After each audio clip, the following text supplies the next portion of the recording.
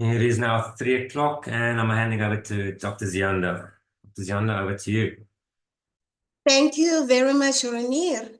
Good afternoon, colleagues, and welcome to our CPD Webinar Conference. We're focusing on ethics this afternoon and evening.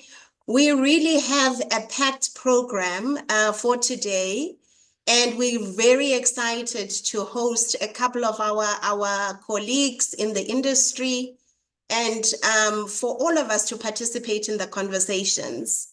Just quick housekeeping rules. The first one is that you are more than welcome to put your questions in the Q&A function. Please do not use the chat. I'll be monitoring the Q&A and we'll be able to pose those questions to our presenters as soon as they are done with presenting. So we have divided this day into 5 sessions, and I've briefly just projected the program for you so that you can see who exactly is going to speak. So the first speaker is our very own summer employee, who is Mr. Reginald Masemula, who is one of our medical legal advisors. He is an admitted attorney, and he will be taking us through the medical, legal, and patient records presentation, safeguarding healthcare integrity. Over to you, Reginald. Thank you, everyone. Thank you so much, Zianda. Much appreciated. And good afternoon to everyone. Yes, as Zianda said, my name is Reginald Masemula. I'm the medical legal advisor at the South African Medical Association, and I'm very delighted to get this opportunity to speak to all of you. As you guys know, that the whole function for today, is to basically bring you guys abreast also with some developments. And what we tried to do is create a linkage of some of these issues, and many of them are interrelated, some not. But basically, I'll be starting us off with basically a look at medical health records, and basically why is it so important to have health records. Many practitioners, I think, over time, particularly last year when I did some of my CPD talks, everybody would always have this, but we all know about medical records. We all know what the HPCSA expects from us. But at the very same time, when we are dealing with cases, we are not really seeing such a strong compliance in that regard.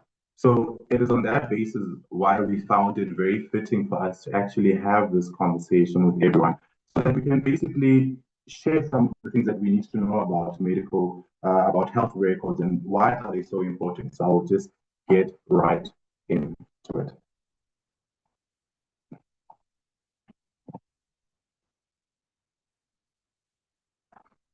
So let us look at some ethical principles in this regard.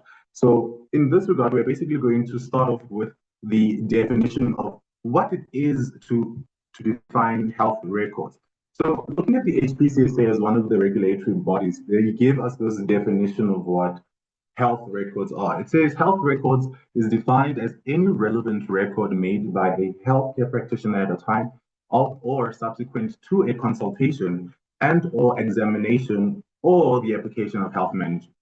Something that is also very important to note in this regard is that health records have a huge evidentiary element in the healthcare of patients and confirms information and various other information prescribed by various regulatory bodies, such as, for example, the HPCSA. So these is basically that file for some of us who still have the old version way of keeping records, or that basically that record that contains all the information about a particular patient. So we're going to get into details as to what exactly is supposed to be contained in these records, because what we find is that when practitioners come to us for assistance, more often than not, we will rely on these records to also try and find out what transpired in the consultation, whether we are dealing with a complaint, whether we are dealing with an alleged medical malpractice claim. You'll see that for some of you guys with your insurers in that regard, they will request this. At times, we're dealing with a request for records by patients because, one, we might not even know what is going on. So let us basically have a look at what the HPCSA has. So we have this booklet called Booklet 9. Booklet 9 basically is the one that governs or gives us these guiding principles in terms of the keeping of patient health records.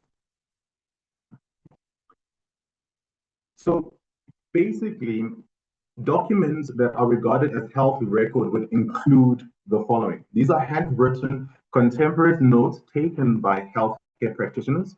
These are the notes that are taken by various practitioners or other healthcare practitioners, including a typed patient discharge summary or summaries, referral letters to and from other healthcare practitioners, laboratory reports and other laboratory evidence, audio-visual records such as photographs, videos, and tape recordings, clinical research forms and clinical trial data, as well as other forms completed during the health interactions such as insurance forms, disability assessments, and documentation of injury on duty.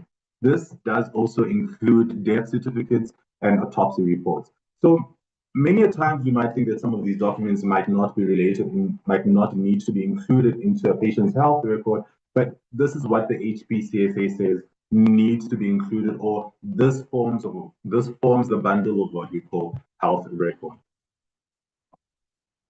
Compulsory information that should be included in patient records. You know, I love the word compulsory because the word compulsory basically tells us that one, we don't have an option, but to ensure that this information actually is included in these records. Let us go through this list. It includes personal identifying particulars of a patient. This would basically include the patient's information, name, surname, gender, and just basically identifiers. You know, we've got Poppy that also just came in now that's just telling us and regulating the space about how it is and we're supposed to be handling this information because we have what we call data subjects. But let's get back to it. So this is what needs to be included in these records. We also now have the biopsychosocial history of the patient, which includes allergies. Other things that needs to be included in this will be the time, the date, and the place of every consultation. I put this in very particularly when we'll be looking at forensic audits, because many times, and some of us have migrated to the now more technologically savvy way of storing of these records. We've got various companies now that are offering these kinds of services of storing records electronically so that we don't find ourselves with these huge spaces that we need to either rent out where we keep these files. But one of the things that we fail to do is that we tend to assume that that system is almost kind of foolproof, meaning that it will have the date, it will have the time, and even the place of the consultation. Many a times we find that these consultation includes the clinical data of what happened in the consultation.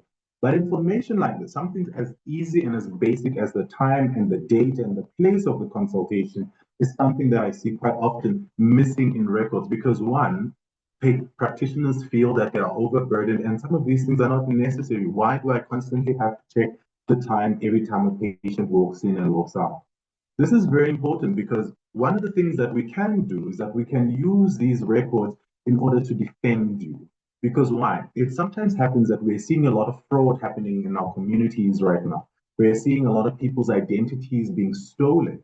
And it's very easy for us to be able to link your place of being with your records because we can easily confirm that at 6 o'clock on the 4th, well, it's 3 o'clock now, at 3 o'clock on the 4th of February, well, I'm not sure where you are now, but we can confirm that this is where you were because your notes will have that information. So it's unlikely that you would be said to have robbed a bank, for example.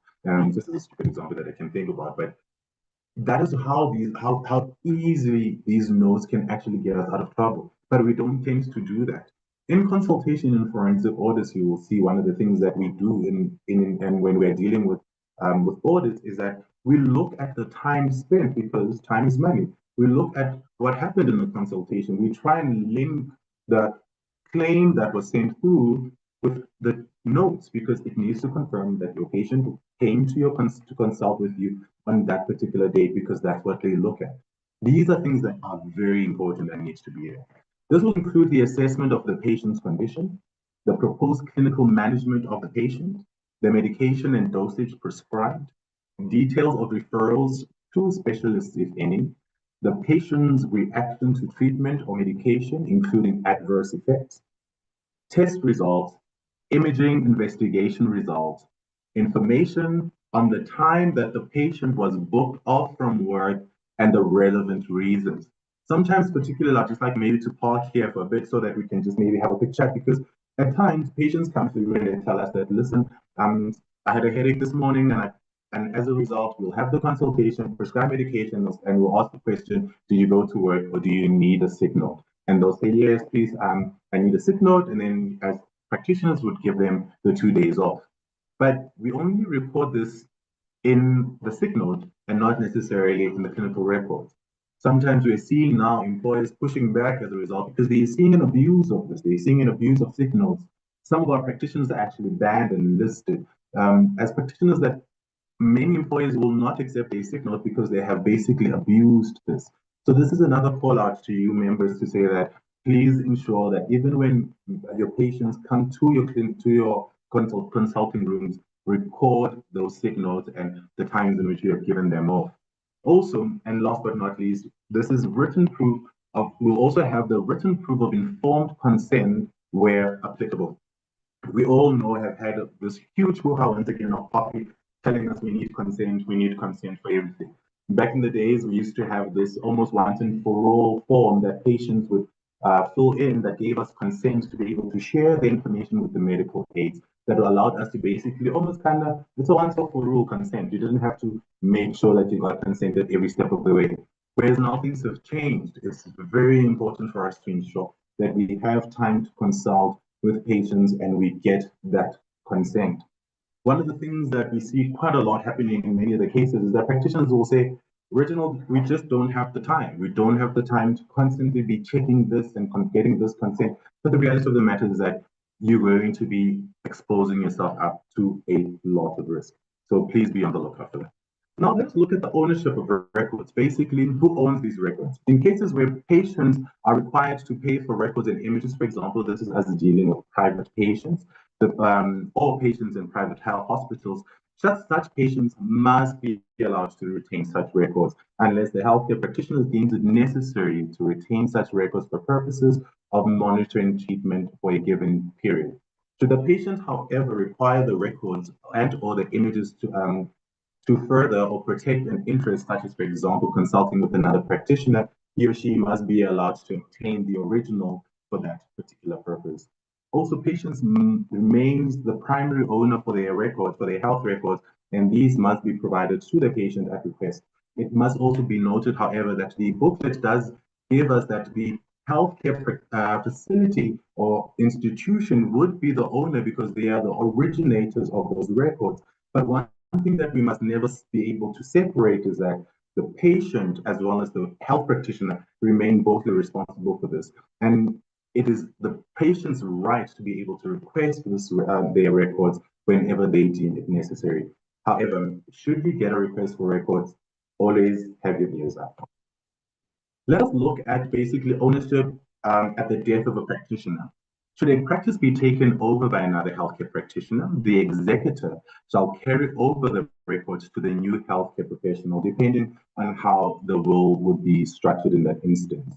The new healthcare practitioner is obliged to take reasonable steps to inform all patients regarding the change of ownership and that the patients could remain in the new healthcare practitioner or could request that his or her records be transferred to another practitioner of choice. It is very important that we also share this very well because it has been found that some of our practitioners almost arm wrestle patients to remain within the practice at that particular point in time, which is not necessarily a good ethical practice. Patients still have the right to elect to leave that particular practice should it be taken over by somebody else. Should the practice not be taken over by another practitioner, the executor shall inform all patients in writing accordingly and transfer those records to another healthcare practitioner as requested by the individuals. The remaining files should be kept in the safe space by the executive for a period of at least 12 months. And then thereafter, the executor has discretion as to what to deem fit with those records. So that's just something to just maybe think about as you guys are thinking about your death. Maybe it's something that many of us do not actually get into those conversations, but think about those things.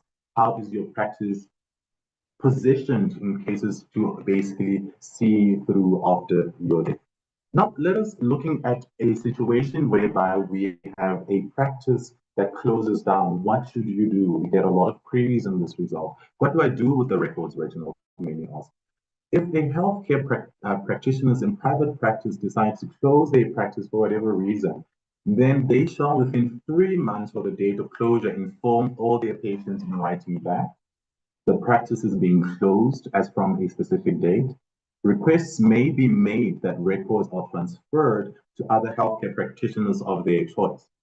With this particular one, we also now see this weird conundrum that plays through as to it is unclear who carries those costs, because then they would say, I have no problem with transferring these files to these practitioners because I'm sitting with a practice that has over 100 patients, and all of them are basically asking me to send through their files in different spaces.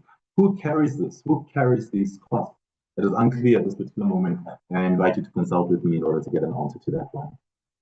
Lastly, after the date concerned, the records will be kept in a safe space once again for that 12-month period. So after 12 months of closure of the practice, and should patients not then indicate as to what needs to happen to their to their files, then the practitioner in that particular instance can then deem it can basically has discretion as to what to do with those records. But however, it is still required that they need to ensure that the necessary confidentiality provisions are attended to. But let us also now look at a situation where we are dealing with access of these records. Now we're dealing with a patient that wants access to these records. Or when can one grant access to health records? These are health access can be granted in the following instances. One, when there is a request by the patient. Practitioners might face litigation in this instance. So usually when we're sitting with a request for records, it's not every patient that comes through and requests their file. So I think from a practitioner's point of view, one thing that we do request that you do is that keep a list of patients that request their files. The reason for this is one, you want to ensure that you are protected. Many a times, more often than not, when there is a request for records, this could basically hint the start of litigation. So usually when there is an adverse incident and then a month later we get a request for records, one thing from our perspective, as your legal team, we know some form of litigation is probably coming through. Access can also now be granted when we are sitting with a cost order, when there's disciplinary proceedings instituted against a health practitioner, for example, by the HPCSA, and information contained in the health record can basically be used as a defense. That's when access can also be granted. Also, when we are dealing with the statutory obligations, this includes the reporting of cases, for example, suspected child abuse in terms of the Children's Act. That's when we actually can disclose all these records. And where the non-disclosure of the medical information about the patient would represent a serious threat to public health. This is basically contained in the National Health Act. This is particularly we're dealing with communicable diseases. Now, we have looked at these records. We have looked at what needs to be contained inside the records. We have looked at the details that need to be contained. Now we've looked at who has access. Now let us look at the storage of these health records. Health records should be stored in a safe space. When we're dealing with electronic format, for example, that's something that we're seeing these days, we need to ensure that the site is safeguarded with the necessary passwords. Health records should be stored for a period of not less than 6 years from the date in which they became dormant. That is so important to note that. So this is basically almost kind of like the general rule, the 6-year rule, from the date it became dormant, not from the date of the last consultation, just from the date in which we start seeing activity with patients. That's when we start counting the 6 years. However, we do have exceptions to these rules. We've got 2 exceptions. Well, 3 rather. One, the first exception is when we are dealing with minors or patients who are mentally incompetent. Healthcare practitioners should, in this instance, keep the records for a longer period. For minors under the age of 18 years, such records should be kept until the minor, well then would be major, turned 21. This is because after they turn 18 years, they then have 3 years in order to institute any action. So basically, hence why we will keep those records for a further 3 years. This would apply equally for obstetric records.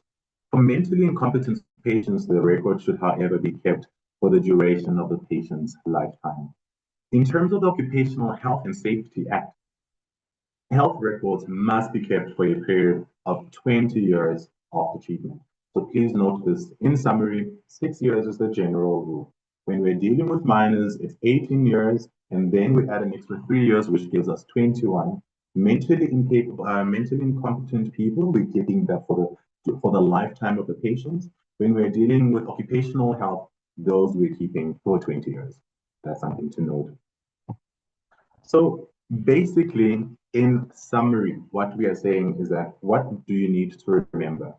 Records should be complete but precise. Records should be consistent. Self-serving or disapproving comments should be avoided in patient records. Unsolicited comments should be avoided, i.e., the facts should be described and conclusions only essential for patient care made. Particularly with this, we are seeing this relationship, particularly with bigger institutions such as hospitals, where we are dealing with a multidisciplinary team, because you've got multiple people having access to one particular set of records and needing to share about their various findings. At times, practitioners might disagree on certain treatment steps that are taken, and we do see these comments coming through in these records as to, I do not agree with the treatment plan. Such comments we do not write in those in our patient records, but we need to find more professional ways of being able to share a contrary opinion without necessarily spoiling the records. A standardized format should be used. Example, notes should be contained in order. We should then see a history, physical findings, investigation, diagnosis as with treatment, as well as outcome. It's very important that we find practitioners create systems to be able to interact with their records. You find this, for example, once again, tying in with forensic audits, where they would request records for a particular period of time. You're sitting there with a patient who has been consulting with your practice for over 10 years, but now you have a request for records for just the past 3 years. Where do you even start? What do you do? So it's very important to ensure that your admin is up to date. If you don't have the time to attend to your admin, make sure you hire the necessary personnel. If the records need alteration in the interest of patient care, a line in ink should be put through the original entry so that it remains legible. The alteration should be signed in full and dated, and where possible, a new note should refer to the corrections without altering the initial entry. This is very basic. Remember in school, we used to just draw the line and just write a new note and just make sure we sign it. The reason for this is so that we can know, one, who made that alteration. Two, we can ensure that we've got a full set of records and we can be able to see errors happen all the time. Sometimes you're writing something else, but thinking something totally different, and you find yourself, oh my gosh, I wrote something wrong here. Don't scratch it out. Just draw a line next to it, sign it, and make the new note. It keeps the records neat, it keeps the records clean, and also it does not cause for suspicion. Copies of records should only be released after receiving proper authorization. If ever in doubt, we are reminded to please consult your legal practitioners, wherever they are, whether you're using private practitioners, whether you're using the services of us, the South African Medical Association. If you're sitting with a request for records and you don't know what to do, make sure you just get somebody who can confirm what your next steps should be. Billing records should be kept separate from the patient care records. Attached documents such as diagrams, laboratory results, photographs, charts, etc. should always be labeled. Sheets of paper should not be identified simply by being bound or stapled together. Each individual sheet should be labeled. And with that being said, ladies and gentlemen, that brings me to the end of my session, dealing with clinical health records. Once again, I do invite you, if you have any information or require any further assistance from our legal team, you are more than welcome to pop me an email at reginald@medical.org. Alternatively, give me a call on 012-41-21-27. And yes, and I think that brings me to the end. Take a few questions if there are any.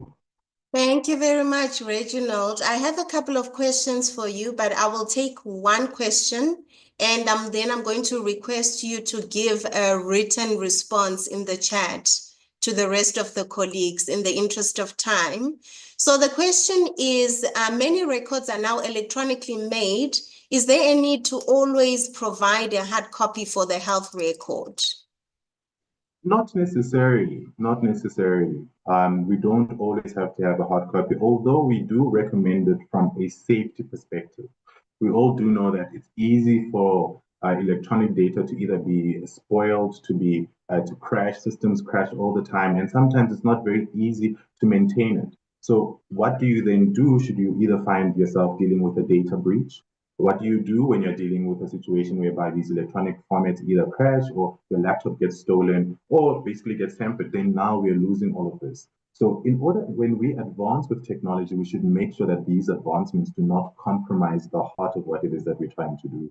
That is why it's also, even when you're dealing with hard copies, to ensure that they're also stored in a safe space, for example, free from fire, because fires happen all the time. So yes, it is advisable that we have a hard copy, but no, there isn't necessarily an obligation for you to keep double sets. Wonderful. I see lots of hearts and claps and all sorts. So I'd really appreciate it if you could respond on the Q&A so that we can then move on with our presentations. I would like to now welcome our CEO, Dr. Mzulungile Notikida, to just say a few words to the colleagues. We have 655 participants thus far, so our CEO has to say something. Over to you, CEO. Yeah, thank you very much, Z, and thank you very much to Reggie for such an insightful presentation. I would like to take this opportunity and welcome all 657 of you. Thank you very much for joining here. And I think as your medical association, we take it very serious, the idea of making sure that we serve your professional needs as SAMA.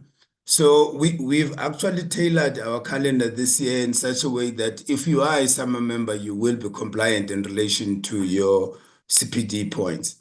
And Ziana is working very hard to make sure that that happens. If you are among the 657 and you are not a SAMA member, please join the association because it will serve you like all the SAMA members who are here. So, and we are this year tackling the frontier issues on healthcare.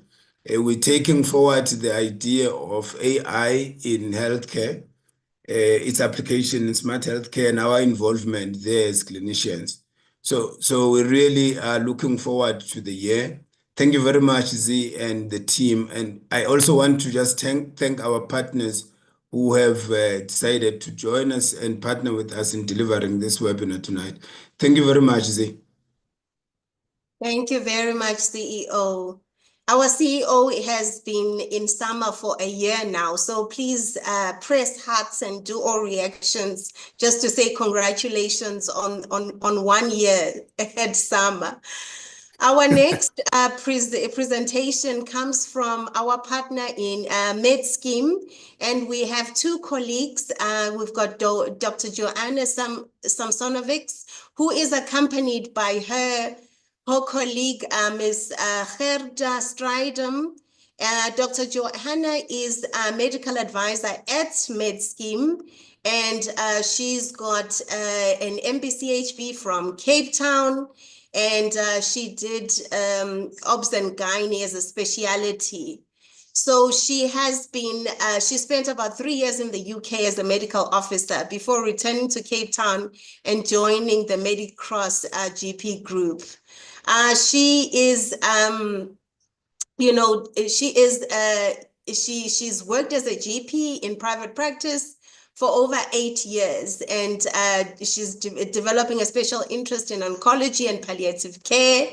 And in 2020, she joined MedScheme's Healthcare Fraud and Abuse Department as a medical advisor, and she obtained her certificate. She's a certified fraud examiner, qualifying in 2023. I didn't even know that we had something like a fraud examiner. So Dr. Joe and Gerda, you are welcome to present. Welcome, colleagues.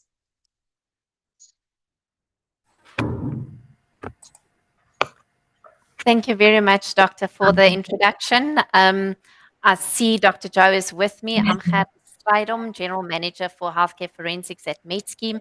Can I just confirm if you can hear us well and if you will present the presentation on your side? Yes, thank you. We can hear you perfectly. Sibonelo, please share the presentation. Sorry, just before Heather starts, I just need to correct you. I don't have a degree in obs and gynae. I have a diploma that I did after I did my house job. So I'm not an obstetrician and gynecologist. Yeah, and I've been at MedScheme for 15 years in the managed care space. So yeah, I've just been with Thank you very much. Yeah, I just felt it was important to clear up that I'm not a specialist. I'm actually a GP. I see. It's Thank a you very for that. important distinction in medical world, you know, specialist versus GP. Absolutely, absolutely. Cool, thank you. Sibonelo, are we sharing the presentation?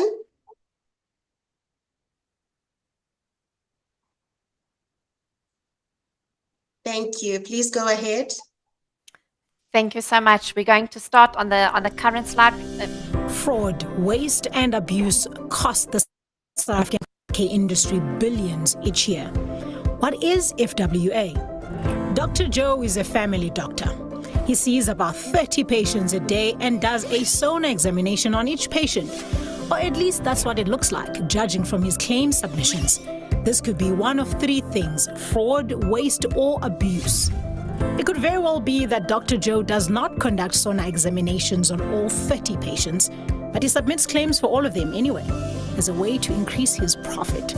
But submitting fraudulent claims is just the tip of the iceberg. Dr. Joe is unscrupulous. He also offers cash loans to patients, using their medical aid to recoup the debt. He also tends to double bill patients, as he knows that not all patients check their statements carefully. Dr. Joe's actions are typical examples of fraud. Now, let's go back to Dr. Joe and his SONA examinations. This time, the scenario is slightly different because he does, in fact, conduct SONA examinations on all 30 patients, even when it's not necessary. It's this overutilization of a service that results in unnecessary costs, not only to the patients, but the healthcare funder as well. As if that wasn't enough, he also admits patients to hospital when they can easily be treated at home. This is waste. Now, let's say Dr. Joe conducts SONA examinations on all 30 patients deliberately to increase his profit. Billing for unnecessary services is his bread, butter, and extra jam.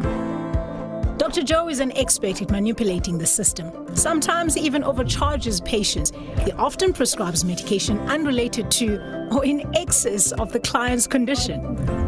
Even if Dr. Joe doesn't have criminal intentions, he delivers inconsistent health services and certainly does not adhere to sound medical practices. This is abuse. Of course, incidents of fraud, waste, and abuse do not always involve healthcare providers. Medical aid members themselves can be involved. For instance, if a medical aid member lets someone who's not a listed beneficiary use their medical aid card, or they try to claim for non-medical items or services, this is fraud. So is submitting false information. Fraud, waste, and abuse cost the South African healthcare industry billions each year. And while we are able to recover a portion of that amount, we know that we can do more to protect the industry. And doing more means ensuring everyone understands the role we can all play in stopping fraud, waste, and abuse. Why? Because the stakes are high.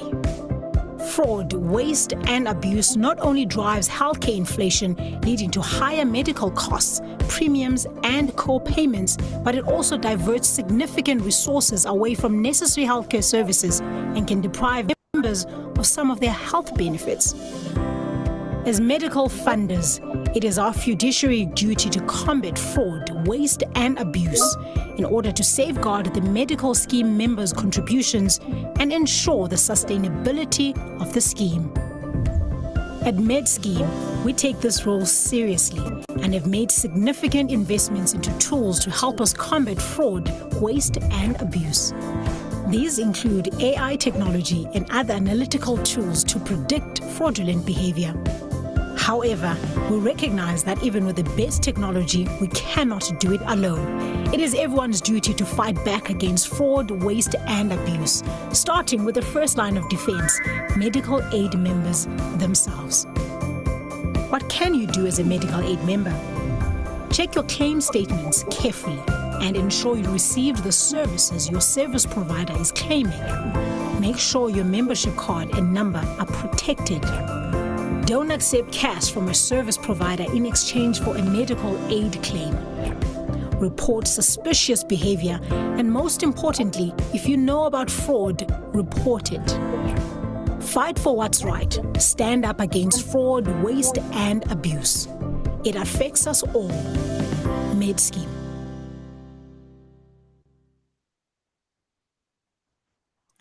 Thank you so much for that. Before we move to the next slide, just maybe very quickly, the reason why we're sharing this video with you is really that fraud awareness is the main building block of any comprehensive fraud risk management program.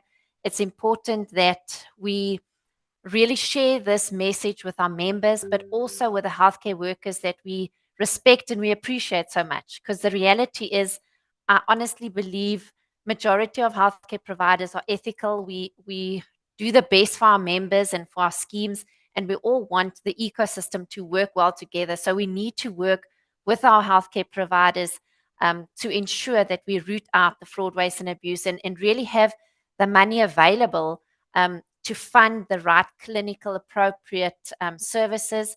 And that's really the intention of why we are here today as well, to try and explain what the value is of forensic services, to try and maybe share a little bit of awareness of what's happening in the industry. We will share a few real life cases that might shock you or might just give you some insight of what we're dealing with. I think it's important that it's a fiduciary duty of schemes to have forensic services as one of the sort of governance areas that any scheme has to have in place.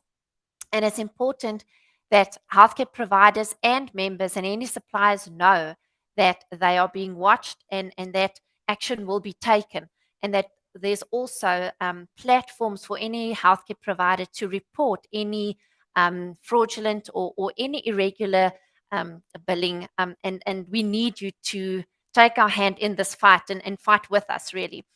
On the next slide, I've highlighted the fraud triangle. If we can move to the next one. So the fraud triangle is really a global principle, and there's really three parts of this fraud triangle. And if all three elements are evident in any situation, the likelihood of fraud is just so much higher. The first one is incentives or pressure, and I'll use a member as an example.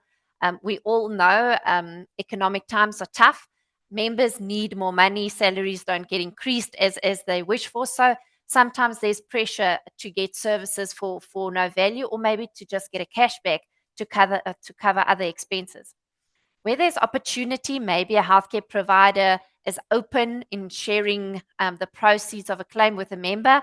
So there's an opportunity that the member identifies working with a healthcare provider and maybe sharing. And then typically the rationalization, a member might think, well, I'm really a healthy member and I never claim from my medical aid. So, I pay so much every month. It is just right for me to claim something, maybe go to a Clicks, maybe buy some baby nappies. We need baby nappies, but claim it as an antibiotic. And the pharmacist works with you, claiming it on an incorrect ICD-10 code, and there's benefit for you. And the member would then rationalize that behavior and say, well, they might have needed the antibiotics anyway. So because they're so healthy, they eat well, they exercise, they really deserve that. And that's the rationalization that we're talking about. And if all three elements is evident in any situation, and this is the same for financial statement fraud or any type of fraud in a corporate environment, these three is a sort of a global principle that's evident in every area. On the next slide, we highlight the comprehensive fraud risk management program. This is really based on global practice and designed by MedScheme Forensics. It's you will see in the main sort of red highlighted, that's the main building blocks of the fraud risk management program. Firstly, being fraud prevention. Obviously, that's the ideal, that we prevent anything being wrong. It is more efficient than sort of the pay and chase principle, and trying to prevent by creating awareness, working with members, having information sharing in the industry, operational improvements in our system, etc. Then, when the prevention doesn't work, we need to detect when fraud happens. This is through various different sources. It might be tip-offs through hotlines. This is still the majority of our cases that we identify is through tip-offs from other members or other healthcare providers, and still till today exceeds 50% of the cases that we initiate.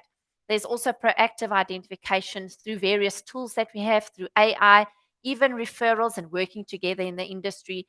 There's some cases that we identify through various different sources. Then we move on to fraud investigation. Every investigation is case by case specific, depending on what the risk is that we note. And then we go to risk mitigation. If fraud is identified, and I think it's important to highlight that not every fraud investigation leads to findings or leads to risk mitigation. Sometimes there's a misunderstanding.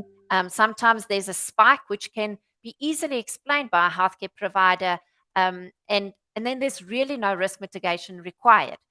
So then at fraud investigation level, we would close a case and really respond to a healthcare provider and say, thank you for working with us and thank you for cooperating. We're closing the case and we haven't found anything irregular, and thank you for working with us. If that's not the case and we do identify something irregular, then we move into the fraud risk mitigation sort of section of our work. This is where there's recovery mechanisms, there's payment status changes. You will know that you might be on direct payment or indirect payment. Sometimes, if it's really quite a serious matter, we can even block payment as allowed by the Medical Schemes Act.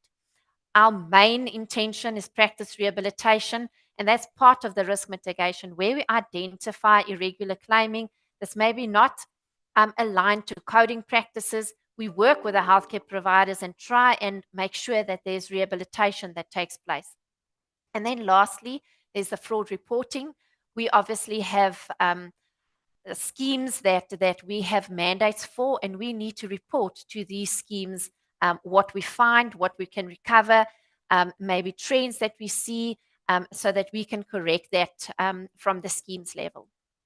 If I can move to the next slide, just very quickly explaining the value of forensics. Now, I always refer to the measurable and immeasurable value of forensics, and I like to explain this by using an analogy of a traffic officer. So a traffic officer next to the road, if you drive down a certain road and you know there's always a traffic officer at a certain stop, people tend to adhere to the laws. People tend to adhere to the speed sort of limit of that area because they know there's always police there.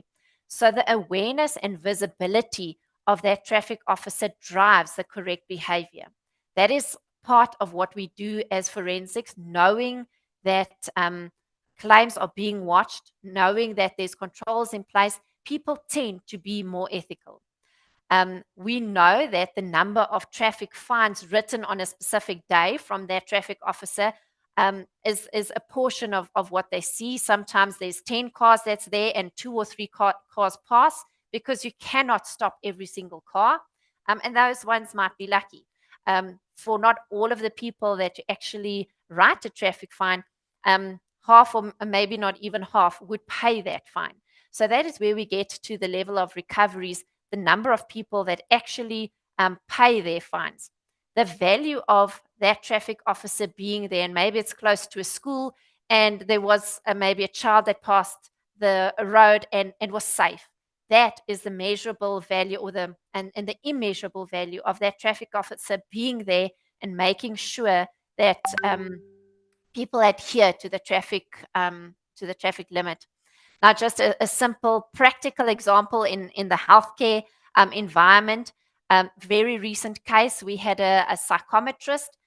This psychometrist is registered, actually does not really practice as a psychometrist. This individual is a teacher at a school, and in the afternoons, they do group sessions for psychometrists. They claim for people across the country. The reality after following this case was that the teacher gave money to all the parents that had kids in the school. All the parents had children across the country, and at the end of the day, the psychometrist claimed for about 80 hours per day while they were fully employed by the school. And there was a case where literally virtual consultations claimed with no service rendered. The parents were happy. They received a cashback from the psychometrist, and our members received no service. In this case, we identified this very quickly within 2 months following engagement with other medical schemes and through whistleblowers. Our schemes had zero exposure to this healthcare provider's claims because we haven't done our vetting processes yet, so we haven't opened the practice number for payment. So there's zero recoveries. The measurable value was that, and the immeasurable value was that we did a field site visit. We engaged with the provider. We could explain to the provider that what he is doing is not allowed, and we could block that healthcare provider has not submitted one claim to MedScheme, but the value in stopping that before the claims were actually being submitted and paid is much more than we could measure in this case. If we can move to the next slide, I would like to share with you the loss waterfall. Now, I'm stealing this slide from the International Federation of Health Plans. They did give me consent to do, or they allowed me to steal their slide. This is really just to help you understand the total loss in the healthcare industry. I think what we all agree is that the loss is unknown. We have seen in a lot of news articles, sometimes comments made by the BHF that up to 30% of healthcare claims are fraud. Sometimes it's said that up to 25 or 35% is fraud, waste, and abuse. In other international comments, they say maybe 3 to 7% is fraud, but up to 30% is waste. I don't have the final number or the accurate number, and I don't think we'll ever have that. But what I do know is it is material, and there's a need for us to act from all of us, from the healthcare providers, from the members, and from the schemes as a funder. We all have to realize that there is a loss and there's a need for us to do something. We must understand that even though this loss is unknown, there's a portion that goes undetected. Now, as an example, a member might not disclose a pre-existing condition when they join a medical scheme. As a medical scheme, we might never detect that, and they might never share that news, and we might, from a forensic perspective, never identify that. But it does create additional costs for the scheme, and that's part of a loss. Then we move to what we cannot interpret or comprehend. So this is typically sort of understanding or acknowledging that the healthcare forensics team is not there with the doctor at the time that the service is rendered. A simple example to explain this, we recently investigated a radiographer that 87% of the claims related to patients that had constipation. That is a typical spike that we see. It doesn't make sense when we look at it. It's difficult to interpret. And only once we did the investigation, we identified that this radiographer actually did 0 x-rays. He attended a wellness day, handed sweets and little stress balls to members, and in return for that, asked for their membership number. When they gave the membership number, a claim was submitted and the member was none the wiser. So this is something that it gives you an idea that while we interpret the claims that we see, we only see that post the event, and sometimes it doesn't make sense, and sometimes we need to actually reach out to a healthcare provider to say, help us understand why this is the case. And it might be that there's a very good reason for that, and we then accept that following the investigation if proven and if supported. Then there's a portion that we cannot act on. I think we understand that while MedScheme Forensics is the biggest forensic team in South Africa and Africa, we have a team of about 75 people dedicated in our forensic unit, but still we cannot test and validate every single claim received by MedScheme on a daily basis. Claims are paid in good faith, and only once we identify a trend or any spike following the claims, and sometimes even after it's been paid, then we start investigating. There will be samples, there will be someone that is under the radar that we cannot act on, and that we also have to accept. And then there's a portion that is not realized. As I've explained previously with a traffic officer, even if there's a fine is not always paid. And sometimes a healthcare provider would acknowledge that they made an error, they acknowledge irregular claims have been submitted, but they are not in a position to pay back what they have irregularly claimed. Sometimes they stop claiming and running away, and you never hear from the healthcare provider. And as it said, the more fraudulent the case is, the less likelihood that you would recover. As an example, when we identify claims from a bogus doctor, the moment that we identify the bogus doctor, we would block that practice number. The reality is, blocking the practice number, you close the tap, and that healthcare provider might not be, or a non-healthcare provider, because it's a bogus doctor, that bogus doctor would not receive any further income and not be in a position to pay the scheme back. So that's a portion that we do not realize. On the next slide, I'll hand over to Jo to share a little bit more from her side. Thanks, Jo. Hi, everyone. So Had is my general manager. She's the head of the department, so she was giving you all the serious stuff. I'm going to give you a few of the, I'm going to say more interesting, but just a bit of sort of case examples. And very important, especially since I'm speaking to a whole bunch of peer doctors, is that I can't stress enough that we don't investigate only doctors. We investigate healthcare professionals and healthcare facilities across the board. The main groups are there: pharmacies, facilities, members, ambulances, blood transfusion services, and then a group we call practitioners. Just important, because I'm going to give you some pie charts later about stats on the practitioners. So practitioners are any healthcare practitioner individual. Medical professionals, that's the GPs and specialists, but radiology, pathology, optometry, dental, and the auxiliary services. Auxiliary services, on the next thing, is that entire group. Those are your auxiliaries, and these are they're basically, all of them are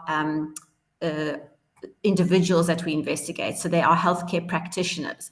So just to stress that really doctors form a very, very small percentage of our pie, and the pie is on the next slide.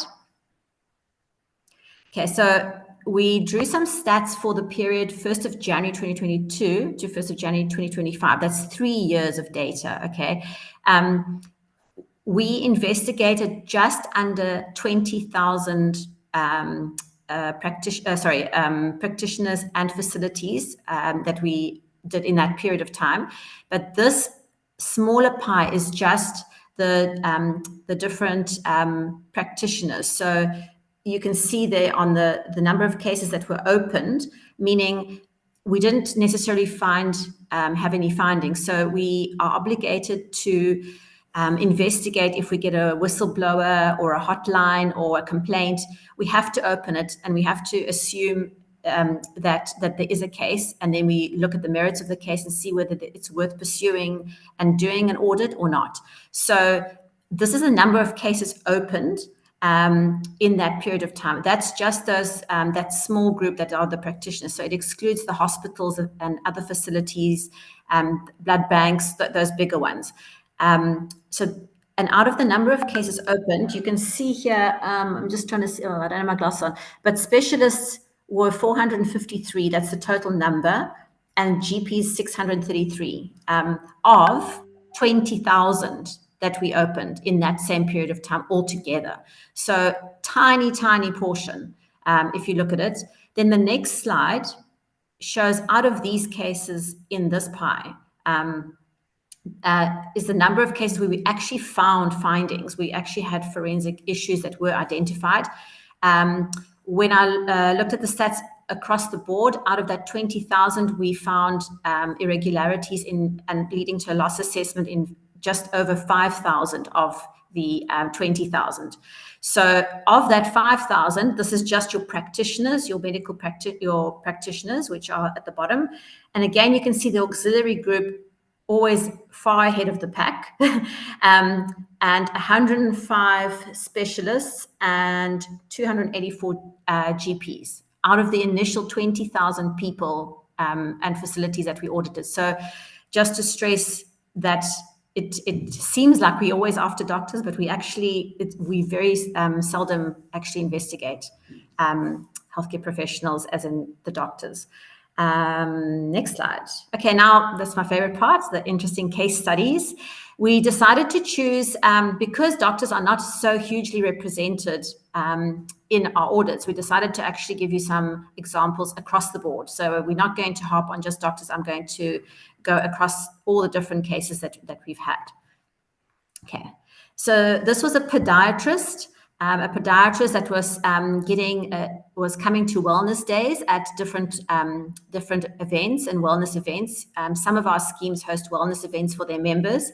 This podiatrist was getting the members' medical aid cards and then claiming for inner soles and then rather providing them with high-tech shoes.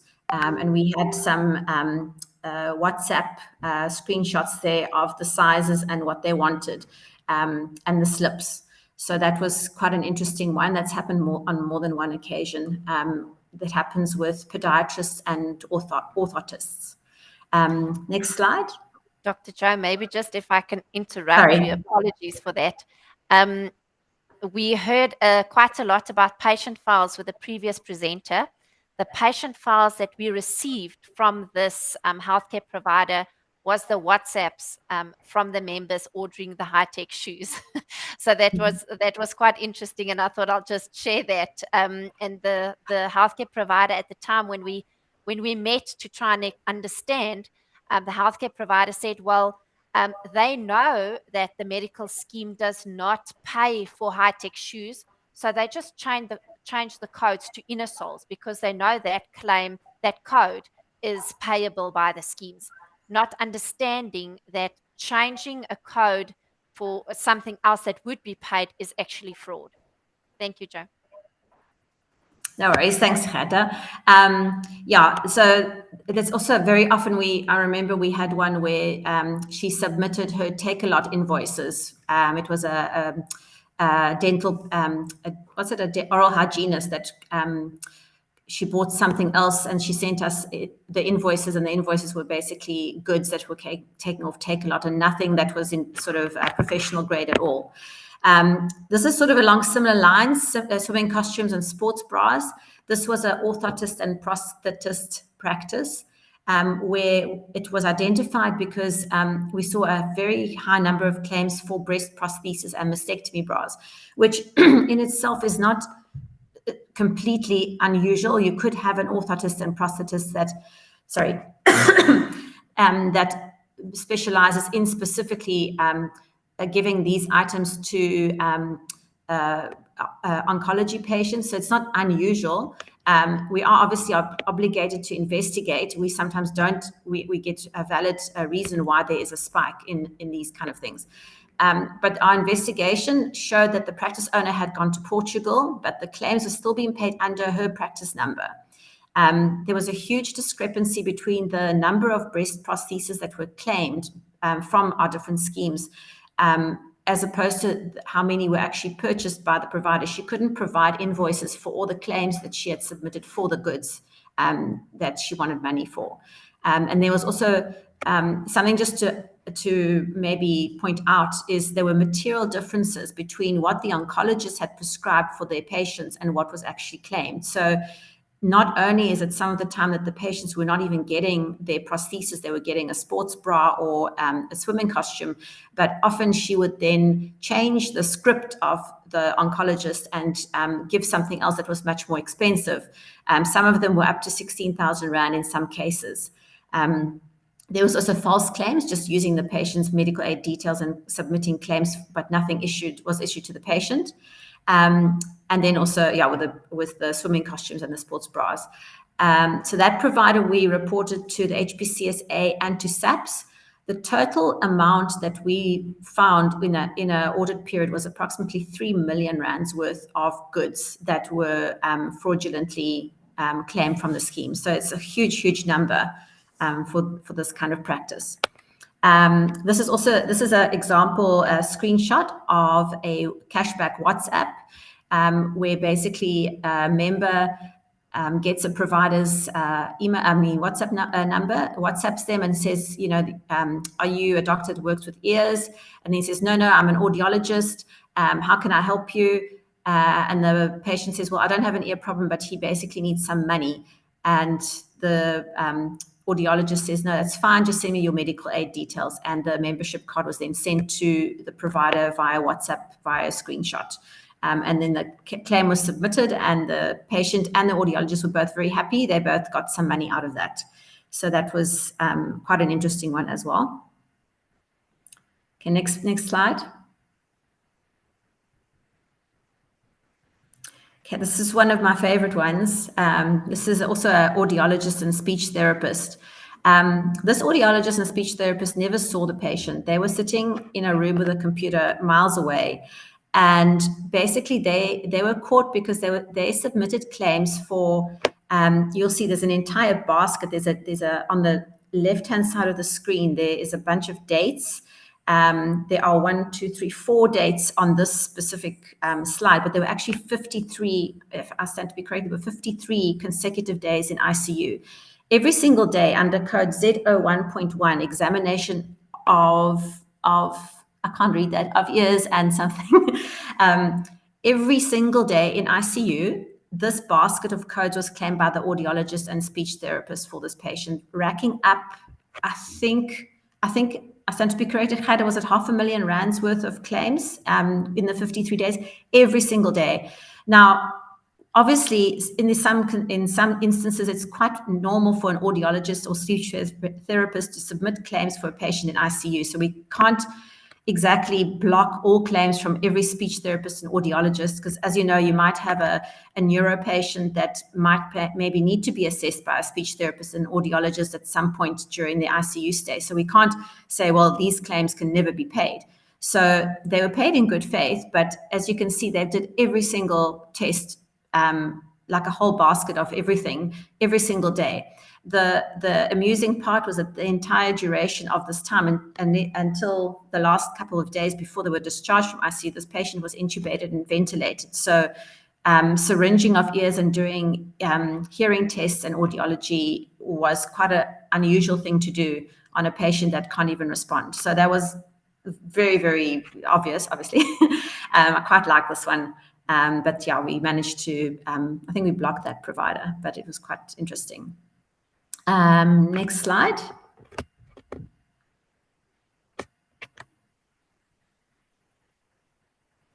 Okay, this is a pharmacy practice. This is a real picture. It's not a stock photo. It's a real picture of a pharmacy that was claiming very expensive medication, biologicals along with that.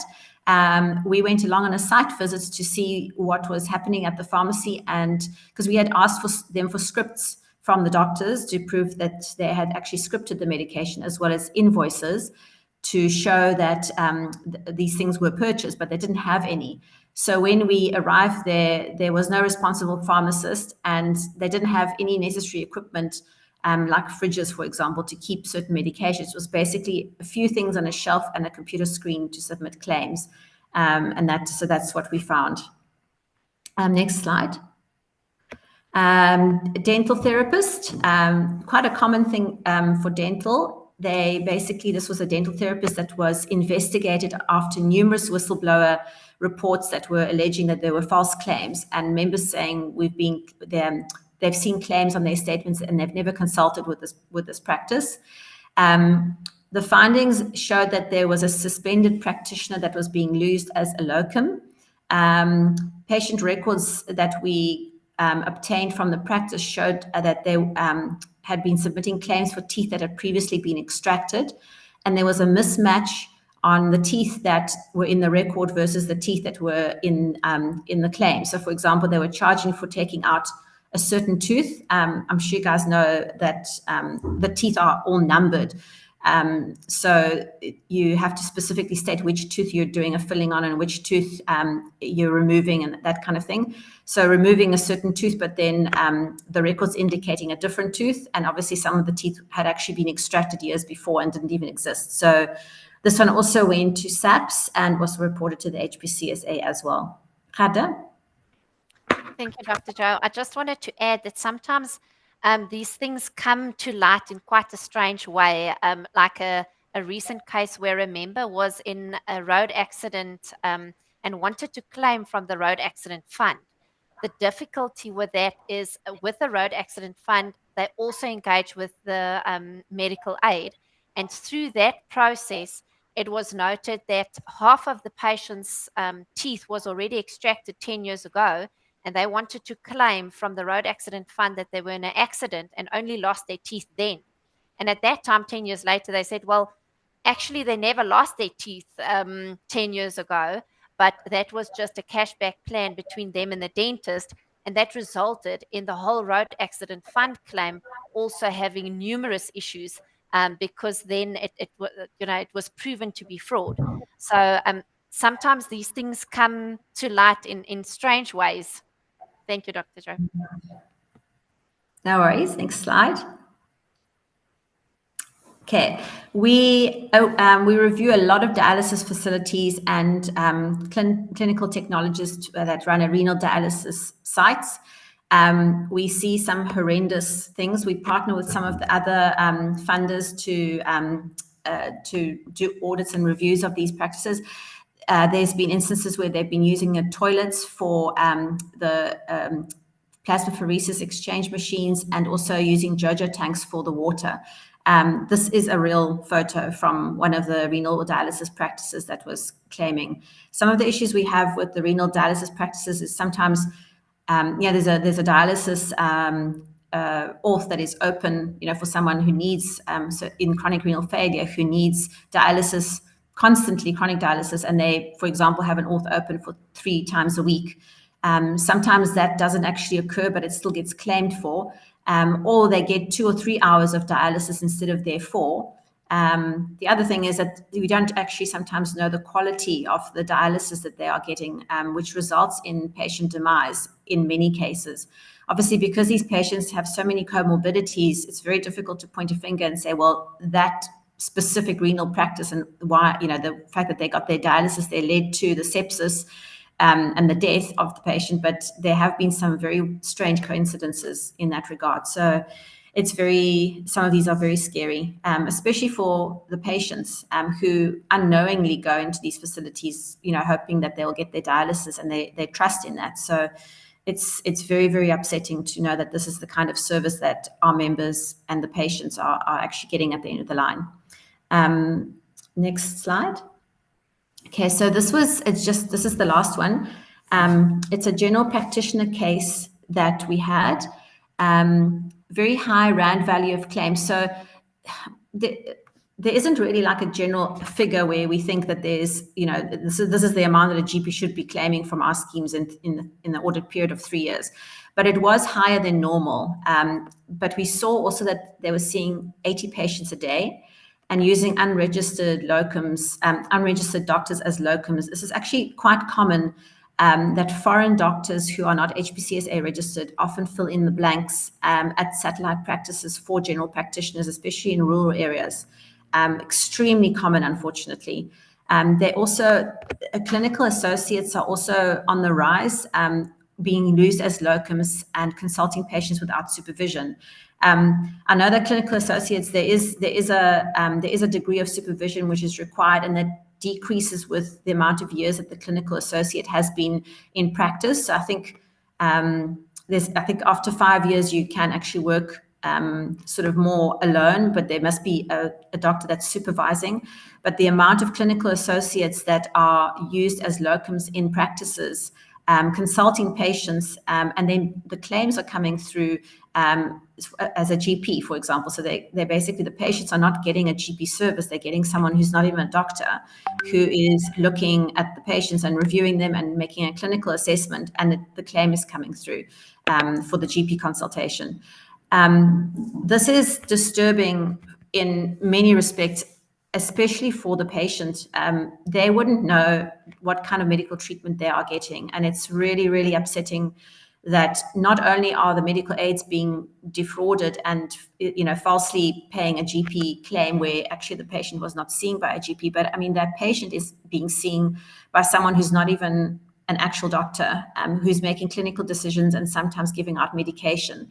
And that's the kind of service that they are getting, which is extremely unfair and very upsetting for the patients.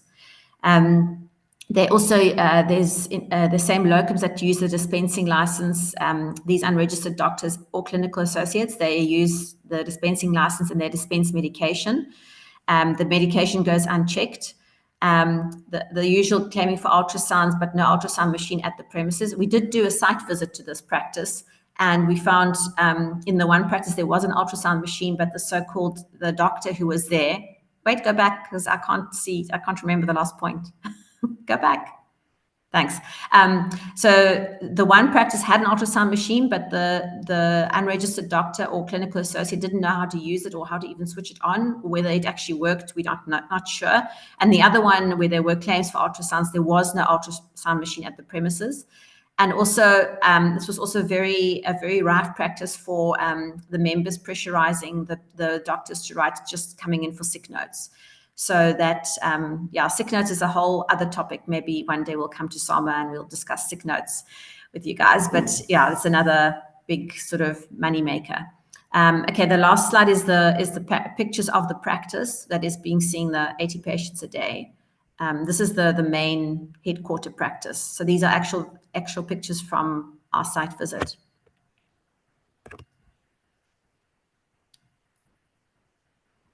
I think if possible, it would be great if the guys from SAMA could share maybe our email addresses and also a contact number. Reason being, we really, really rely a lot on colleagues to be alert and aware for fraud.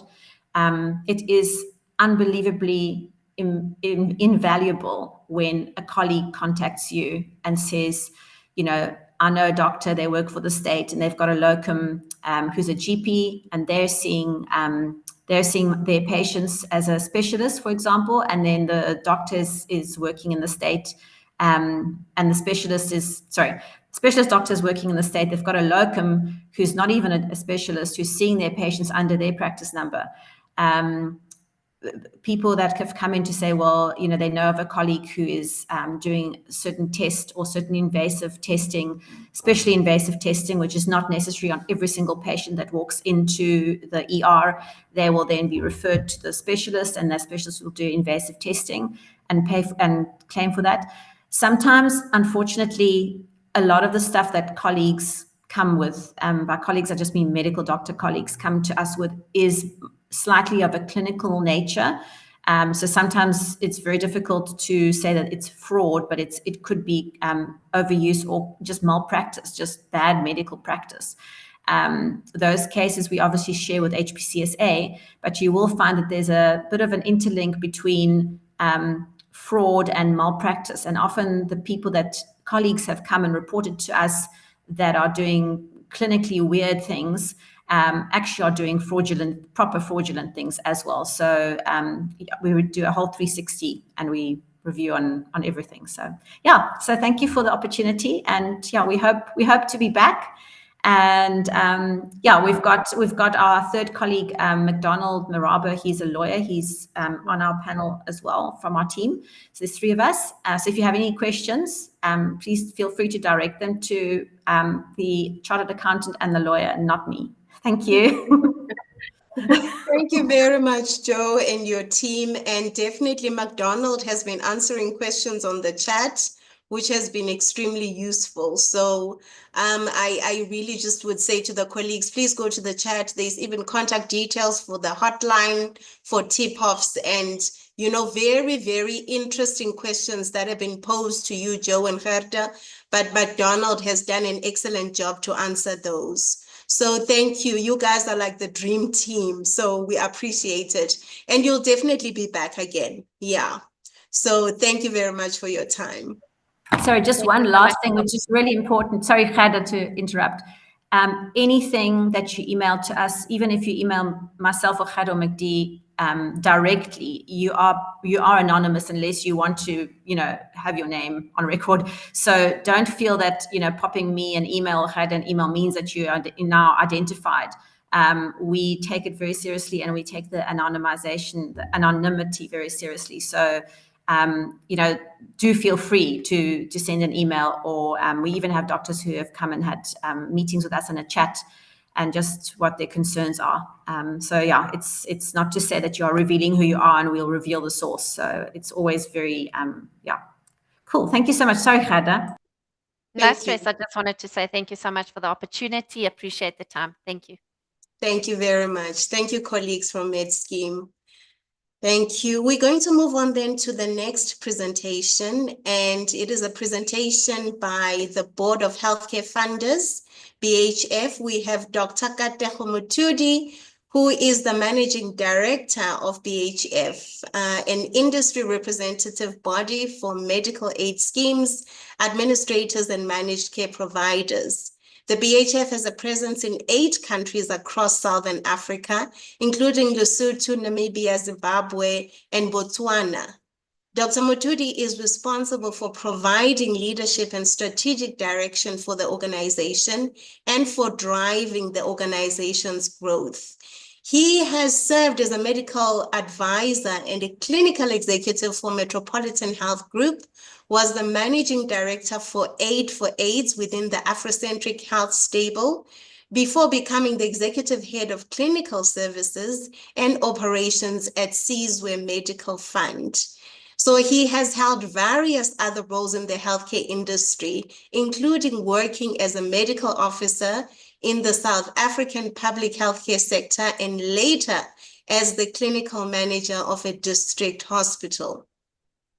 Dr. Motudi is an advocate for ethical leadership and serves on several boards and various industry committees. He holds a Bachelor of Science degree in chemistry and applied chemistry. He's got an MBCHB from Medunsa and training in sports medicine.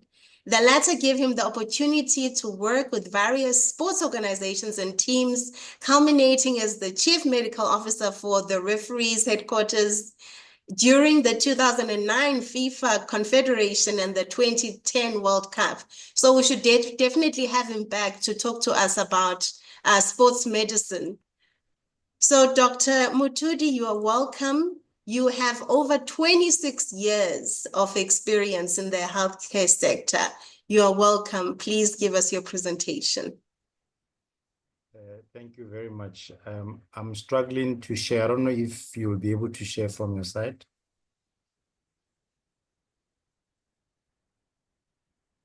No problem. We will do that.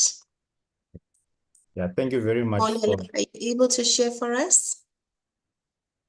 You Yes, can go Dr. ahead. I'm accessing Doctor's presentation. No problem.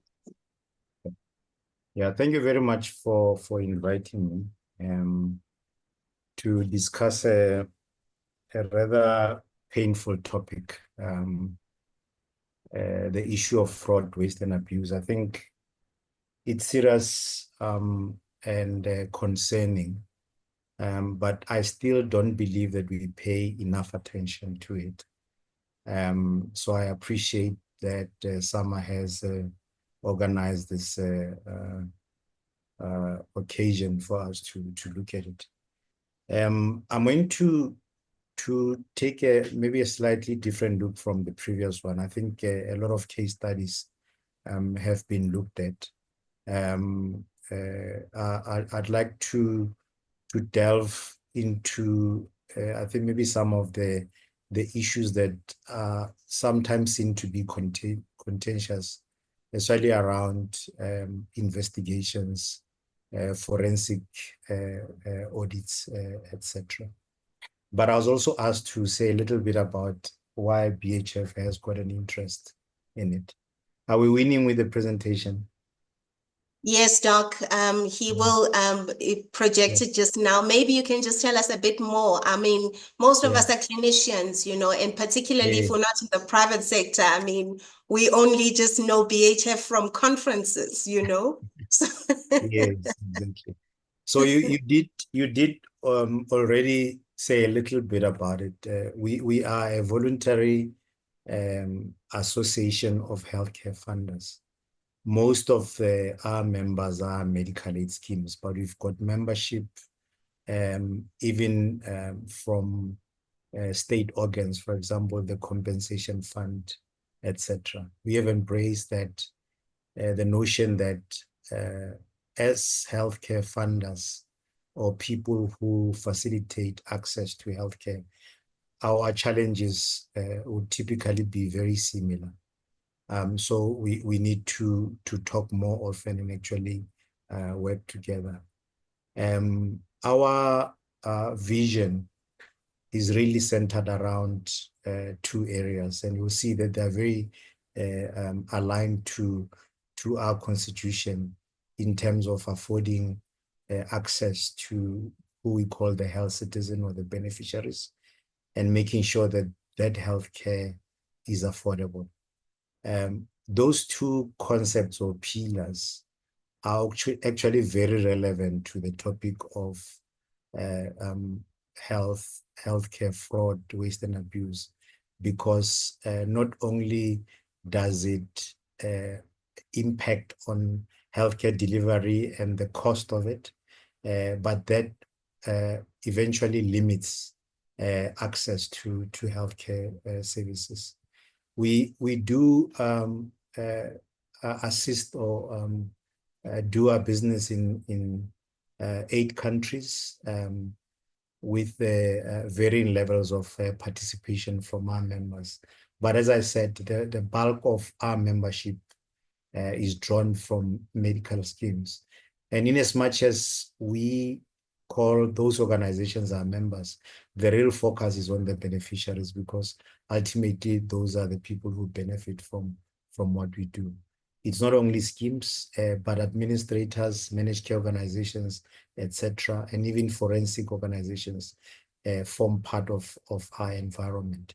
We also run a health forensic management unit that caters for largely strategies and assisting in fraud detection. We do not actively participate in the investigation of fraud. However, we do provide tools for our members to utilize in terms of enhancing their fraud detection capabilities. We've got relationships with the regulators wherever we work. Most of the countries, we've actually formalized our relationships through memorandum of understanding, just to make sure that we've got a balance between the operational world as well as the strategic and policy formulating world. Most of you will know us from our administration of the practice code numbering system. And this is a legislated product in that any practitioner or facility who does business with a medical scheme has to have a practice number to enable them to claim for remuneration once they provided services to these beneficiaries. I can't see whether we have one. Yeah, okay. I think you can go to the third slide. Sorry, just go on. I think I've touched on this, then I'll stop you. Next slide. Yeah. So we are driven by the needs of our members, and we enable these organizations to function in an environment that will provide accessible and affordable quality healthcare. And you'll see how this is also empowered by the very laws that govern what we do. And this is under, in South Africa, the Medical Schemes Act. Next slide. So the the issue of fraud, waste, and abuse, we see it as a big threat to patient care. I've spoken about the two main pillars around access to healthcare services as well as affordability. And I've got, in a few slides' time, some figures to actually show how much a drain fraud, waste, and abuse is. Next slide. So if we do not look at ways of dealing with healthcare fraud, we're actually also stealing from the beneficiaries, because this results in reduced services to the patients or beneficiaries that we serve, as these funds are actually diverted from delivery of healthcare services. I think we've often had people who are caught with their hands in the cookie jar, claiming that corruption does not have victims, which is false. Just because nobody's seen to be bleeding doesn't mean that we have not denied them privileges by taking money that is meant for services. Next slide. The impact of fraud, unfortunately, very few countries actually measure this impact. And you may have heard us throwing figures in terms of guesstimates.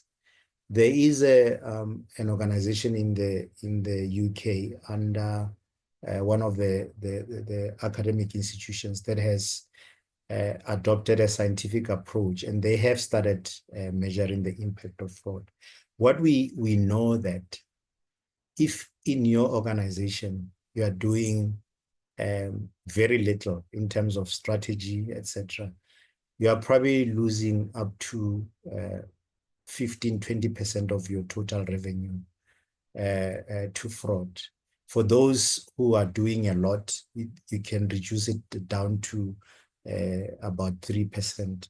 But the running average over a 20-year period measured is around 8.5%. The sad thing is that it is increasing, and the figures from Crow Institute tell us that this figure has increased by almost 90% when looking at figures from 2009. So sadly, while we are not measuring the losses, this is measurable, and we can get accurate information around the nature and extent of availability. Next slide. If you look at globally in the US, and these are a bit dated, but still very relevant, that in around 2011, they were estimating that about 2.27 trillion, from 2.27 trillion GDP, about $4 billion worth of healthcare claims were processed. If you calculate what 6 or 8% of that amounts to tens of billions of dollars. There is an organization called the Global Health Anti-Fraud Network, estimates that about 260 billion is lost to fraud each year. And this is equivalent to GDP of some high middle income countries. There is a growing concern as well that we talk about drug problems, and we often think that it's the illicit drugs like cocaine and heroin and methamphetamines that are a problem, but it is actually prescription drugs that are becoming a problem. I'm certain you've seen also in South Africa, we've got quite a number of youngsters that have started abusing codeine. They mix it with gin, etc. And that is becoming a problem. I know that a few years ago, we actually had a number of fatalities. I remember specifically in the Vaal area, where children actually were mixing codeine and opioids with alcohol. So we should not limit ourselves to just thinking about medical transactions. We should look at what else is happening. The drug problem also perpetuates this. And unfortunately, it is our colleagues or people who are working in our surgeries that either give addicts opioids without maybe even your knowledge. So when you look at your even strategies at a micro level, at the practice level, make sure that you do your due diligence around your stock keeping, those of you who are dispensing, etc., because it actually starts from there. People asking for 20 steel pains or things like that, and your secretary or pharmacist actually dispensing them. Next slide. And here, closer to home, if we're looking at the report from 2021-2022 from the Council for Medical Aid Schemes, the amount of money that we estimate the industry to be losing to fraud is actually scary. While we collected about just under 230 billion rand, and then we paid claims to the tune of 181 billion. We estimate fraud, waste, and abuse collectively to be up to about 30%, which amounts to about 54 billion rand. Now, that's a lot of money. What can you do with 54 billion rand? When you build a hospital, it's anything from 2 million maybe to about 5 million rand a bed. What size of hospital or the number of hospitals can you build with 54 billion rand? And this is on an annual basis. So when you talk about limiting access, this is exactly what we're talking about. Fraud, as I said, anything up to about 5%, that takes up maybe about 9 billion or up to 27 billion if we're not doing anything at all. So from a personal perspective, those of you who are on medical aid, I'm certain a lot of you are complaining. We've seen massive increases. My own medical aid increased by just under 10%. If we were tight on fraud management and limiting the other aspects of abuse and wastage, you could have saved about 24% increases on your contribution. So the potential savings on contributions, if we are able to eliminate fraud, could be about for just over 4.5% or 218 rand. Next slide. Next slide, please. So the question that practitioners often ask of schemes is, why does it look like you are on a witch hunt? You are always chasing after practitioners and facilities and very suspicious of all the activities. The Medical Schemes Act describes the business of medical schemes in this manner, that it is an undertaking of liability to obtain a relevant health service. By so doing, you defray expenditure on behalf of a beneficiary in exchange of a premium.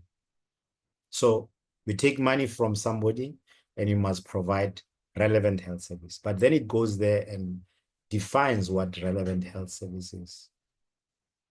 Firstly, that healthcare service is healthcare treatment that is provided by a person that is registered in terms of any law. Now, when the HPCSA goes out and looks for bogus doctors, they're actually complying to this act. It cannot be just somebody. I saw a video recently of a person installing gold inlays on people's teeth in the street using a very dirty equipment. And there was quite a long queue. Well, we can debate whether that it can be classified as a relevant health service, but they are actually contravening this. They are conducting what maybe could be ascribed to maybe a dentist in unsafe environments, and they are not even allowed by the law. So the first thing is that the person that provides the service has to be legally qualified and registered. And that treatment has to be defined. It has to be one that is regarded as the correct treatment. Next slide. So there are various tools that we have. You could just maybe scroll up a little so that we can see the entire slide. There are several tools that assist us in the industry to make sure that we comply to those two elements. Make sure that schemes actually defray the costs on behalf of their members in exchange for contributions. And secondly, it must be for a relevant health service. So PCNS, or Practice Code Numbering System, the BHF makes sure that it registered people who are suitably qualified. Secondly, we make sure that people practice within their scope of profession. So there is a link between what the PCNS unit does and what the various councils do. Make sure that if you are at a pharmacy collecting your medicine, even if a pharmacy assistant is the one that's going to assist you, it has to be ratified by a pharmacist.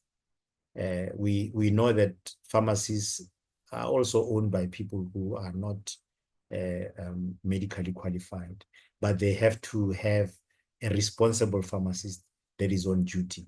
And you often see, especially the corporates, they will actually list who is on duty today, and then there is that information. Or the person practices within their scope. Are you a qualified neurosurgeon to be able to perform certain procedures? We know that in South Africa, most of our general practitioners can upskill themselves to a certain level, but there are certain things that you will actually need either supervision by somebody suitably qualified. Then when you come to the scheme environment itself, you have several players. You've got whom we call the administrator, and they perform various functions like membership management, premium collection, etc. And this goes towards making sure that the claim that is submitted is actually valid. I've just listed two things here, but there's a lot more that goes towards making sure that the claim is valid. Is it the right member?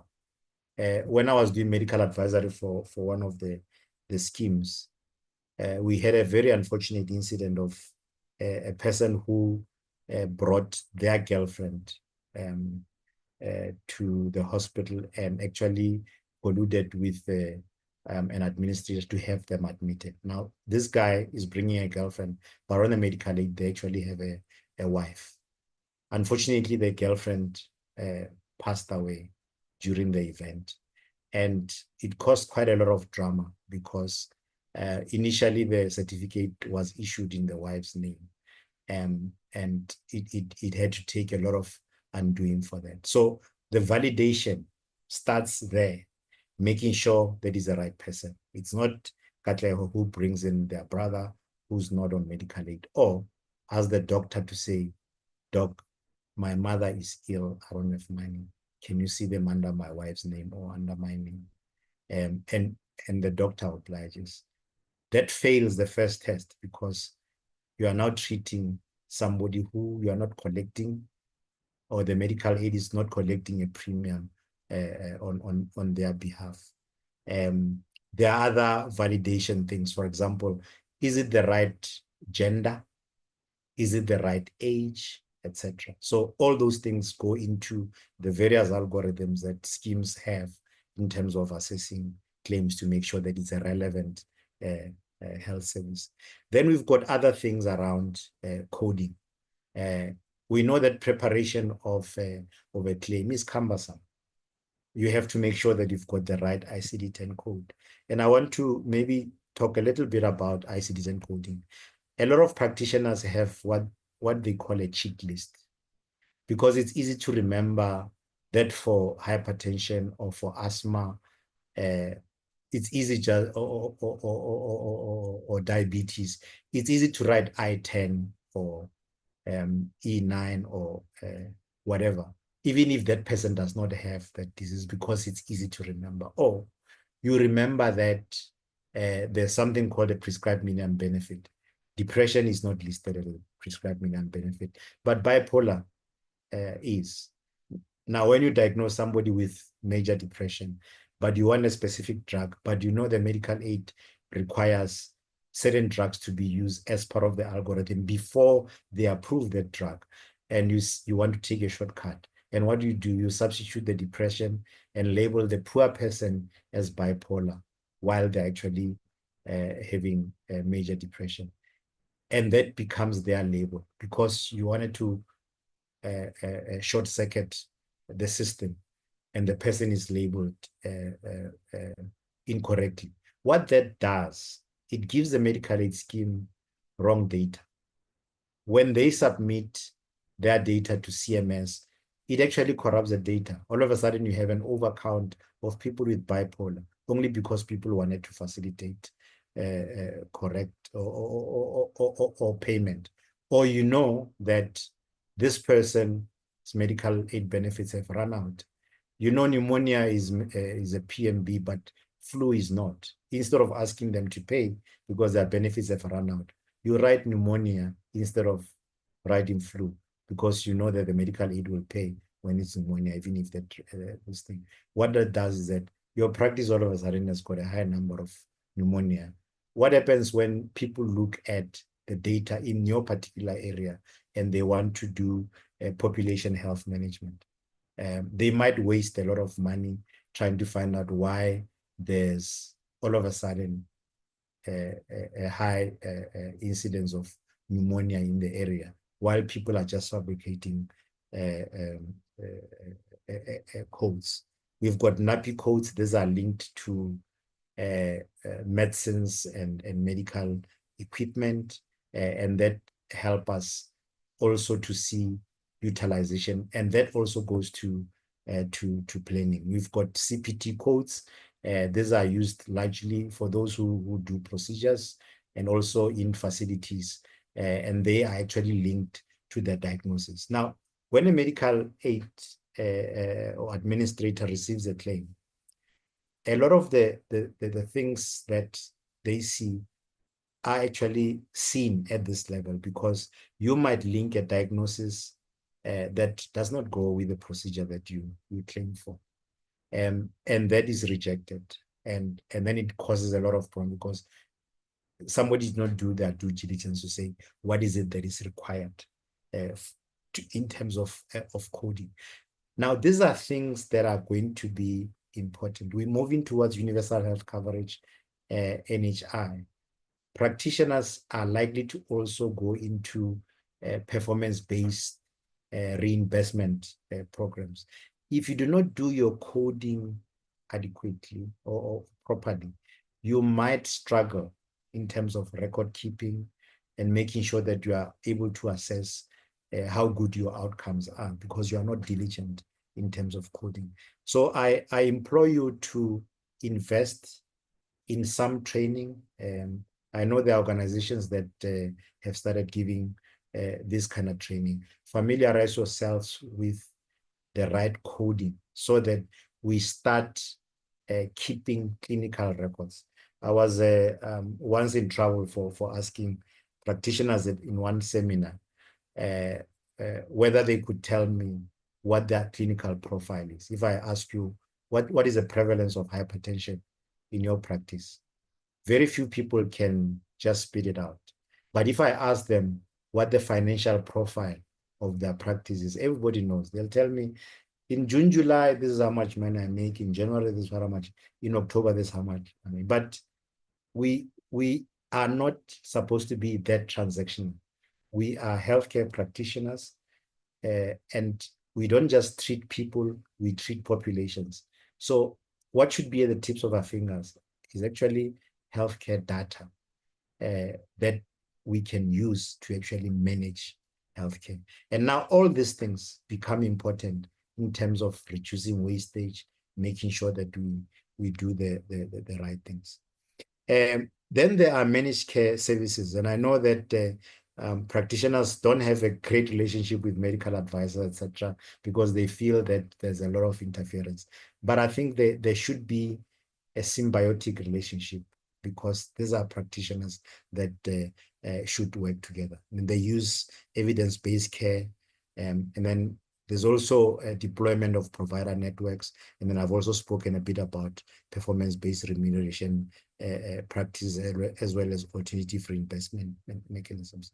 And then forensic services, audits, these are usually done afterwards. So what I've done, what I've talked about now is processes that are done before a claim is paid. But often you have these that are done afterwards. There is profiling, and then the reportage through fraud hotlines, and then formal investigations. Next slide. So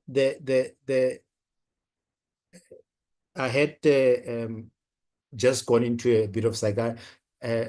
Doc, you are going to distribute these slides, so I won't spend too much time on the philosophy around fraud, etc. But people do that because the opportunity is there. There might be some justification, and then also some pressure. Next slide. I want to come to, and I think these definitions, you have had them in terms of making sure that you understand what fraud is, what waste and abuse is. I think remember that fraud is a crime, and it's punishable by law. The other ones, it's untoward practices, but they are equally harmful to financial management of the scheme. Next slide. I won't go into detail. I think the previous speakers have spoken a bit about this. Next slide as well. You can go to the next slide. So I just want to talk about 3 scenarios. It won't be as detailed as what you've had before. Now, in terms of retrospective analysis, one of these is covered under the theme of peer review. This was done in about 38 countries. We had this study in 2019 at our conference, where they looked at specialists and medically unnecessary procedures that they end up doing. Just introducing peer review, they were able to reduce, if you look at the numbers on the right side, this is the percentage of procedures that were found to be medically unnecessary, that were found through peer review mechanisms. And something as simple as having practitioners just looking at what their colleagues are doing is able to bring down the wastage. Next slide. This is an interesting case of a practitioner. If a medical scheme had looked at her, most of them would have not looked at her twice, because the numbers of claims that she submitted were quite low. But there was a tip off. She's working in an industrial area. There was a tip off that led to the employers reporting this to the police, and the Hawks did a sting operation, sent a few people. She was actually running a sick note mill. And what happened is that a few of these officers came and then got the officers to get this thing. So this is a tool that we use in the Health Forensic Management Unit that analyzes behavior of practitioners. The doctor is at the center here as a yellow dot. And I want you to look at this bubble. This bubble just looks at the number of people that were subjected to that treatment. You can see there are other bubbles. This would be referrals, for example, to another practitioner, to radiology, to a hospital, etc. But her biggest bubble, and this is a non-dispensing doctor, The biggest bubble did not go anywhere else. So what would a non-dispensing doctor be seeing people and not referring them to other people be doing? So this was actually the number of sick notes that she was writing. But it was a collaboration between the police and the medical aids that was able to unearth this. The case is ongoing at the moment. The next and last case study that I want to talk about is the issue of RWOPs, or remunerative work outside of the public sector. Around, I think in the early 2010s, there was 2004, there was a policy that was introduced because the public sector was losing a lot of practitioners to the private sector. And government introduced a system where you could work in both. But there's been a lot of abuse of this. So the BHF has, in partnership with the ICU, also started helping the provinces to do data analysis on the movements of people who are in full-time employment in the public sector. And the sad thing is that some of these practitioners, their averages on a daily basis are higher than those people who are running full-time practices, yet they are in full-time employment. And this means that they are defrauding not just the government because they are not at the hospital or clinic when they're supposed to be, but they're also running, they're also submitting false claims to the medical aid schemes. So there is a need for collaboration. We can, if there's time later on, we can talk a little bit about it. Next slide, we can talk just in 2 slides on consequence management.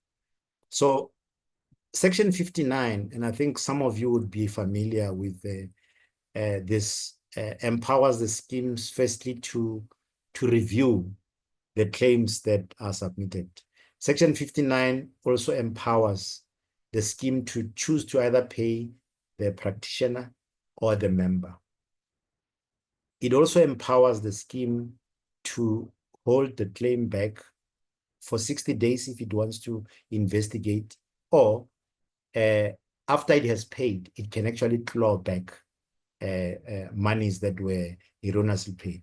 You will see under Section 66, it talks about, and this is the Medical Schemes Act, offenses and penalties. It says, any person who makes or causes to be make any claim that is known to be false is guilty of an offense and is liable for conviction or to a fine. That would be either an imprisonment not exceeding 5 years or both. So there is recourse or consequence management that is prescribed in the Medical Schemes Act. So what are the other things that could be done? Next slide. There could be professional action in terms of reporting to the relevant council.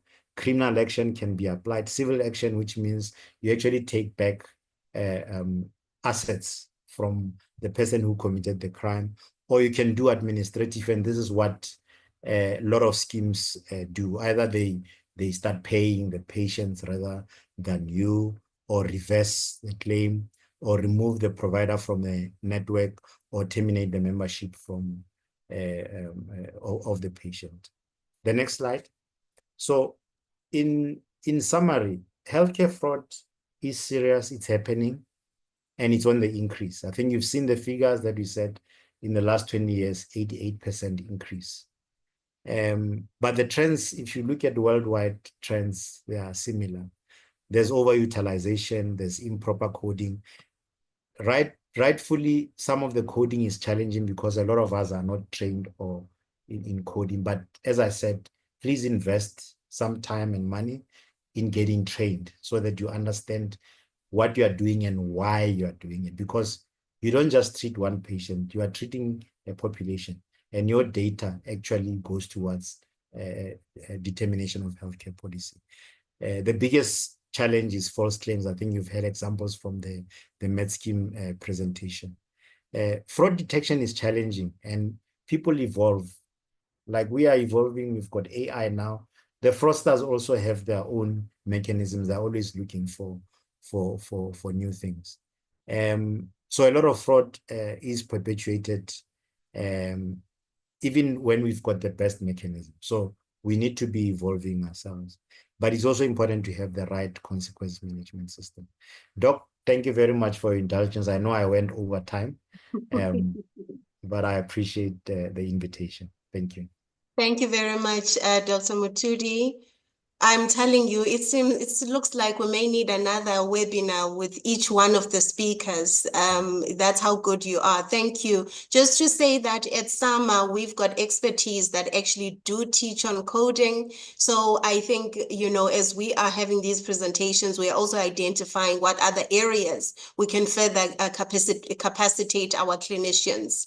Doc, there are about 7 questions for you in the chat. So I'm going to request that you answer them. Just type the answer, please, because we need to move on to our next presentations. So thank you very much for your time. We really appreciate it. I would like to then hand over to Dr. Hussein, the legend, who is going to take us through the next session. Thank you very much, colleagues. Thank you, Jayanda. Thank you very much. And it was a really very, very informative session. The first session, now we are on the second session. So we are over time going on. I want to make sure we manage the time now. And we got 3 speakers, which is very important topics. So the CV I have to go through is about half an hour CV to read. I will just summarize quickly. Our first speaker is our distinguished Mrs. Solmo Mama Digia Mama Bolo.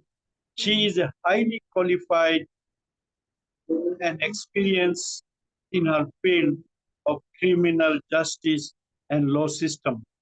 She has done Bachelor Technology degree in policing 2007 from University of South Africa.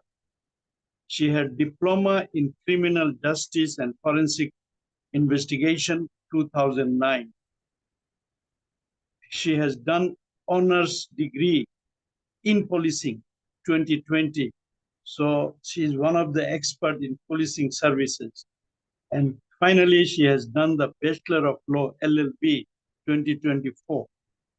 And she's been working with the HPCSA as an inspector, and she has been working many organizations, especially private security company as a South African Policing Services, and especially border policing, port of entry, and various other positions. She is going to teach us and give us information how the bogus doctors are coming or becoming in South Africa in our health system. Floor is over to you, Mrs. Mama Bolo. Thank you. Take it over. Thank you so much. Good afternoon, colleagues. My name is Mama Dihama Mabolo. As it stated, I'm from the HPCSA, representing the Inspectorate Office. I would love Sibonele to share for me the screen for my presentation. Sorry, Ms. Mama Bolo, we can't see your video in this one. Oh, you can't see me? Maybe there's a cover in front of your camera. Oh, you can see me now. Thank you. 100%. All right. Thank you.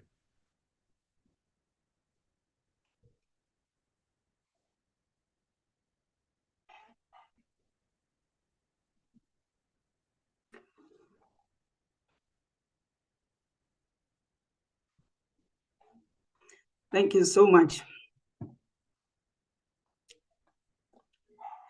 Okay, my first slide here, it talks about the establishment of the Inspectorate Office. The office was established by the Council as a compliance enforcement unit.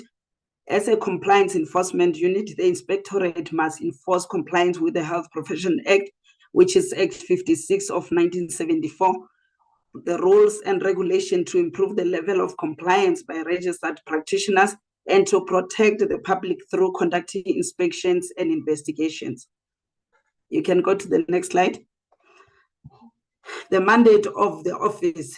We don't have the legislative provision establishing the Inspectorate Office, and its mandate. Unlike other regulatory bodies, we are operating on implied delegation from the Council resolution when it was established in terms of Section 3. The office works closely with other regulatory bodies and law enforcement agencies to protect the public against illegal practices by unregistered persons, which we refer to bogus practitioners. As inspectors, we have no authority to effect, arrest, nor prosecute for illegal practice. As I said, that we are working closely with other regulatory bodies and law enforcement. To mention the few, we are working with SAPS. In case where we find an unregistered person, we contact SAPS to come and assist us to effect an arrest. And we also open criminal cases that are sent to NPA for prosecution. Experience taught us that integrated approach in collaboration with other regulatory bodies and organizations is essential for an effective compliance enforcement. So this means that as the council alone or as inspectorate alone, we cannot achieve this goal. We have to integrate with other statutory bodies and collaborate with them in order for us to enforce compliance effectively. You can move to the next slide. Our main responsibilities is conduct inspection to ensure compliance with the Act, ethical rules and regulations, and ensure that suspended and erased practitioners are not practicing illegally. We attend to complaints of illegal practices by unregistered persons and report the matters to SAPS. We investigate certain complaints against registered practitioners where fraudulent medical certificates are issued and they are using unregistered persons as locums. We also assist the professional boards with their inspections on clinical and professional compliance matters. We enforce compliance with sanctions issued by professional misconduct committees.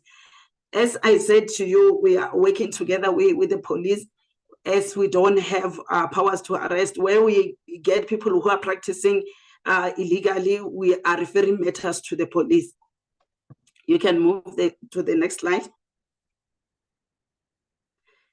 Additional responsibilities of the office. We testify in criminal courts in respect of criminal cases that we opened against unregistered person and at professional conduct inquiries in respect of registered practitioners reported for unethical conduct. We collect outstanding fines imposed by the professional conduct committees of the board, and we also identify and engage stakeholders to improve working relationship. As I said before, that we collaborate from time to time with other stakeholders to improve this working relationship so that we can achieve our goals effectively. We also conduct awareness campaigns to educate the public on how to identify and report unregistered persons practicing. From time to time, we are called by companies to go and just do awareness campaign to show them how to identify an unregistered person and on how they can report those unregistered persons to the council. You can go to the next slide.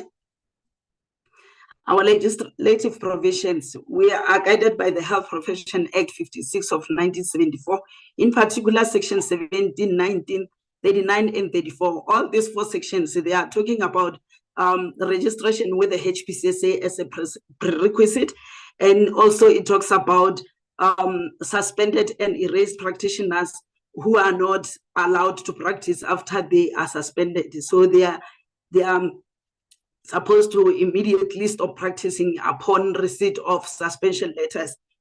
And if they are found to be practicing, they are also conducting themselves unethically. And it is also a criminal offense to practice while you are not registered and while suspended.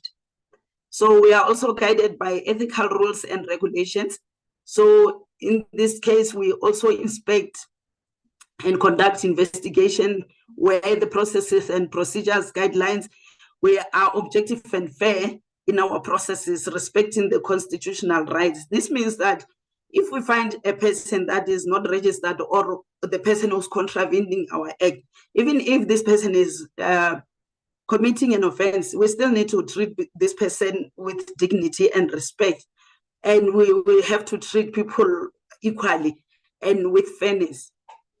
We also conduct joint operation with other regulatory bodies and law enforcement agencies for arrest or prosecution, integrated approach to compliance enforcement, enforcing other legislation too. So we are working together with SAPS, we are working together with SAPRA, Pharmacy Council, Nursing Council, as an integrated approach to this compliance enforcement. You can move to the next page.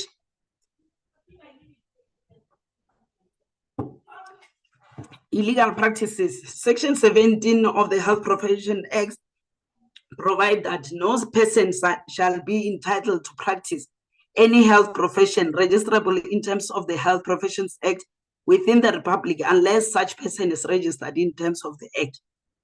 While Section 17 provides that any person who is not registered in terms of the Act and practice any health profession in contravention of the Act or pretend to hold such registration is guilty of an offense and on conviction is liable to a fine or imprisonment for a period not exceeding 12 months or both fine and such imprisonment. Illegal practice by unregistered person. You can move to the next slide. Restriction on unregistered persons. Section 39(1) provides that no person shall perform any health profession unless it's registered in terms of the Health Profession Act or Nursing Act 50 of 1978. So this section 39, it talks to section 17, which also makes registration with the council a prerequisite. So no person is allowed to perform any health profession unless he's registered. So subsection 2 says any person who contravenes subsection 1 shall be guilty of an offense and on conviction liable to a fine or imprisonment for not exceeding 12 months or both, and it's a criminal offense to practice while not registered. You can go to the next slide.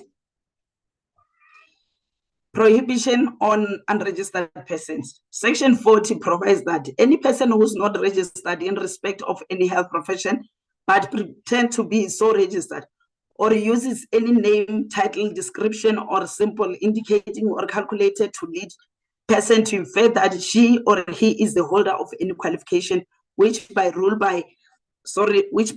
under the Act is registered by the relevant professional board, but of which qualification is not the holder, uses any name declared by regulation to be a name which may not be used, shall be guilty of an offense or on conviction liable to a fine or imprisonment for a period not exceeding 5 years or both. As I explained under section 17.5, that a person who pretends to be registered and calls himself a doctor or practices as a doctor, that person is contravening the Health Profession Act and is committing an offense. You can move to the next page. I've also included unethical conduct by registered practitioners, though this one is the main responsibility of another unit, which is complaints handling and investigation. The reason why I'm including this section, which is section 41, that authorizes the registrar to institute or cause to be instituted an investigation into allegation of contravention of or failure to comply with any provision of the Health Profession Act by a registered practitioner. So this section is guided by the ethical rules and regulation as a guide when conducting inspection. So the reason why I included these two ethical rules is that, as I said, my presentation is only gonna be about bogus doctors. Most of our bogus doctors that we arrest, they are not working independently. They are employed by our own registered practitioners. Only few percent we get is where a person is independent, is working alone. And even in that cases, we don't really believe that he's really working alone. A person cannot just go and say, I'm Dr. So-and-so, or try to use someone else as detail. Most of the time we find that they are working together, and when it happens that the council arrives, the registered practitioner will start saying, no, I don't know this person is using my names, but it is not reported. So ethical rule 8.1, it provides that a practitioner can only practice in partnership, association, or employ another practitioner who's also registered under the Act, and it's not prohibited by any ethical rules from entering into such partnership or association or employment. This, for example, it refers to where a practitioner will, for example, employ a student to be a locum at his practice. That person, his registration is prohibiting her or him to enter into that partnership or employment, as he's still a student. He needs to be at a tertiary institution. And also even just employing a person who's not registered altogether. It goes with section ethical rule 9.1b, which says a practitioner shall employ a person as a professional assistant or a locum or in any contractual capacity, and in the case of a locum tenant for a period not exceeding 6 months, only a person whose name currently appears on the register kept by the register in terms of section 18 of the Act. As I mentioned when I started with this slide, that the reason why I included this is because most of the time the people that we find practicing while not registered are employed by our own registered practitioners. So I just wanted to highlight this one to say, if it happens that we find a person who's practicing as a locum for you and that person is not registered, that matter can be reported to the complaints handling and investigation, and then section 41A will then be instituted, where investigation will be conducted against you, where it might end up being taken to the prelim committee, and then you are either found guilty and fined or given a warning or even being suspended. So I'm just trying to give you that information so that you know that it is not allowed in terms of the Act. And if you know someone who's doing it, one of your colleagues, and you need to report it as soon as possible. We can move to the next slide. When we say unregistered person, referring to our bogus doctors, we refer to a person who's not trained as a health practitioner, or a person who's trained but not registered, or a person who's trained and registered in foreign country but not in South Africa, or a person who's erased from the register for different reasons. And even suspended practitioners are required to immediately stop practicing upon notification of the suspension, and practicing while suspended is not only unethical conduct but also amount to a criminal offense. As I mentioned before, that in terms of section 19, when you are suspended, you immediately have to stop practicing and your certificate is deemed to be taken away. It deemed to be not valid anymore. So hence we are saying it also amounts to a criminal offense. You can be reported to police for practicing while suspended. You can move to the next slide. This one is about the processes and procedures. Just explain that we are doing inspections and investigations, and our inspections are proactive, where the inspector will just go and get a list of inspectors, of doctors around or health practitioners around the area and just go and enforce compliance there. Reactive is when we have a complaint that is already reported against a practitioner, and that is also considered an investigation because already there's a report against that person. But the inspectors, they do conduct unannounced inspections, and I know most of practitioners, they don't like this, but it's not like we are trying to ambush you or we are policing you or anything. If you are having nothing to hide, you won't have a problem with the inspector coming from time to time to visit you. And again, most of the time, if we find that you are busy with the patients, we do wait, and we're also not taking too much of the time when we are conducting this inspection. So you have to bear with us. I know most practitioners, they don't really like it, but it has to be done. When you say you are a compliance unit, you have to go from time to time to check if practitioners are still in compliance with the Act rules and regulations. You can move to the next slide. How to verify registration of a practitioner on the system. You can go to Google and you go to HPCSA website, and then you go to a register and you search for a practitioner. You can either use the registration number, full names, and surname. And it's also very important to have the correct details when you are searching, because most of the members of the public will come. For example, my name is Mama Bolo. They will be putting MMA instead of MA. And then when you put that into iRegister, it will say there is no record. And when inspector goes, they find that no, it's actually MA, not MMA. So correct information is very crucial in this regard. You can move to the next slide. How to lodge a complaint. You can either use the following link to lodge a complaint, or go to the HPCSA website, choose the online services, and you say report a bogus doctor, and you'll be required to register your profile before you can lodge a complaint. Alternatively, you may choose to remain anonymous. And at least the correct details of the person you're complaining about must be there. As I mentioned in the previous slide, that you need to have the correct information. And you can also lodge a complaint via email or walk-in.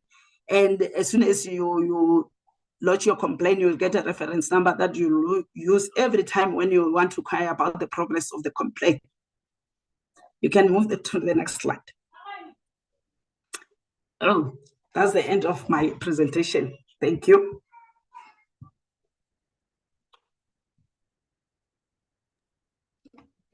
Thank you so much, Ma'am Babulo, your excellent presentation about regarding the August doctor.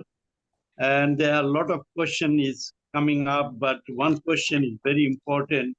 Is whose responsibility to check illegal abortions, and they are advertising all over the town and the electric pole and everywhere, even near the police station, they put a poster, come for illegal abortion.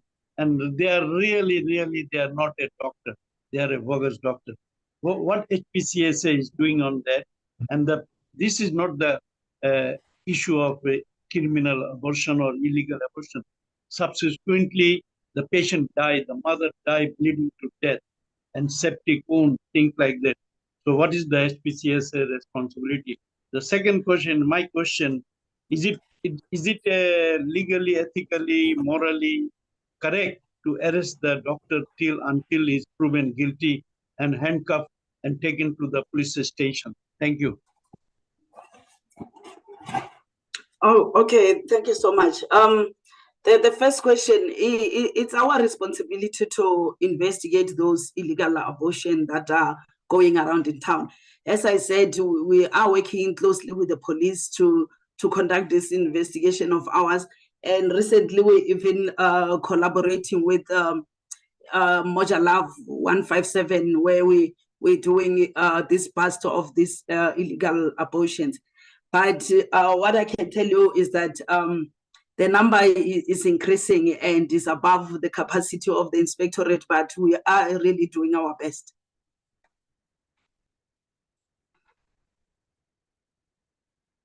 You are muted, doctor. To handcuff the doctor and take it to the police station without proving, it's like a Dr. Munshi case, Dr. Billy case. Surgeon Billy was arrested from the hospital. Oh, okay. In that regard, doctor, as I said, that inspectorate, we don't have powers to arrest.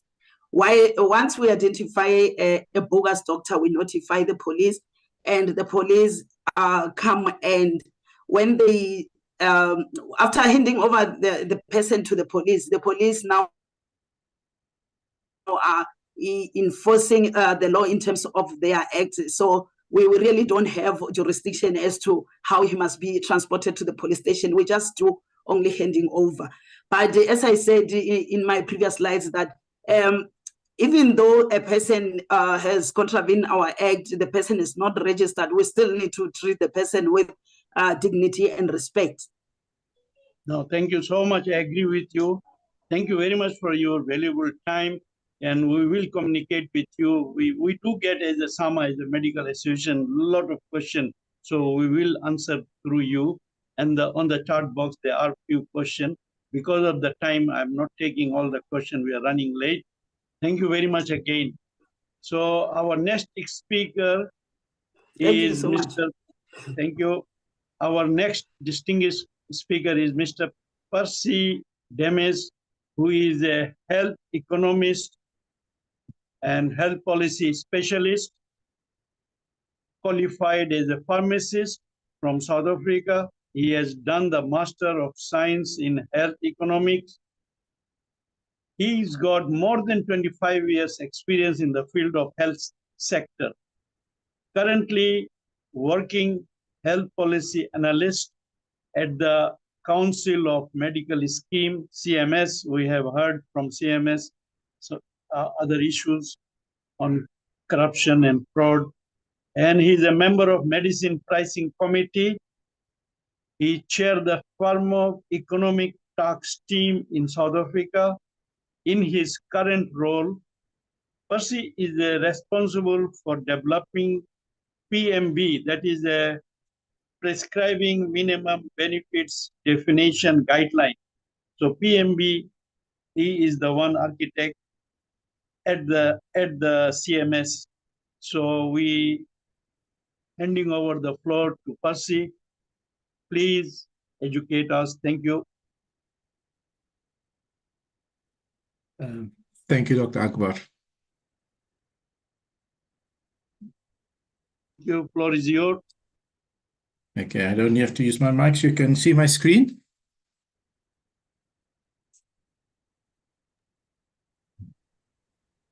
Can you just indicate that you can see my screen? We can see the screen, thank you. Thank you. Thank you very much. Thank you, Dr. Akhtar, for that introduction. Yeah, as he said, I'm Percy Demes. I'm responsible for developing the PMB definitions guideline with the Council of Medical Schemes.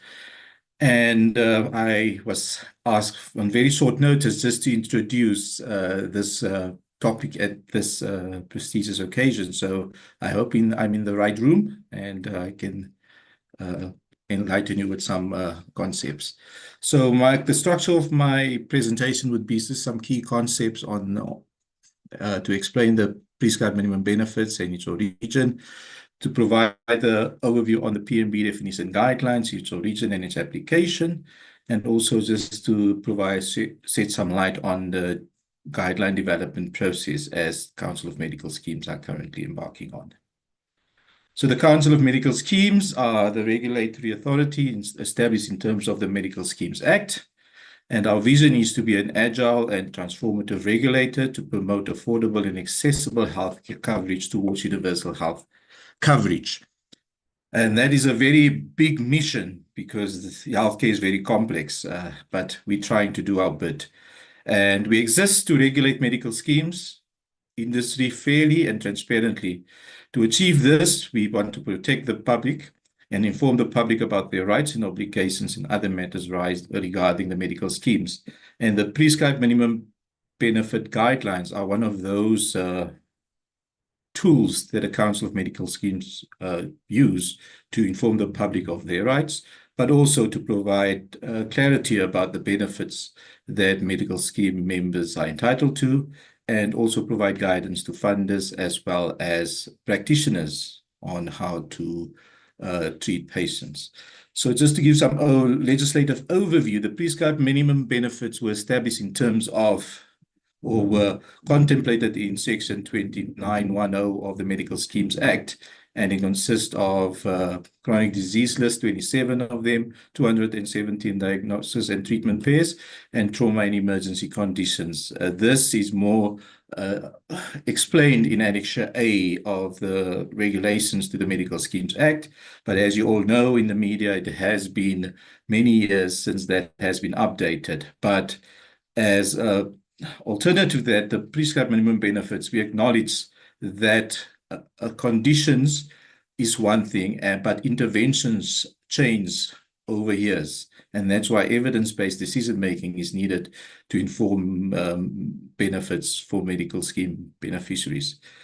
So the prescribed minimum benefits, as you know, as contemplated in Section 29, was established in the early 2000s or pre-2000 in terms of Section 67(1)(g), which provides the minister the power to prescribe regulations to prescribe the minimum scope and level of minimum benefits that beneficiaries of medical schemes are entitled to. And the Council of Medical Schemes, as the regulator for medical schemes and private health insurance, in terms of Section 9, established this process to assist the minister in the minister of fulfilling its mandate.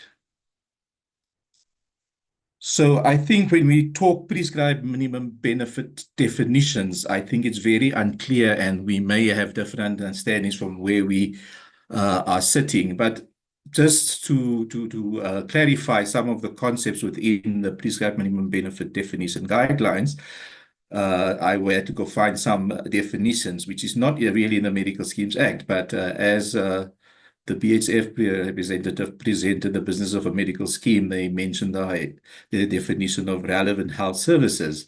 But if you look at what minimum benefits refer to in 67(1)(g), it refers to the basic level of healthcare services and items that must be provided, mandated by regulatory authorities, which is the Council of Medical Schemes or the Minister of Health, as we say, mandated in terms of 2910.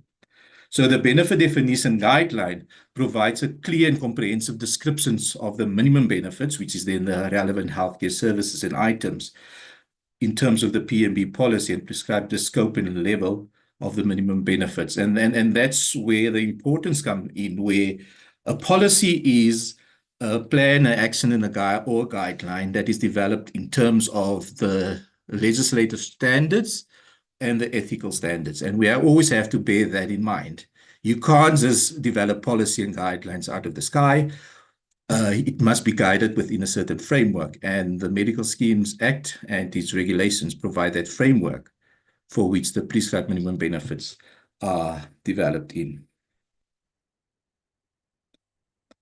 So when we say a benefit is then a payment made by an insurance scheme to someone entitled to receive it. So the benefit is paid to the provider for the services that they provided to the beneficiary of the medical scheme.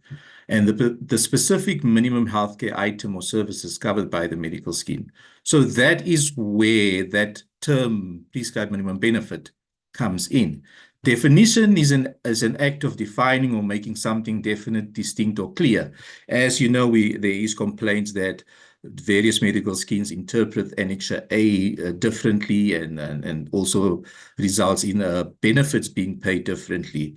And the prescribed minimum benefits, one of its goals or objectives is to actually define those benefits so we can make it clear for the beneficiary to understand, as well as the funder, as well as the practitioner to understand exactly what healthcare services and items should be covered, how it should be covered, and in what circumstances. So the scope is the extent of the healthcare services or items to be provided, whether it's going to be primary healthcare, whether it's a hospital care, whether it's a home-based care, the medicines, all of that is entirely defined or encompassing within the definition of the scope.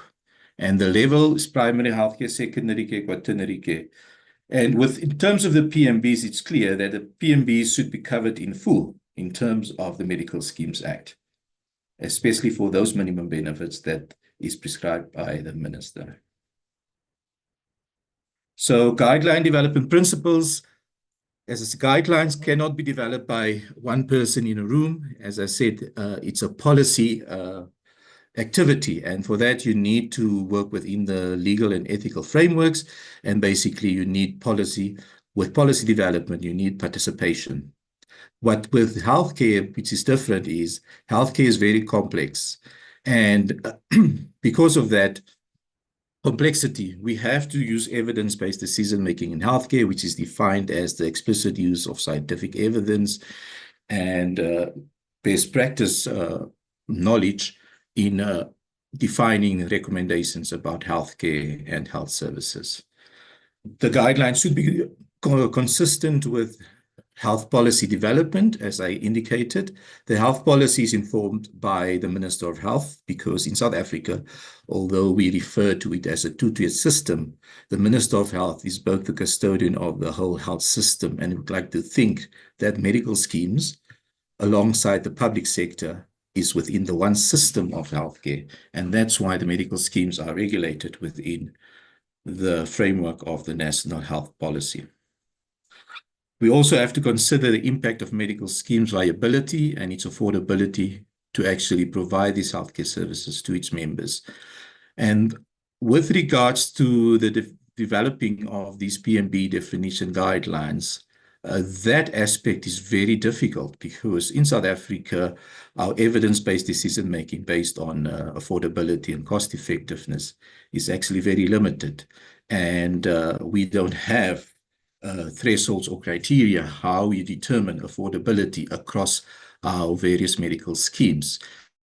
As we say, we can identify something as affordable or something as cost effective. It's safe, it's effective, it's cost effective, it is equitable to implement the intervention within the medical schemes industry.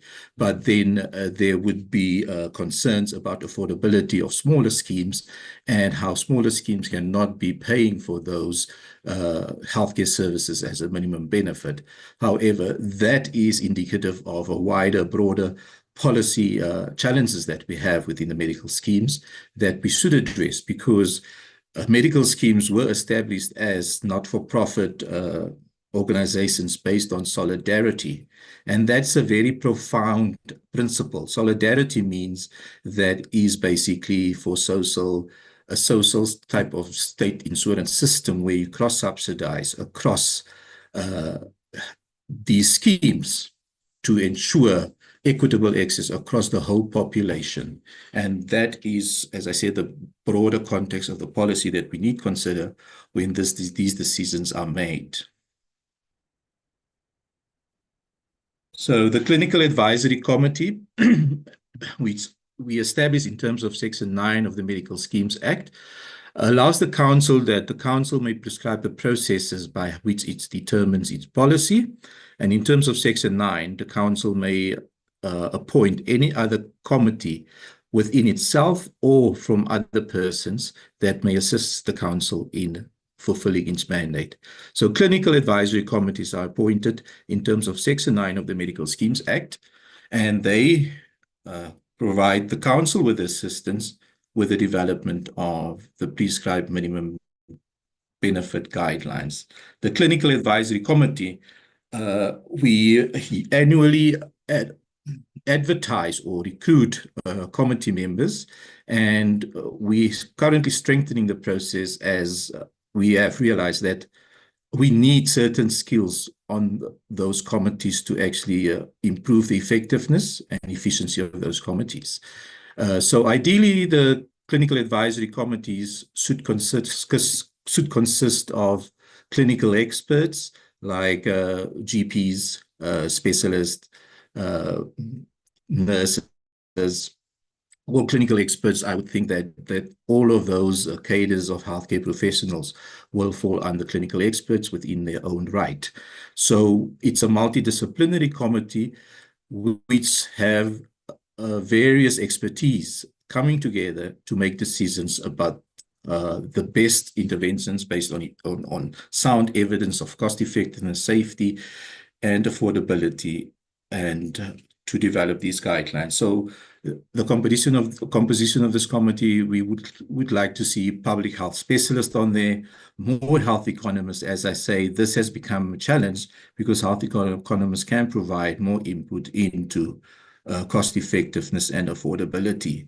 And we shouldn't just be saying, no, something is not affordable, but something is cost effective. It is actually beneficial to any system because it's cost effective in the long term. It does result in lower cost for the system, and you wouldn't see these exorbitant increases in schemes over time period. We have to include patient advocates because patients or beneficiaries know what they want, and that is really there to include patient preference as some form of the decision making when we do these guidelines. Healthcare administrators are an important part of these committees because the information is with healthcare administrators, and sometimes the need is there to actually obtain those informations.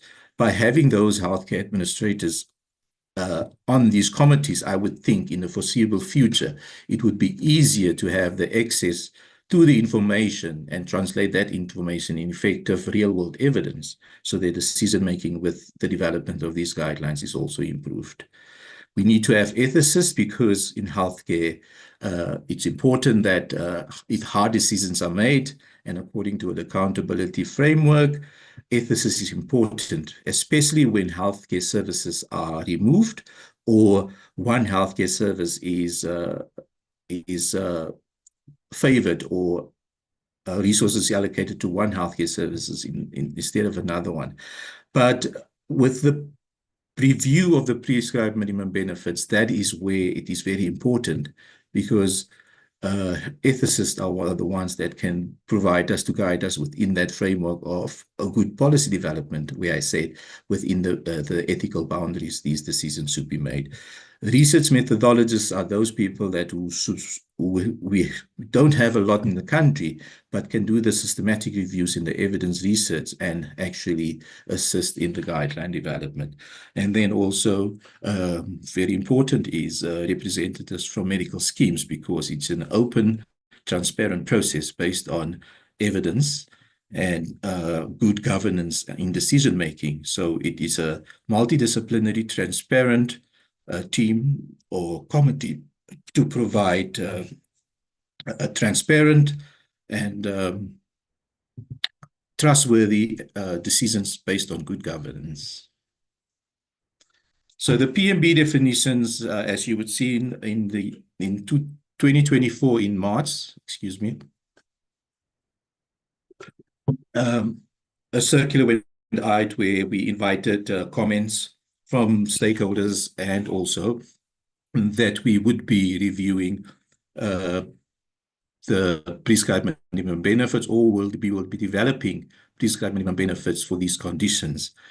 Subsequently, a circular went out as well to invite members to be part of the clinical advisory committee. And I would like this audience to understand that we need expertise on these committees. And if you have the skills and the expertise to serve on these committees, it would be appreciated.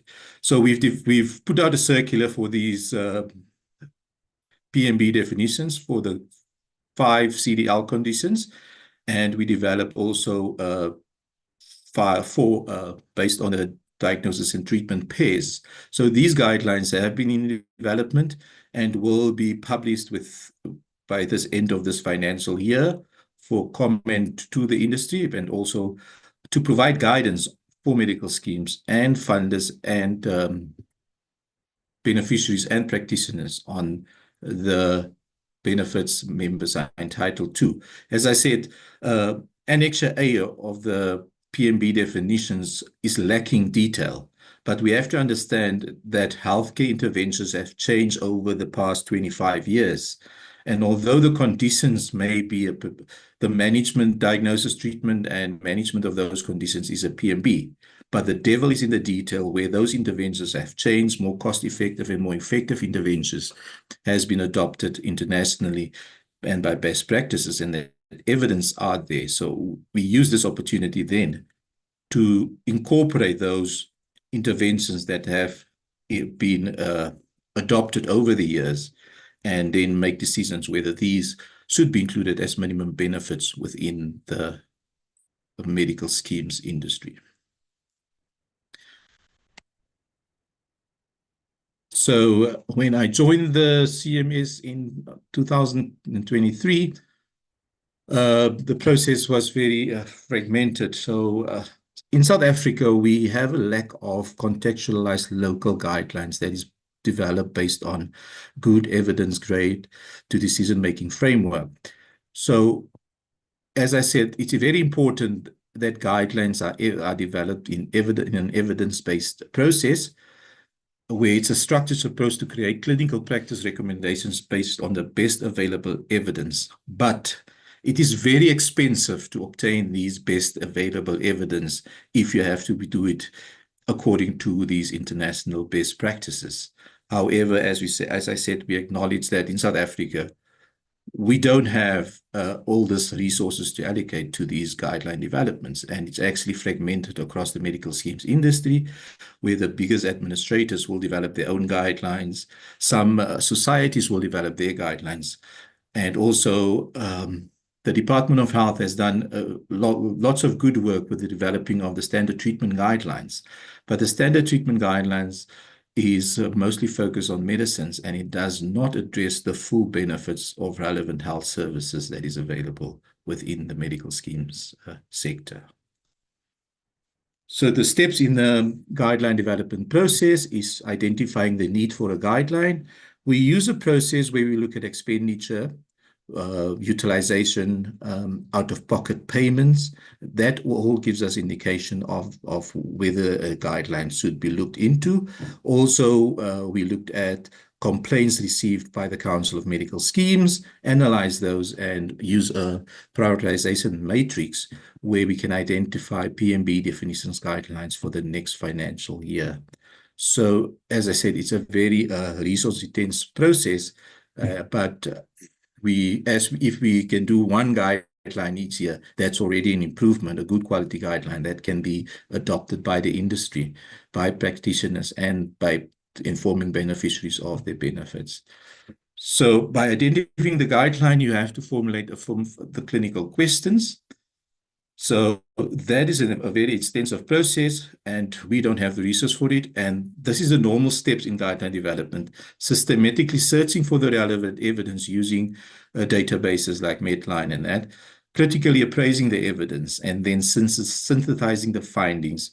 To develop these recommendations and disseminating these guidelines is very resource intensive. And at the CMS, we don't have the resources, I can bluntly say that, but evidence-based medicine can be done in various ways, and I will explain to you in the next slide. So just to provide you insight on this is the resources that needs to go into developing a trustworthy guideline that can be adopted within a policy framework such as the PMB policy. So the guideline development process that has been decided on by the Council for Medical Schemes is to use our resources more efficiently. So we will select a PMB definition topic or guidelines. Like I showed you, it can be for this year probably asthma or some other CDL or other DTPs like otitis media. But that selection process is based on a prioritization, looking at burden of disease, utilization, expenditure, out-of-pocket expenditure, variance in clinical practice, and complaints. And that brings us to actually selecting those guidelines that will bring the biggest, when developed and actually published for adoption within the industry, will bring the biggest advantage or outcome for improvement within beneficiaries. So then we select a source evidence-based clinical practice guideline that has been developed by good clinical practice international standards and use the great evidence to decision framework. From this guideline, a table of recommendation is then developed. This table of recommendations is taking those recommendations directly from this good quality source guideline to actually develop recommendations for minimum benefits for medical schemes. Once the table of recommendations has been developed, this will be quality assured by a clinician group, which is usually the clinicians that has the most expertise within the specific guideline. So, for example, for the diabetes guideline, you would like to have specialists for the treatment of diabetes to actually quality assure those table of recommendations, to make sure that those table of recommendations are contextualized to South Africa. But that moment of time, it's not really making a decision on what recommendations should be included. It's just to quality assure that the recommendations have been developed according to a transparent and credible process.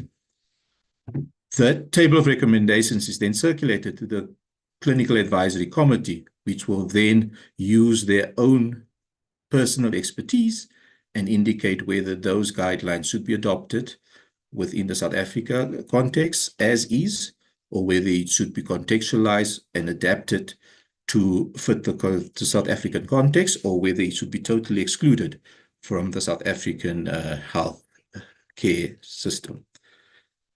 So the PMB guideline development process is based now on a table of recommendations that is developed from a good quality source evidence-based guideline. Then after that guideline has been drafted, it will be published for comment to the industry, and those comments will be considered, and a final guideline is published for implementation. And we all say a guideline is just a guideline, but a guideline is used to actually improve in the clinicians to actually for them to guide them in treating a patient. It's flexible. It's not that you should be abiding to it, but it gives you enough flexibility to consider the individual patient. And that's important when we draft guidelines, that guidelines should have the flexibility to also allow the clinician the freedom to treat the guideline, to treat his beneficiary according to an individualized approach within the evidence-based framework.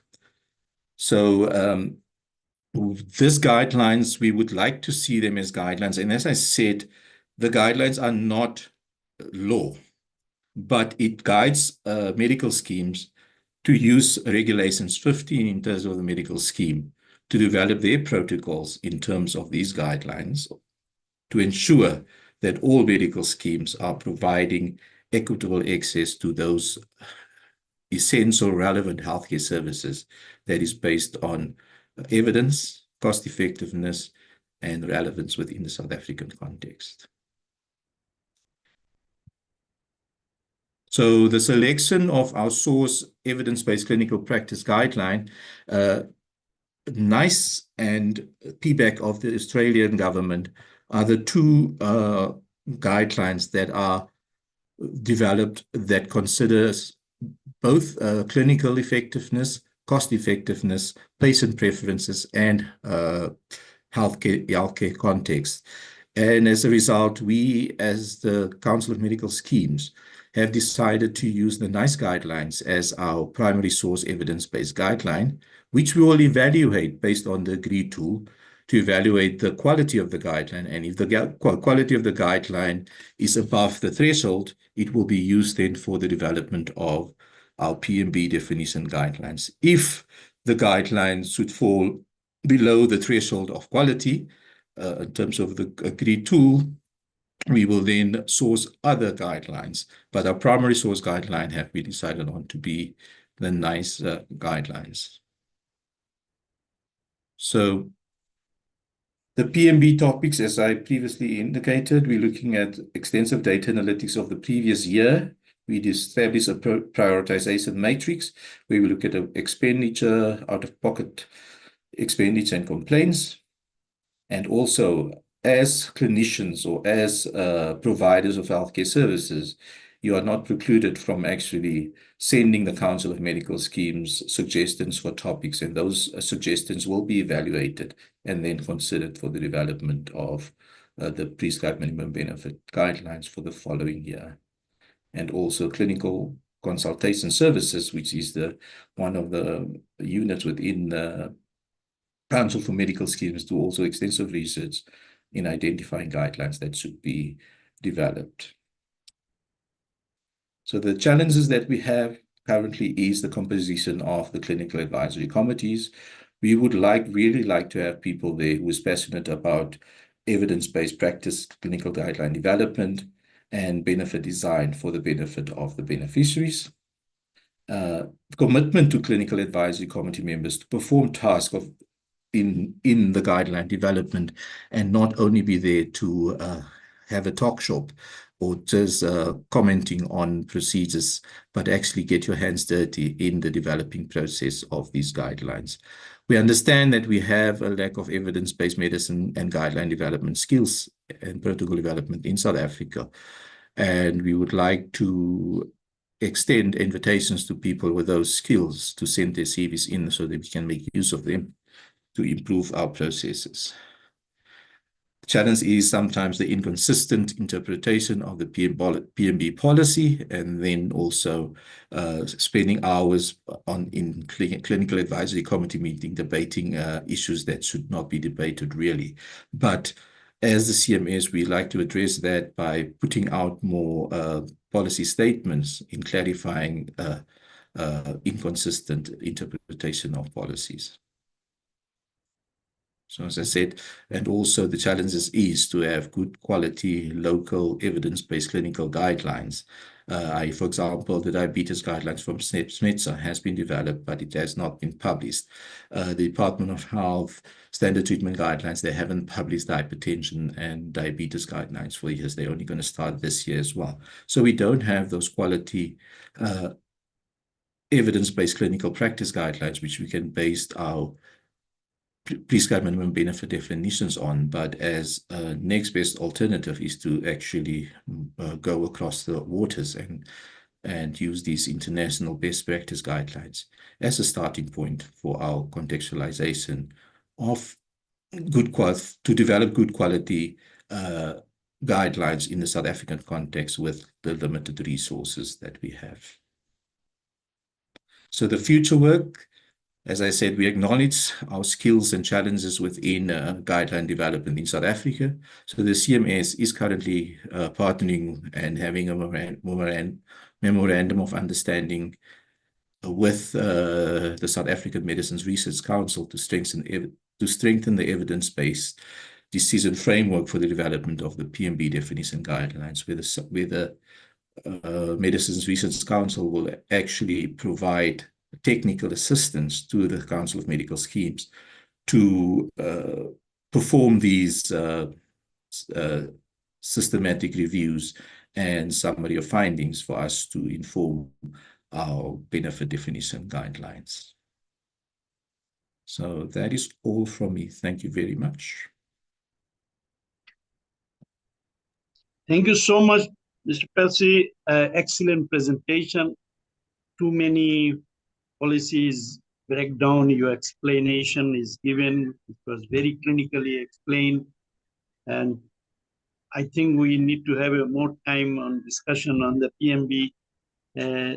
Maybe we'll meet in next session sometime. There are many questions on the floor, but I will just highlight one or two questions from the floor. Is PMB clinical guideline not been updated since 2006? That's the one question. Second one of the member question, a small medical scheme should allow immediate patient treatment, and why, the last one is why medical aid premium is so costly and we get very minimum benefit. Thank you. If you can answer this quickly. Okay. The answer on the guidelines is no. PCMS have been developing guidelines since 2010, but these guidelines were mostly developed more from a clinical perspective. Since I joined the Council of Medical Schemes, the PMB definition guidelines were more moved into the policy research framework, where more improved participation and more evidence-based approach is used to make those guidelines acceptable to the whole South Africa as we move to universal health coverage. The second question on was on the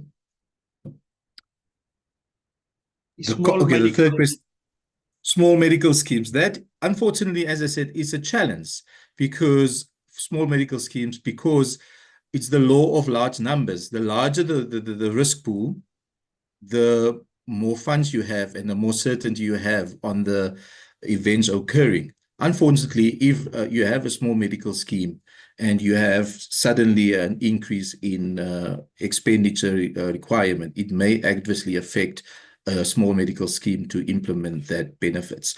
But as I said, that is a broader policy challenge that we need to address, where we can actually say that the risk pool across all medical schemes should be increased in such a way that we have an effective, and I don't want to say a risk equalization fund, to actually ensure that funds are being transferred, or to make sure that beneficiaries of those small medical schemes have access to those benefits as soon as it is implemented by the council or by the medical schemes.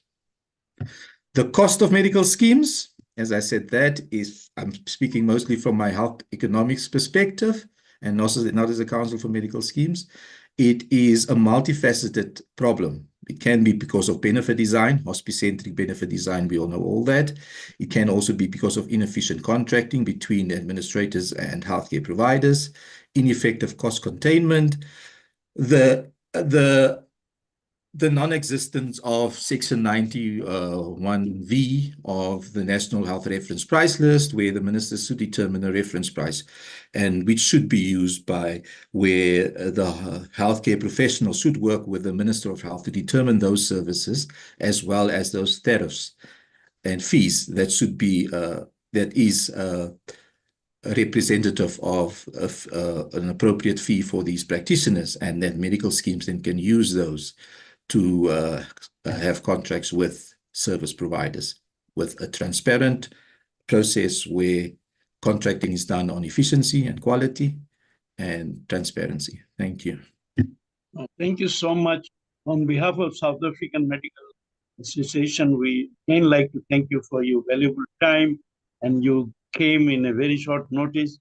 We will communicate with you in future, and we'll learn more about medical scheme policy and PMB. Thank you very much.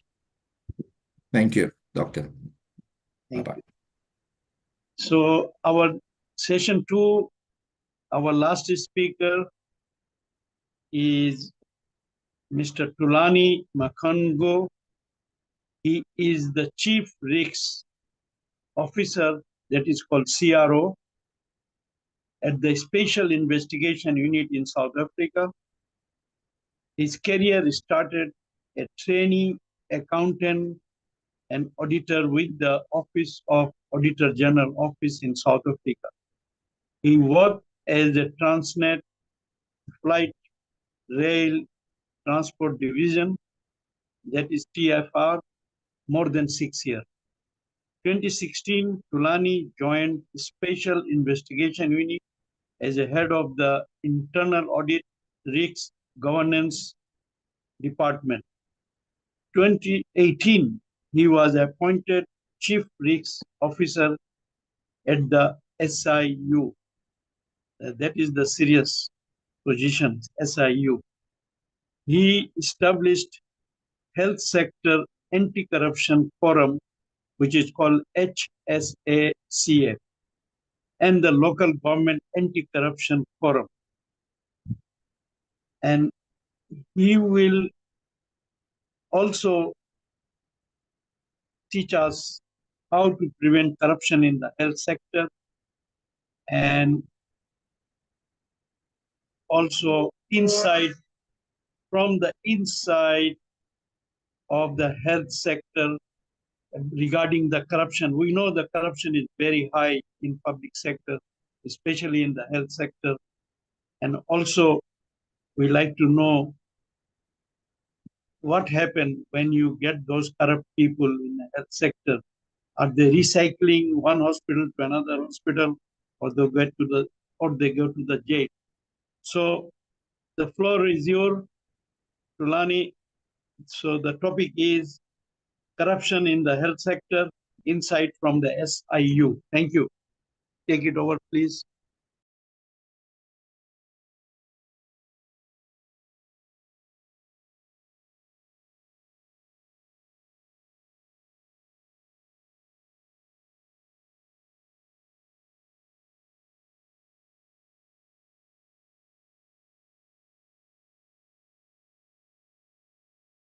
But I believe the presentation is showing nicely from your side as well. Yeah, we can see very, very clear. No, thank you. Mr. Mkon, maybe I could just ask you to full screen the presentation. Presentation mode. Let me put it. It should be in now. Presentation mode. Not on my side yet. From my side, it's on the presentation mode now. Still not on presentation mode in this side.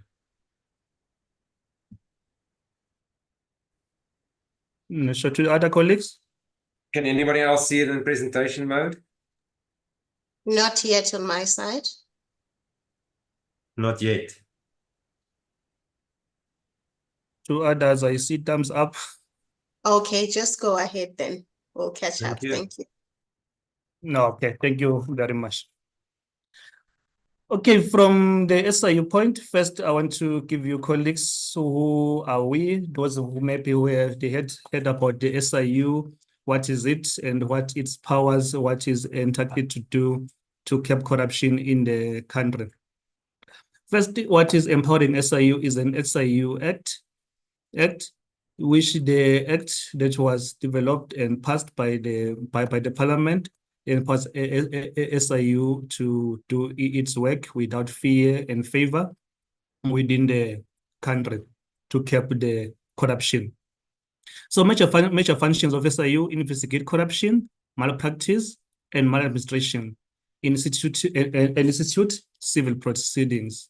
Then we have the powers that are also invested through our act, which is able to subpoena, search and seize evidence, and interrogate witnesses under oath when we call for the witness to be interviewed. Then institute civil litigation to cover state funds lost or to prevent future losses in the state institutions. Then out of the SIU mandate, which is not within us, we are unable to arrest or prosecute offenders. We are unable to implement disciplinary actions. We refer to the institutions who works closely with other relevant agencies where our powers fall short. That is how we work as the special investigating unit. Then SIU strategic overview. Mr. Mkungo, I'm sorry to disturb you. I'm still on your original slide. So I'm not sure if you are moving slides or not. I'm moving from my side. Maybe let's stop share and share again from my side. I'm moving. Thank you. Yeah. Because I see a lot of thumbs down as well. Thank you so much. Let me share again.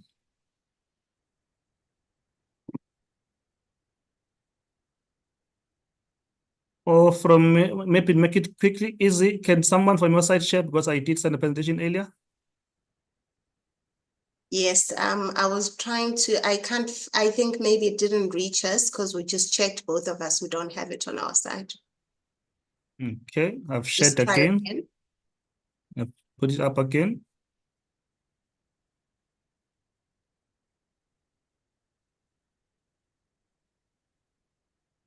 Okay.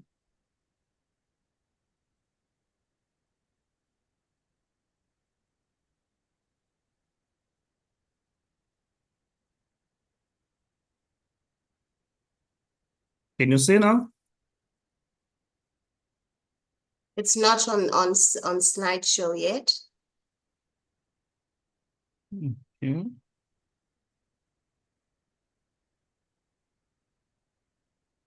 All right, thank you. We can see it now. You can see now. Oh, thank you. Okay. Okay, I was on slide number 3. Okay, I'll move now to slide number 3. So this is our vision, mission, and values of which we work all straight on integrity, cooperation, teamwork, professionalism, efficiency, independency, drive, and passion. I will not point it to this one because I believe we are all as professionals, we are familiar with such values in each organization. Then SIU critical skills and expertise, what we have skills in the forensic data analytics, forensic accounting, forensic investigation, civil litigation, forensic legal, and cyber forensic. So all this, when we do investigation, we work as the team and the collaboration so that we get the best outcome of the result when we conduct our investigations with all these professionals that are within our body. Then in terms of the SIU outcomes and consequence management, because after we have investigated and have the findings, then we have to come up with the outcomes and how these outcomes should be managed. First is a civil litigation, where we institute civil proceedings where there are potential recoveries of assets, when the assets they were lost, apply for preservation orders at an early stage where there is a prima facie evidence that there is element of corruption where we can able to recover the funds that were lost due to corruption. Then we institute civil proceedings to prevent further losses when we see that they can the possibility of preventing further losses. Then for disciplinary actions are referred to state institutions to be taken by those institutions against their employees or the individuals that are working for these institutions that have committed crime or have done the corruption that we have evidence that we have referred with to those institutions. Then refer us to NPA, which is National Prosecuting Authority. If there's evidence enough that those individuals can be prosecuted, then we refer that also to NPA. Then after as well, we refer to other regulatory authorities or bodies like South African Revenue Services if there's element of tax to be investigated, Competition Commissioner if there was an element of wrongdoing in terms of the competition, South African Health Products Regulatory Authority, Construction Industry Development Bodies, and all other bodies that can be available to refer at, especially as well on the health sector as well, different bodies that are there. Then recommendations for blacklisting as well, which is we do through also National Treasury if the corruption was done according to the state losses. Then to the next is then due to the corruption, there was a health summit compact those are done by the president as well, where thereafter we started to look at how can we keep more the corruption fight in against within the whole society approach, where we came with now of forming what we called is an anti-corruption forum through the National Anti-Corruption Strategy. First, when it defines what is corruption first, of which the corruption we define it as an abuse and entrusted power for private gain. Corruption erodes trust, weaknesses democracy, happens economic development, and further escalates inequality, poverty, social divisions, and environmental crises. Exposing corruption and holding the corrupt to account can only happen if we understand the way corruption works and the systems and enable it. So I wanted that to give you the high level in terms of how the corruption is being defined. So you can, when you see as a professional, you can see what this one is in the edge of committing a corruption or one or so that you can be prevented. So the National Anti-Corruption Strategy, which is the NACS, it gives South African have an approved national corruption strategy, which has been a blueprint for fight corruption within the country. This was approved in 18 November 2020. NACS provide framework for the country as a whole society approach to fight corruption. That is where now we're coming in to say that let's have the way of fighting corruption through the whole society approach, which is derived from the Article 13 of the whole society approach from the UNCAC chapter 2. Okay. Previously, if those colleagues who are aware who have been in the Health Sector Anti-Corruption Forum that was established, previously there was called ACTT, which was there, and now it's been modified. It's called National Priority Crimes Operations Committee. So the SIU is part of the NPCOC, this committee. This is coordinated structure founded in terms of the SAPS Act to fight crime and corruption. The SIU is a convener of the Program 4 of this NPCOC, which is National Priority Crime Operations Committee. So this Program 4 is the one that is formed now as a whole society approach in fighting corruption in the different sectors. Especially then I will talk more about the one as well for the health sector and corruption forum. So the structure is, it is populated, it's shown there, I believe it's showing correctly, which is the first on top, it shows National Priority Crime Operations Committee. Then it have the subcommittees, Anti-Corruption Subcommittee X, Commercial Crime Subcommittee, Organized Crime Subcommittee, which is there as down there when you go down, as on your left, Program 4, Protection of Vulnerable Sectors. So these forums are falling under that Program 4, which protect sectors that are vulnerable to corruption, which the health sector is one of them that are prone to corruption, to be more focused on for the protection to really come to vulnerable sectors. Okay, this is also derived from the Pillar 6 of the National Anti-Corruption Strategy of the country. This one says, I'll pass this one, still repeat the same.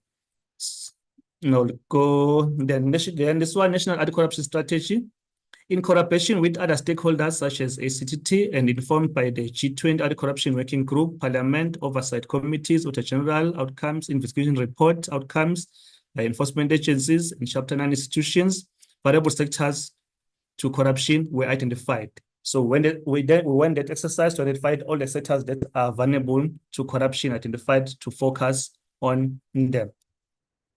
So in terms of these sectors, the first one that was identified was a Health Sector Anti-Corruption Forum, which was formally launched by the President of the Republic of South Africa in October 2019 as the forum which is focusing on corruption in the health sector as the whole. Then the other one, local government infrastructure, that now are working to launch the border and immigration and also state institutions, which will be followed by the water and energy as well, that we're looking to launch in this year as well. So the critical factors, what were considered when we're looking at how we identify these sectors?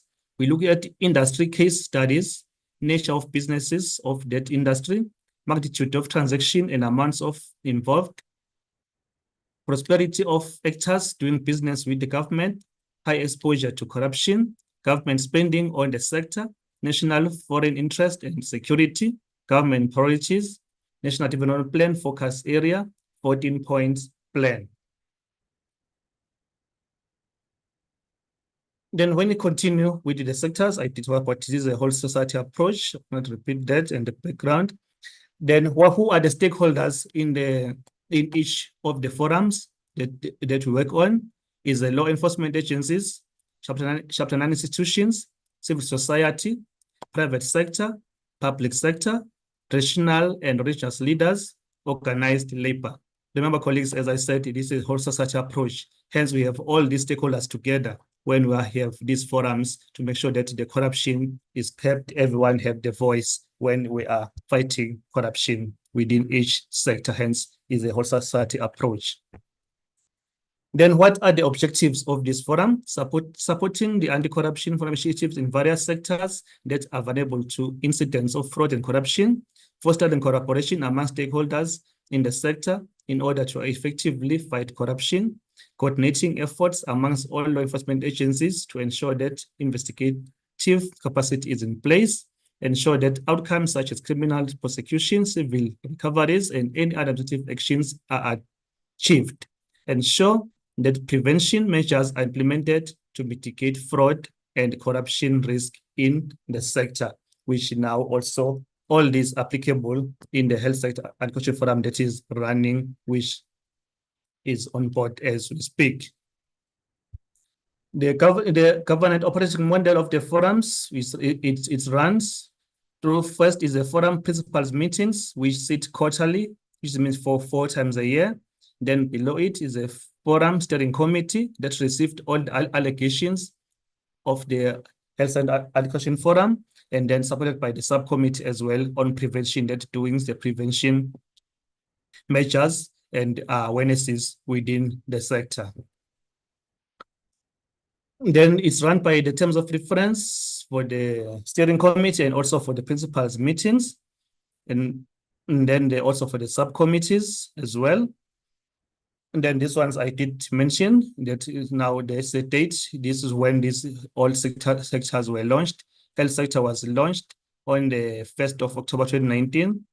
Infrastructure Bid Application Forum was launched on the 25th of May. Local government as well, 20 September 2022. PMIFC were in the plan to launch this financial year. These sectors that were established upfront, which is the local government and health sector, they have been evaluated, and it shows that the work that they are doing is efficient, and they are effective, efficient, and coherent, and impactful, and can be sustainable. This means the forums are effective as they've been working, especially the health sector and the corruption forum. Okay, the recommendations of the evaluations, these are the few ones, some of them, not all of them captured here, because the high level is to improve the turnaround time to deal with cases referred to the forum, include other relevant stakeholders to the forum that were left when it was formed, especially the health sector, communicate reporting channels to the forums, develop implementation plans for respective forums, enhance corruption prevention initiatives, which also include data analytics, education, awareness, webinars, database as well.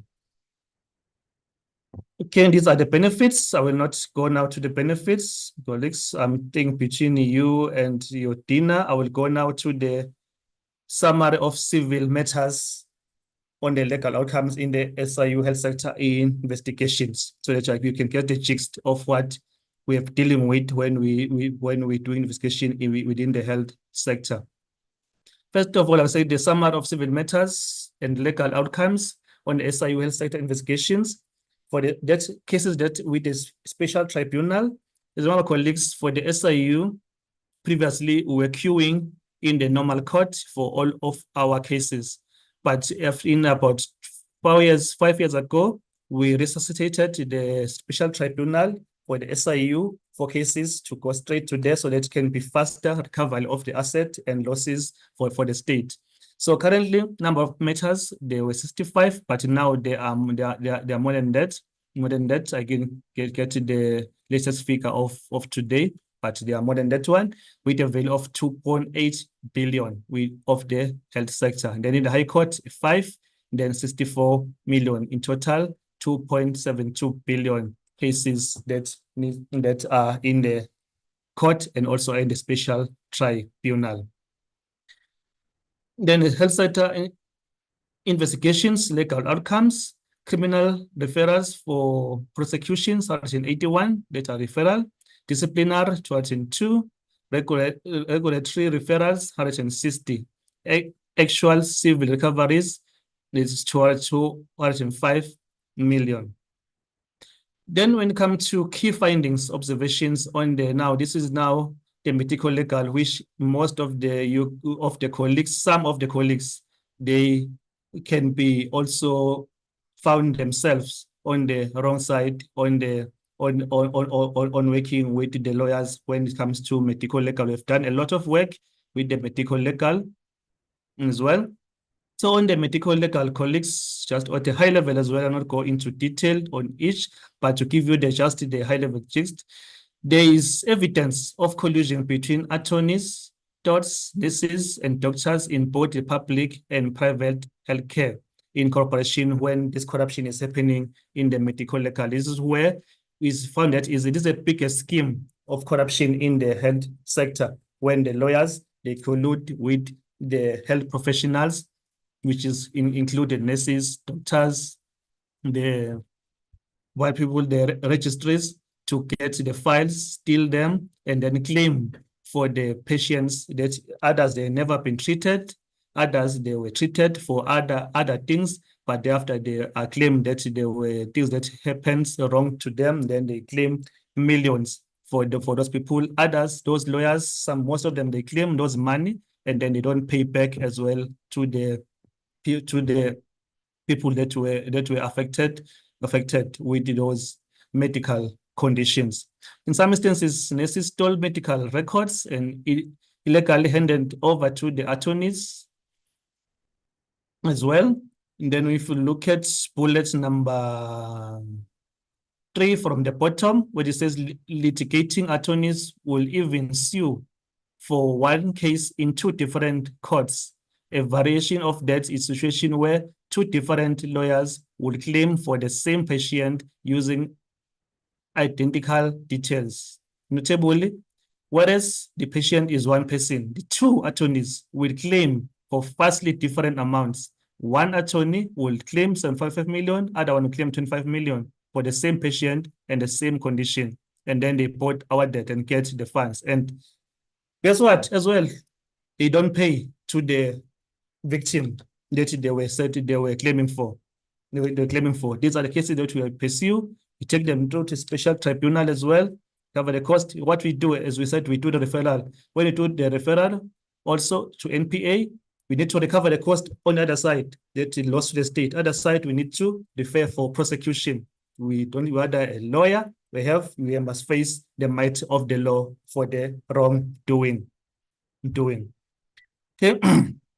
Okay, then we go through the high level also on the next slide as well. All these colleagues are the high level also examples of cases in the medico-legal that have ripped off the Department of Health in each provinces and also for national as well. If we look as well, bullet number 1, 2, 3, 4, this is just an example. A claim was submitted in which a claimant demanded 70 million for the supposedly botched circumcision by a doctor in the hospital in Limpopo province. On investigation of this claim, it was found out that no such circumcision was ever performed. It was found that the patient was actually treated for a very serious genital infection. The hospital actually saved his life, but thereafter it was claimed for the damages of 70 million by the lawyers who are doing this corruption in cooperation with the officials of the health department as well. Okay, I'll pass these colleagues. Is a lot of these are the examples of there. I will pass as well to time, but there's so many examples that we will, if there was time, to share with you on how the corruption happened when these things happen within the health sector. Then summary of the outcomes of the medico-legal. This is the summary. Run value of potential losses prevented for Department of Health through this medico-legal is 3 billion, which now is sitting over 4 billion as we speak now. Then is run value of all these claims that have been bogus and not being actual claims. Then this one is to also number of referrals that we have referred, but currently there are more than that as well. Then colleagues also see this example. This is examples of the people when our investigators go out now to verify the victims. Then they get the addresses, they get and confirm where is the person staying, who was the victim. That was claimed, the person was claimed for 20 million or 30 million or by the lawyers. Then they go and verify and find the person is staying in this condition and they have never received any funds and the person is struggling. It maybe was they claim most for the child. So when the child that were born with some conditions, then they found them staying in these bad conditions with no improvement in their lives because they are not receiving those funds that were claimed. They are sitting in the attorney's accounts, not paid to the victims for years. They are generating interest for them alone for their accounts. These are all people staying in this badly condition, especially. They target mostly in the people that are living in the rural areas who are illiterate, unable to read what they brought to them to sign. Then they left them after they signed those documents. They left for good. Those people don't understand what they are signing for, what is in there. When this is what our investigators they found when they're going out now to verify these claims. This claimant from where they stay when they follow their addresses. Okay, this is it account collects by the medico-legal. Then the last one that I must to give you high level on it as well is the remuneration work outside the public service, which also these colleagues you may find in the wrong side of the law and also of the legislation when you're conducting now the ROWEBs. So this one, colleagues, I think PHF have done some work here as well. Also did some investigations that was some of the outcomes were shared with the Health Site and Question Forum. Maybe also have been shared with you before as well. Okay, here, colleagues, as I said, PHF has presented proposed action steps to the forum in the past and conducted investigation in the past as well regarding this. Also, PHF has established a healthcare forensic management unit and have a participation agreement for cooperation organizations, has presented the dashboard and findings to the health sector and corruption forum on other webs. This is where now they present the result also, they were also shocking on how the other works is being worked out. The MAU triangulates ID number of practitioners with practitioner numbers, ID, and public servants employed in referral, and then monitors practice behavior. HPCSA as well has been collecting data on other webs. SIU analytics teams should work with PHF and HSPC and SSP and SANC to analyze and report on the health sector and corruption forum on the matter. So because this is the, as I mentioned, that our health sector and corruption forum is an umbrella to see that all the corruption is identified, is being analyzed, and also is being actions are taken care of. Then bullet number 2, SIU should seek also legal opinion in consultation with the PSA regarding the ethics and the legality of our webs amongst registered health professionals in the public sector. Health sector question forum as well should seek opinions on health sector HPCSA, health science faculties, and private practitioners who have reported abuse of our webs. Okay, remediation of approaches still continues. Complexity of the issues that are there, proposed measures have been put in place, regulatory engagement, data collection of these other webs, the rushback concerns that also been identified that we are working on through the Health Sector Anti-Corruption Forum. Then data collection and administration, nationwide data collection, which is data must be collected from all provinces to get comprehensive view on the ROEPS issues, and see measures what can be done to curb this, because it is impacting the service to the, especially more on the hospitals. Information from the e-disclosure system should be shared with SIU to assist in the investigations on the ROEPS. Letter drafted from the CEO of SIU to the Honorable Minister, held emphasizing the problem and asking the Minister to make all personal data available for national analysis comparison for this work, which is when we do analysis of the ROEPS and see where things are shortfall. ROEPS application must be better managed through the enhanced administrative process.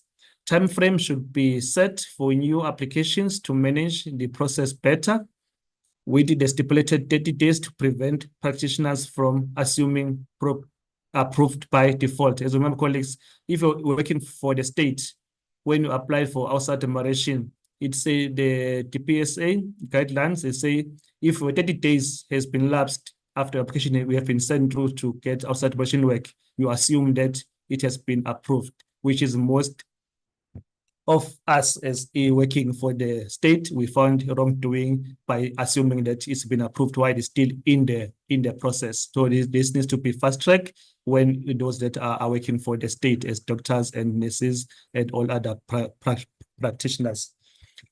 Legislative clarity, need clear interpretation of existing legislation and policies relating to our webs. Colleagues, that is how to give you at this one at the high level in terms of the work we do in the health sector through the Health Sector Anti-Corruption Forum as well. Thank you very much, Chair. Yeah, thank you so much, Turani. It's a really very informative information from SIU unit and investigation units. What I learned, lawyers are the biggest robbing criminal who is robbing the poor people of our community, and this needs to be taken very seriously. Also, RWAP is ongoing discussion. It's our constitutional right. It needs to be managed properly. My one question on RWAP, can it be refused RWAP and what grounds? That's the one question for me. And e-disclosure is also a very sensitive issue. We will discuss further, but there are a lot of questions in the Q&A. You can answer those. And if you can answer quickly on those 2 points, then I will hand over. Okay, no, thank you very much, Chair. Can they only be refused by each institutions? They're supposed to form the committee, where the committee will look at all the applications for outside remuneration. That is what the best way of managing it. So the committee looks at if there's a conflict of interest of the work that you are doing within that of the work where you are employed at. It can be conflict due to time or conflict due to services that you are going to offer outside.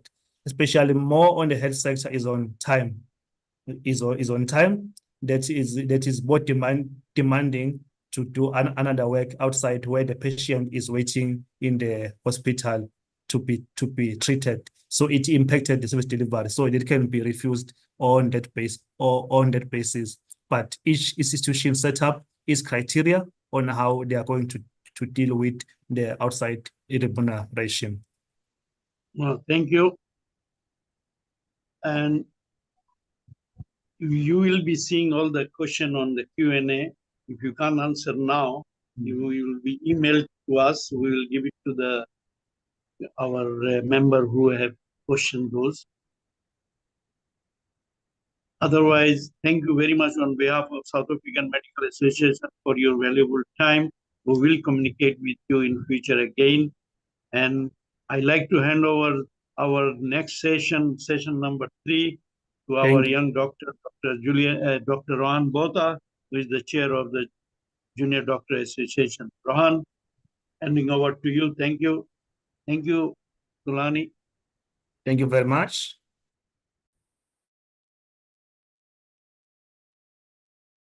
Thank you very much, Dr. Hussein, and thank you for the introduction. I just want to confirm, Renee, if you can see the presentation and if it's in presentation mode. We can see it. It's not in presentation mode yet.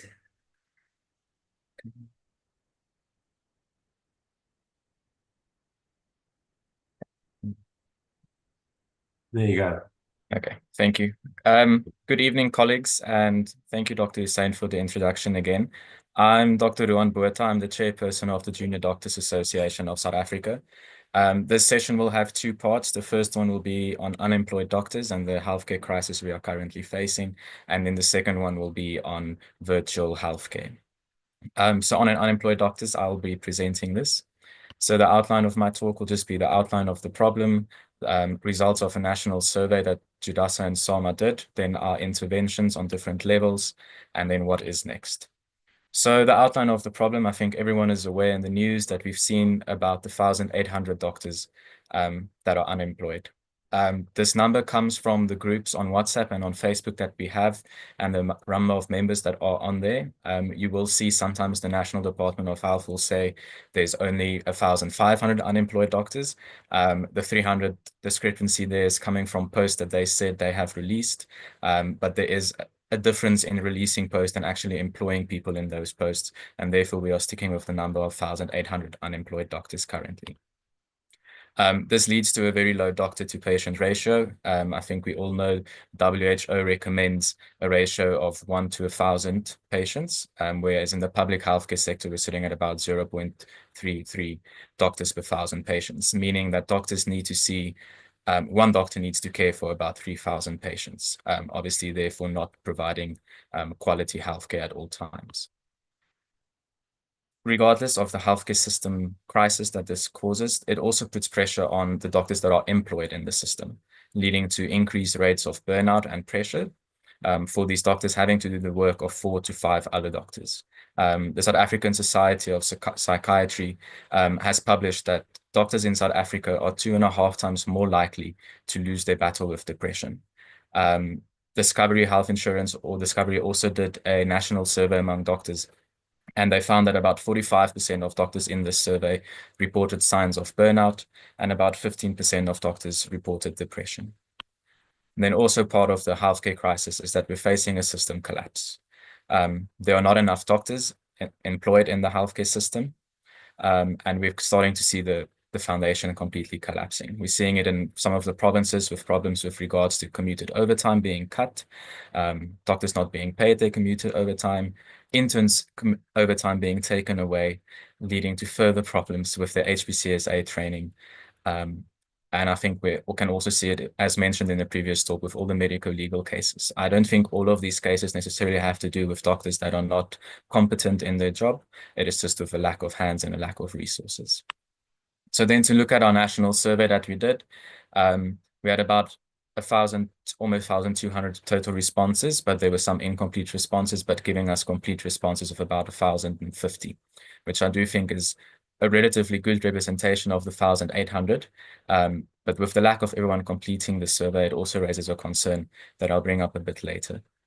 Then if you look at the breakdown, one of our questions we asked is if you are a SAMA member, and then also if you'd like to become a SAMA member. And I think concerning is to see that of those that were not members, only 27% of doctors said that they would like to become a member. And this is where my concern also comes in with not everyone completing the survey.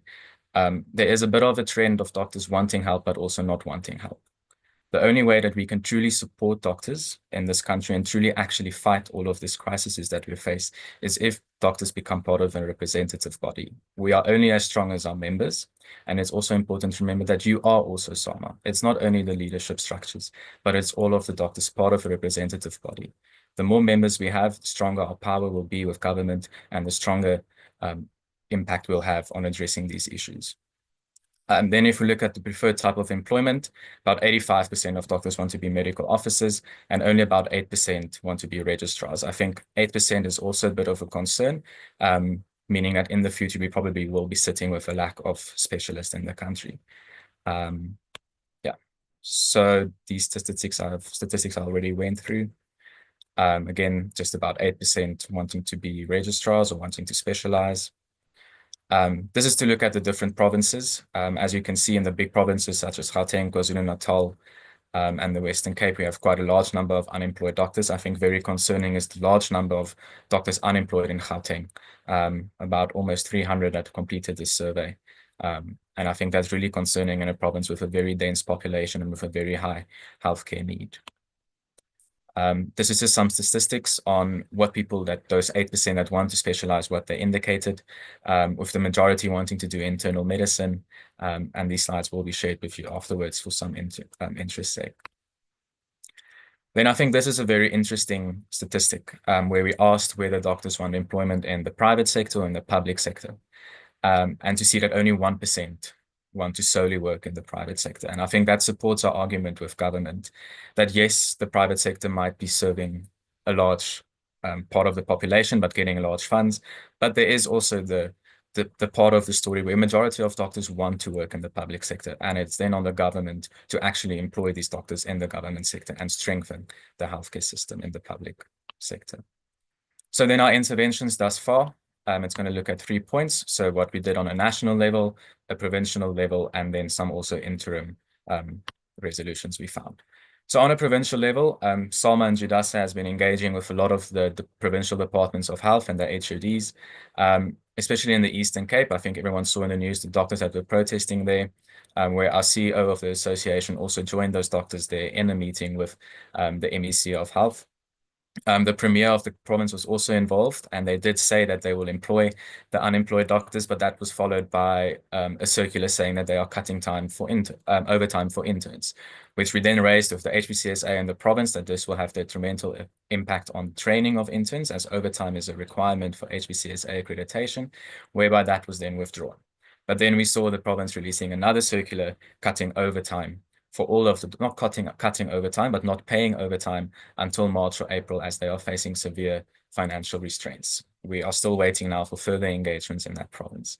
In Gauteng, we've also had a meeting with the HOD of Health, and KZN. Similar has happened. In Mpumalanga, the trade union has handed over a memorandum. Some of the other provinces are a bit quiet, but from what we've our engagements with the provinces, it all comes down that the primary problem currently is a lack of finances and funding to employ these doctors. And that is sort of all they say. The Gauteng province's plan, for example, is that they will employ doctors in March or April, basically meaning they don't have a plan other than waiting for renewed funding with the new financial year. Then on a national level, SOMA was very successful in getting a meeting with the Minister of Health, Dr. Oran Matsualedi, very, very quickly after our request, which I think shows to our growing relationship with the Department of Health. In this meeting, we discussed some of the problem and its possible solutions. What is concerning, though, is that the short-term solution is increased funding, which they just say needs to come from the Treasury and that they've asked, but no real concrete plan to get that money. And then on a longer term, the solution is, or the minister's solution is the national health insurance, which we did take him to task a bit, that universal healthcare does not equal NHI, but that NHI is a way or a method of trying to achieve universal healthcare. But I think the NHI and the discussion is a discussion for a different day. Then as the chairperson of JUDASA, I also had a sort of informal meeting with the director of the National Treasury, Dr. Mark Bletcher. To our knowledge, we are one of the few, if not the only association to have secured a meeting with the National Treasury. Even the media is struggling to get hold of them on this issue.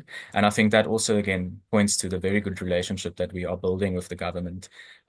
This meeting was relatively successful, I think, getting an idea of what Treasury is being told by the different departments or by the Department of Health, and seeing maybe how they don't understand the whole picture. But after discussing with them, they do understand the crisis that we are facing, and they are also open to more engagement.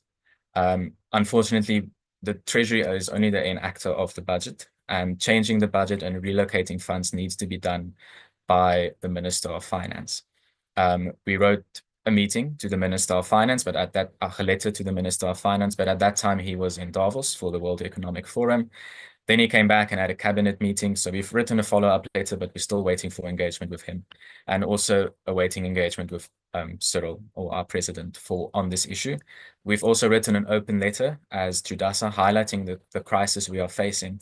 Not only a healthcare crisis, but also an unemployment and a risk of livelihood of doctors, but also a breakdown of a profession that is highly regarded in most countries. I think we just came off a COVID-19 pandemic where doctors and healthcare workers were applauded, and fast forward 5-6 years, we're sitting with a crisis where doctors are unemployed, and the president needs to step in, because healthcare is a basic human right, it's a constitutional right, and it cannot be ignored. What we did further on a national level is to involve the media, being on the radio, the TV, and in the newspapers with very good coverage, and having journalists really being supportive of the crisis, really reporting well on what we are experiencing and what we are trying to do. We're focusing a lot on this because with this issue, we really need public support, and we need continuous pressure on the government. And to achieve that, we need continuous media cycles. And we've been achieving that with interviews on a weekly, almost at one point on a daily basis. You would have seen some marches or protests. Some of it started with picketing in the different provinces, and then some protests. Yeah, we haven't really seen, other than securing meetings, I don't think the protest really has achieved much. I think from my point of view as the JUDASA chairperson, when unemployed doctors strike or protest, it's an annoyance. And what will only be a disruption is when employed doctors strike. But unfortunately, due to constitutional responsibility as essential workers and HPCSA guidelines, this makes it very difficult for employed doctors to really strike. But we are busy working very hard as an association with our legal team to work on ways of how employed doctors can also support our fight. But I want to ask that if you see any of our interviews, or you see our open letter on Twitter, Facebook, Instagram, or any social media platform, to share that. Share it with all of your contacts, and share it with your media contacts, so we can continue to put pressure on the government to not ignore this issue and constitutional failure. Interim solution. So as an association, we've been trying to support these unemployed doctors by finding them private job opportunities. In the second half of this, we'll hear from AfluMed on virtual medicine, but we've been assisting doctors in getting in touch with virtual medicine platforms. I've also been able to assist some doctors with getting interviews with Huawei Clinic and in some international companies. And then we're also expecting more job opportunities. I got a phone call last week as well from a doctor looking for unemployed doctors, and they're busy working on their advert that we'll be sharing with our members as well to help them with an interim solution until more state jobs are released. And we're also engaging with private stakeholders. We have a very exciting meeting coming up with the Hospital Association of South Africa, with a private hospital group, and to see how we can work with them as well, not only for this crisis we're facing, but possibly also for universal healthcare. So then what's next? Again, it will work on the different levels. On national, I think short term would need to be to find funding very quickly to employ these doctors and to support not only the population, but also the doctors that are facing severe pressures in the current system. On national level, that will be the meeting with the Minister of Finance, but also with the President, hoping that he will react or respond to our open letter. On provincial level, we are still engaging with all of the HODs with the prospect of meeting with some of them, and then also with our private stakeholders. On a long term, we, as an association, we are very open, and this is what we're pushing for also, is collaborative solutions. We want to work with the different provinces and National Department of Health to find long-term solutions, whether this is finding different methods of collaboration, even incorporating that with the private sector into universal healthcare, relocating funds from administrative costs. There are some provinces where they're spending much more money on administration than on doctors' employment, which raises the question, what are they really doing the admin for? But looking at ways of better utilizing the funds that we have. And then also, as mentioned by the previous speaker, we need to cut corruption and medico-legal costs. I think by employing more doctors, medico-legal claims will go down. But in corruption, there's an article published by Advocacy, that's a corruption in the public sector. It showed that between 2009 and 2013, 24 billion rand was lost to corruption or irregular spending. That's about 6 billion rand a year. And then if you look at the Democratic Alliance evaluation or investigation into medico-legal claims, also about 6 billion rand a year being spent on medico-legal claims. If you combine those two, you sit with 12 billion rand a year. You can employ 6 times the amount of doctors that are unemployed. So we can just imagine the actual, not just employing our doctors, but the systemic reform that can be done if irregular spending is cut. So thank you very much for your attention for my presentation. If there's any questions, I think just for the purpose of time, I will answer them in our question and answer section. So please post them there and I'll just type the answers there. I want to move on then to the second part of the talk, or the session, being virtual medicine. So I want to introduce Mr. Lubabalo Mnyaka. He's an accomplished medical microbiologist and health tech entrepreneur with over 15 years of experience. He is known for his visionary leadership and innovative approach to solving complex challenges. He has been instrumental in launching groundbreaking healthcare and technology businesses that address pressing social needs. His work spans multiple industries, including health informatics, cybersecurity, entrepreneurship, and he's positioned himself as a trailblazer in Africa's technology and business landscape. As the founder and managing director of Aflumed Healthcare, he is revolutioning healthcare delivery in South Africa. Please let's welcome Lubabalo from Aflumed on virtual medicine. Thank you so much, Dr. Botha. It's been a pleasure being here. Wow, quite a lot has been shared already. And I think for me, it's just to try wrap that up. And there's just so many key points one would like to touch on. But before, for the sake of time, before I can start my short presentation and introduce my 2 colleagues that I would like to really spend some time on virtual care or telemedicine, I would like to play this video, if you could allow me, just to play this short video. Okay.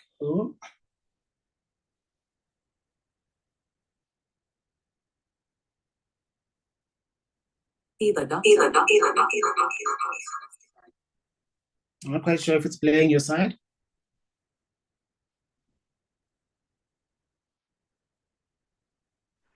No, not yet. Mr. Mjaga, there's nothing on my side yet. Okay, it's about to go now. Are you sharing from your side? Yeah, I'm sharing from my side, yeah. Yeah, nothing's coming up yet. At the bottom of the screen, there's a green icon. Yeah. Okay. We can see your office.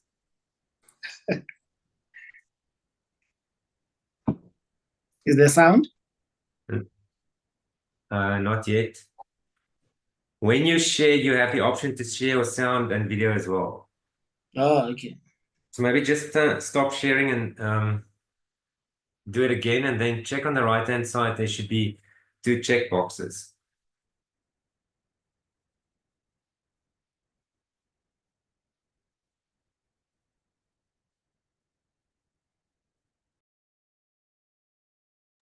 I can also try and assist to share on my side if that's okay.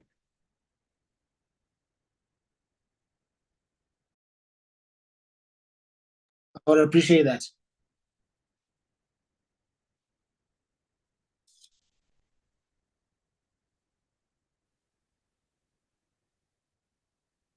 Deadlines. Due for your cardiology follow-up visit. Need to see the doctor, but thinking of making calls first to find out if they are available, the traffic to the doctor, the pile of forms to fill in, and the long waiting lines? Worry not, AfluMed Healthcare has you covered with its My HCare virtual consults platform. Log in. Search for the doctor, no need for calls. Pick a virtual consult option and a suitable slot. Proceed to payments. Secure your booking. How was that? Amazing, right? The doctor has your appointment on their dashboard. Ready for the consult? Click on the video icon to begin. The consultation is done. Your prescription has been sent to the local pharmacy. They will deliver your medication to your work shortly. Welcome to AfluMed Healthcare. We make healthcare accessible, affordable, and of quality.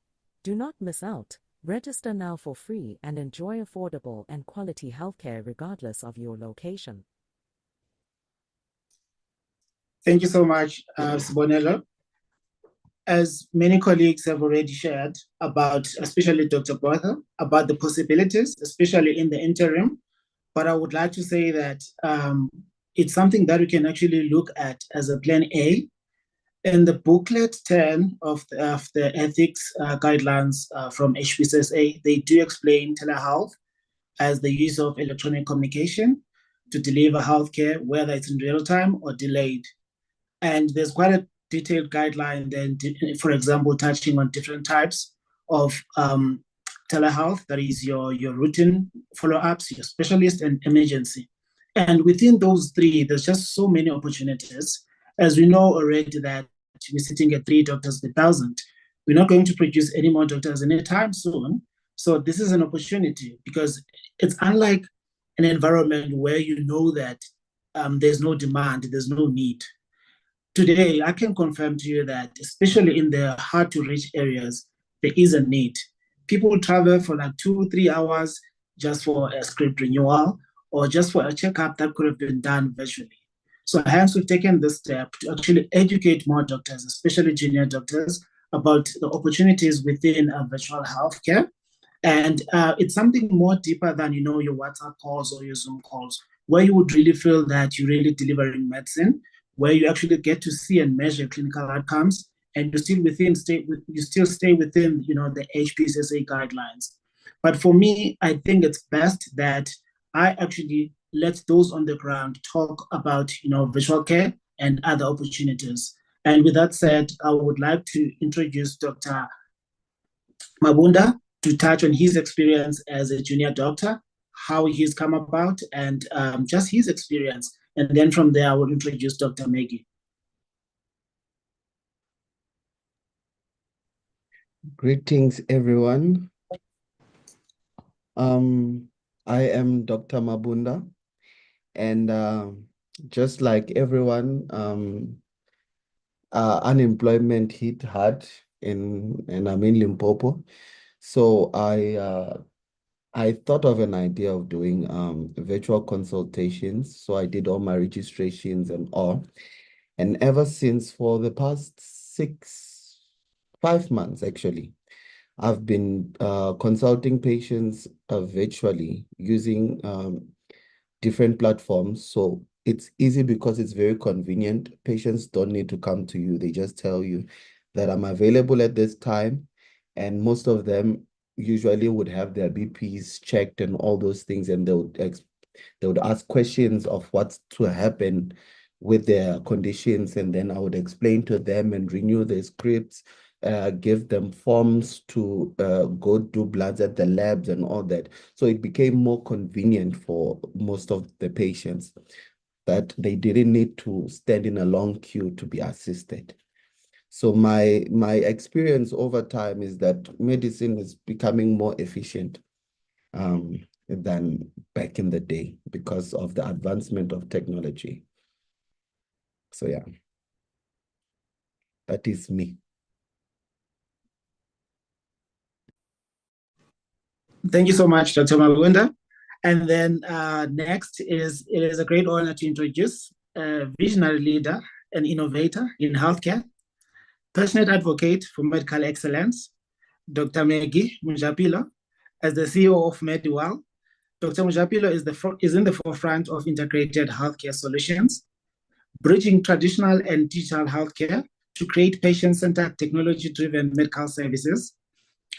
With a career dedicated to mentorships, healthcare innovation, and empowering professionals, she's not only reshaping primary healthcare in South Africa, but also pioneering new models for new future in collaboration with esteemed tech pioneers like Afrimed, Amari Healthcare, the tech that enables care groups and empowers machine learning and actually many other benefits. Today, she brings her wealth of experience in strategic insight and deep commitment to healthcare transformation. Please join me welcome Dr. Maggie Mujapilo.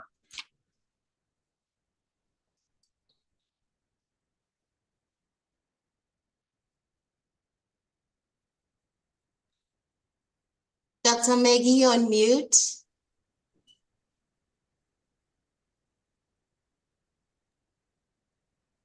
Try again, please. We still cannot hear you.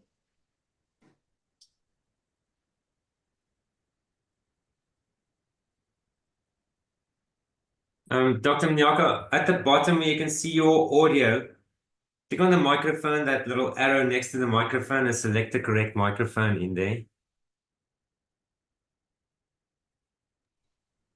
We still can't hear you.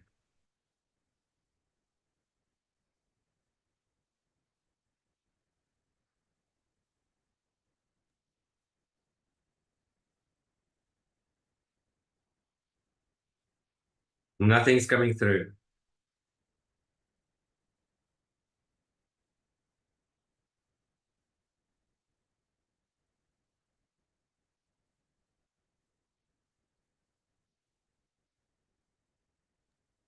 Perhaps check the volume for your speakers.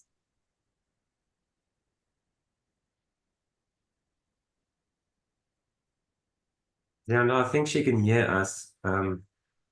There's something wrong with her mic.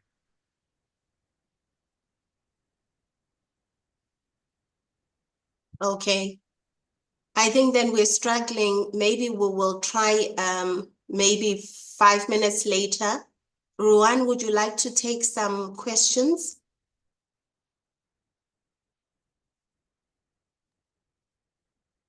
Thank you, Zia. I think there's one that I'll quickly take myself, and then I see there's a question for Dr. Mabunda as well. One being that the private sector must contribute to the education of doctors, seeing as a majority of doctors currently end up in the private sector.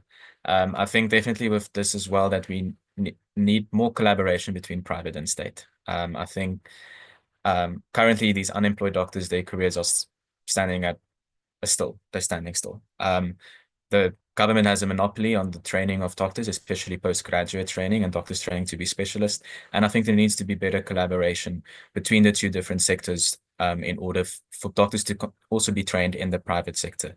And I think this will also contribute to achieving the goal of universal healthcare. Also can add that some universities do also involve the private sector in their training. If you look, for example, at Stellenbosch University, the students are going to private hospitals for some of their training, such as internal medicine. But I do agree that we definitely need better collaboration between the two sectors. Then the next question is for Dr. Mabunda. They're just asking Dr. Mabunda if you're able to address the underlying causes of non-communicable diseases on your virtual platform, apart from only renewing scripts. So I think they're asking sort of if you can address the causes, possibly assess for complications for non-communicable diseases via your virtual platform.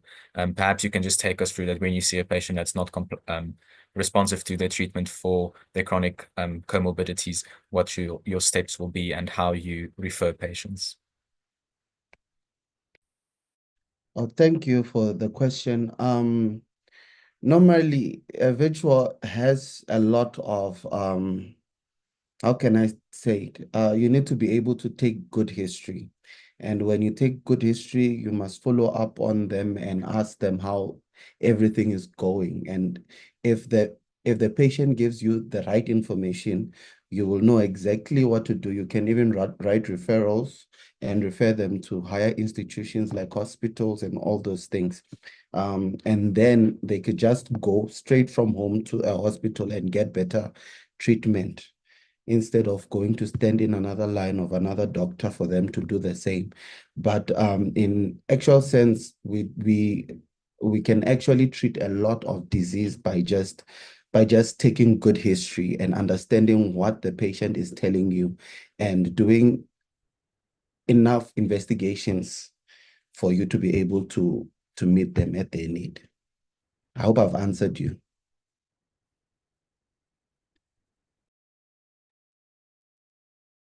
Thank you, Dr. Mabunda. I think that was a sufficient answer. I just want to ask Renee, is Dr. Maggie back online or not yet? Just a minute or so, she was just struggling with the laptop. Maybe if I can jump in there, I see that there's a couple of questions where one is asking, how do you bill for your virtual consults? There's actually codes already for virtual consults that I think it's 0130, and then they depend on duration as well. So no, so if it's not 0130, it's 0190, but yeah, I'm just not sure, but along those lines. So there's 1, and then there's 2, there's 3 as well, depending on the duration, starting from 15 minutes, 30 minutes, and longer. So already medical aids are covering that. And then I see one where they ask about vitals. For example, in our program, we have centers in the rurals where one, instead of traveling 2 hours to a clinic, they can go to the local school or to the local church where they're assisted by a healthcare promoter to take vitals, in some cases a nurse. And you find that it's the very same procedure that would have been followed had they been to a clinic. So basically where they would get you all the vitals, and then that is put on the list, on the examination sheet, and then that is triaged, and then the doctor then gets to actually consult based on that. So that is made available. The good thing is that not everyone needs to have a smartphone in the program that we're running, because we're trying to distribute these along the rural communities where we're actually making sure that we're providing network or connection, and also providing the tools as well that they need to use. But they need to have a pool of doctors that are available. That is why we're pushing the drive, that we know that we're not basically pushing virtual care in the rurals, but there are no doctors to see these patients. So it becomes a matter of a chicken and egg situation where doctors would like to know more. How do we get these patients? How do we triage this patient? How do we get vitals? At the same time, from their side, yes, we are available, we're willing to pay, but where are the doctors? So yes, it's something that we can discuss in detail as well. My contacts are available, and I can explain the options in detail, and along with the guidelines from HPCSA, how do we make sure that all those guidelines are followed to the T.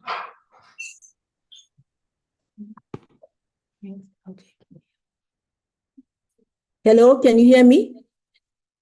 We can hear you now. Thank you. Yes, we can. Thank you very much. I'd like to share my presentation. Good evening, esteemed colleagues and other members, stakeholders within the healthcare industry. I'm Dr. Maggie Mujapelo, the co-founder of MediWell Health Group, and our flagship medical facility is in deepen in Fourways.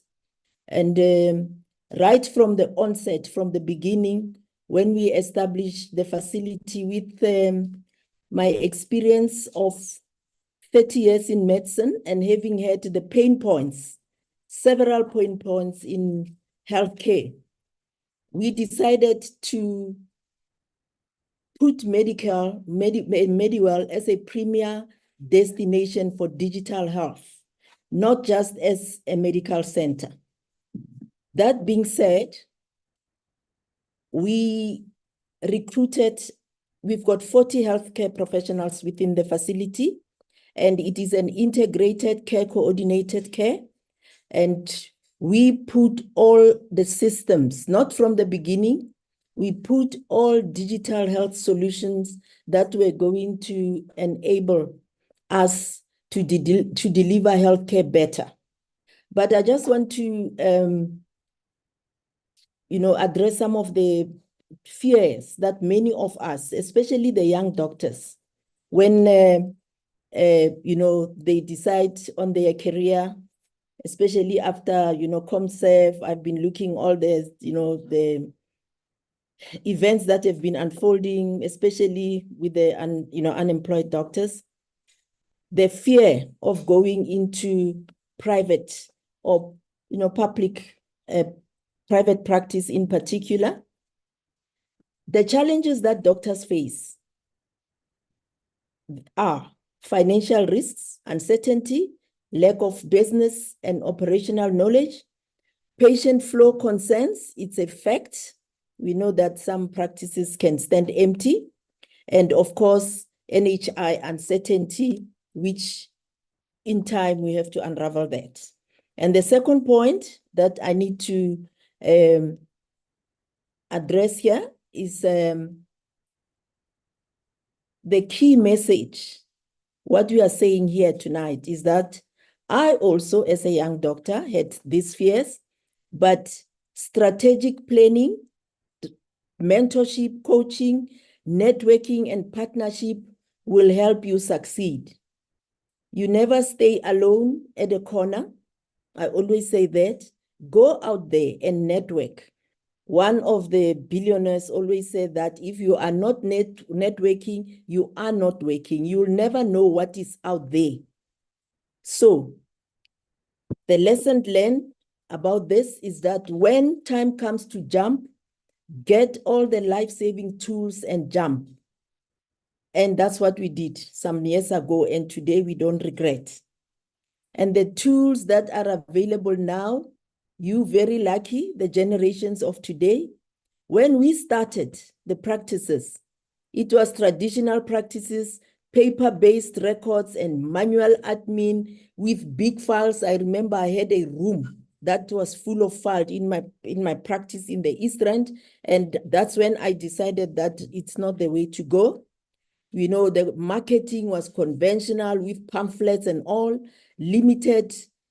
Actually, there was no remote consultations because it was not even allowed. Most of the, the legislation allowing that came during COVID. And now with digital enabled practice, that's what we have. We've got electronic health records, paperless, AI-driven diagnostic within the center, and of course, limited telemedicine that we are doing, telecare, which is big. It's a big market out there. People are becoming old, and with chronic disease management, we cannot just manage them within the confines of the 8 hours that we have within our practices. Amari Health, we are, because of our integrated nature, we have got an online digital teletherapy, and with mental health currently being a pandemic, most of our patients access mental health through this platform. And this is through collaboration. This is tech-driven patient engagement, and operational efficiency cannot be emphasized. And the takeaway message here is that technology reduces cost, improves efficiency, and expand patient access. I know that most of the, medical professions, to click or to get into digital solutions, we are always worried that that tech will take away patients. But in our case, we have seen the practice grow leaps and bounds over the years. Hence, I say Over the years, overcoming technophobia and becoming what I call myself now, health technopreneur, and I would like a lot of doctors here to come into that digital health space. The initial fears of complexity, cybersecurity, risk, and cost, and the turning point could not be emphasized.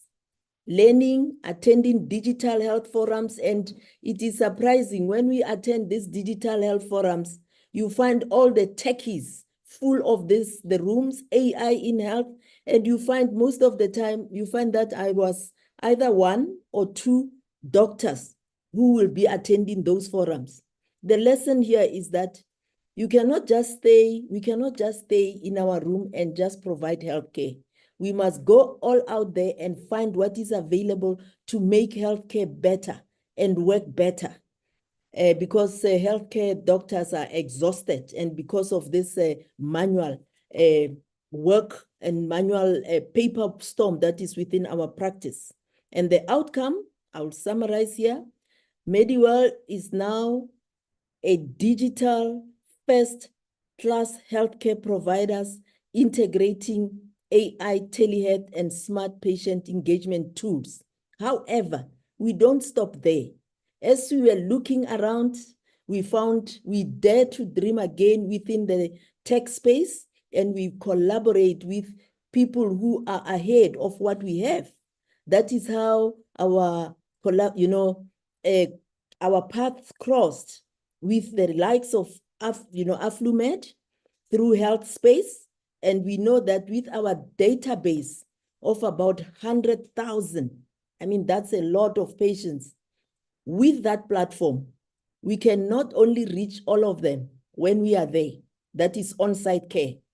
Many of them will be reached virtually through this platform, this opportunity that we are engaging in now with Affluent, and all of you, especially the unemployed doctors, that we take passion of ensuring that we understand your space and we bring you into opportunities that we have, that we can provide healthcare better and even widen the access of what we have. And the lesson here is adapting healthcare providers, doctors, and adapting to technology it's not an option today. It is a necessity for survival and growth, and we have seen it. And we will invite we have invited some of the young doctors. We work with them to come and showcase some of the systems that we have and work with us and learn. So opportunities for collaboration, it cannot be overemphasized. MediWell Digital Health Partners. We have got a cohort of few partners, but we want to expand it through Afflumed, through SAMA, to ensure that we bring more and we navigate towards widening the access of healthcare, which is a challenge. So we do not only clinical care, as I said, we also do research. Research is big, and we have to get into this field. It cannot be for the selected few. We do research in MediWell, we do clinical trials, and we do a corporate wellness program. It's an opportunity there because most of the programs that we have, they don't have the 360-degree solution. That is, after they have done their wellness days in the corporate space, there are many corporates in this country, they don't have monitoring and evaluation and virtual care of those patients who are red. Red are those patients that have got abnormal vital signs. Somebody has to monitor them. And to monitor them, that market, it is not any other one's market except our market. It does not exist, and we are in that, but we are few, and hence we want to expand it through, platforms like Afflumed to provide corporate wellness programs to corporates. And mental health, as I said, MediWell Amari Consortium, which is an online teletherapy, it's also big. I will share the link at the end of the group so that people can join this digital health revolution. Collaboration core. Of course, we have liaised with the BHF during COVID, when COVID was hitting healthcare workers. Many of you here will remember that we initiated a digital health memorial. And through that, all the colleagues, we could attend some of our colleagues who were falling down because of COVID. And this digital health memorial inauguration, it is tech. It was launched within BHF platform. We liaise with, we engage with SAMA to see what they are doing. They are doing quite a lot of essential work. And of course, investors, pharmaceuticals, we want to know what the Discam of this world and the clicks are doing so that we can collaborate. We have got a dashboard now that we can send script directly from them, but obviously we need a one-stop solution, and we think Aflumed is there to provide that. We liaise with the tech companies, we do pilots with them, medical aids and businesses that are serious about healthcare accessibility. We have to solve this thing. So the message here is Mediwell is opening doors to join us in transforming healthcare. Mediwell Amari Consortium. And that is easy because it doesn't have bureaucracies, because we are already ahead with digital health. It is done with a click of a button.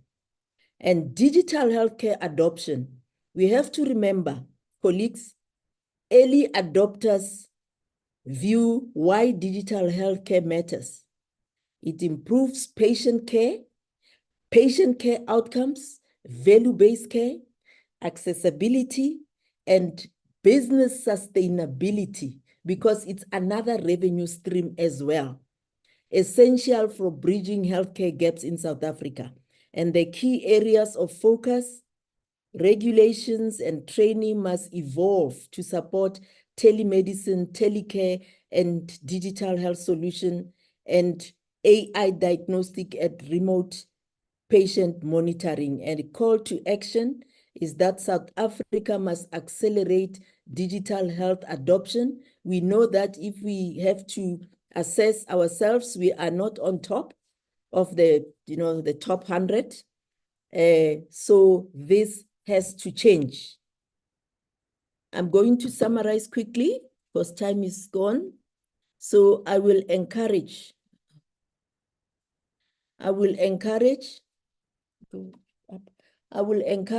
each one of us here to explore the hybrid model of care. That means the on-site, because there are still those patients who need on-site care, with virtual care. It is working brilliantly within Mediwell. Virtual care is the present and the future. We cannot emphasize the benefits. It enhances access, convenience, and continuity of care. And COVID-19 has highlighted its potential. Now we must fully integrate, and we must be in the lead. When I say we, I mean the healthcare providers, in collaboration with the techies, of course. Doctors, we must embrace telehealth and AI-driven diagnostics. It has been done before, we have done it, and we will do it better. And we must explore patient engagement strategies. The message here is that virtual care is scalable. The 12 doctors, we 40 healthcare professionals, we can only provide this much. Even all the practices combined, currently, we can only provide this much. That is why healthcare is struggling at the moment. But with virtual care, with a platform like Aflumed, Health Space, and others, stakeholders, Amari Health, mental health platform is big. It's scalable, ensures work-life balance, and prioritize patient-centered care. The final thoughts and call to action and the key takeaway: private practice is evolving, and we want not only private practice, we want private and public practice or partnership. It's evolving and should evolve, and we should embrace collaboration, technology, and innovation to thrive. And Mediwell is here to support and partner with health professionals, tech groups, businesses, and investors to ensure that the situation that we have today, unemployed doctors, we can turn that around together, not only, isolated at a corner. Digital healthcare is the great equalizer. Those who adapt early, and we should, colleagues here, will lead the transformation. We should lead the transformation. And I would like to say thank you all. And I would like to thank Sama for organizing this event. It is just insightful. And the speakers who are there, who are here, were quite, all their presentation were insightful. But my passion and my call at this point in time is the call to collaborate, network, so that we can do things ourselves. When I was young, we marched. I think we marched 100 times, but most of the time the marches didn't yield action. Let us sit in the background and collaborate and produce tangible solutions that can create employment, that can make us sustainable, and run our profession like a business. No handouts, businesses. And then when you do that, it is easy for you to operate from a high, ground, and you can form partnership and collaboration. When you've got nothing, you are lagging behind, you are begging, it is not easy to, for anybody to look at you. We can do it ourselves. We have done it. And I invite some of you to just, stop by and see what we do at Mediwell. We're looking forward for bigger and greater collaboration. And we, together, we should lead and set a stage for universal healthcare. I'll also share the link of amari.health where we will, we will want people to come join and collaborate with us so that the data that we have collectively, no one would have that data as if we work collaboratively. And we know that big data, what it costs. So we should own that. I thank you. And I say, let's dare to dream again. Let us not stay with the vultures, but fly with the eagles. I thank you. Thank you, Dr. Maggie, for your insightful presentation. I'm sure the team from SAMA will definitely be in touch with you for us to collaborate and to further support the unemployed doctors through the virtual health platform. I want to also say thank you to Dr. Mabunda for sharing his insights as a doctor currently utilizing the virtual medicine platform. And then also thank you to Lubabalo for, as always, being a great presenter and for sharing his insights.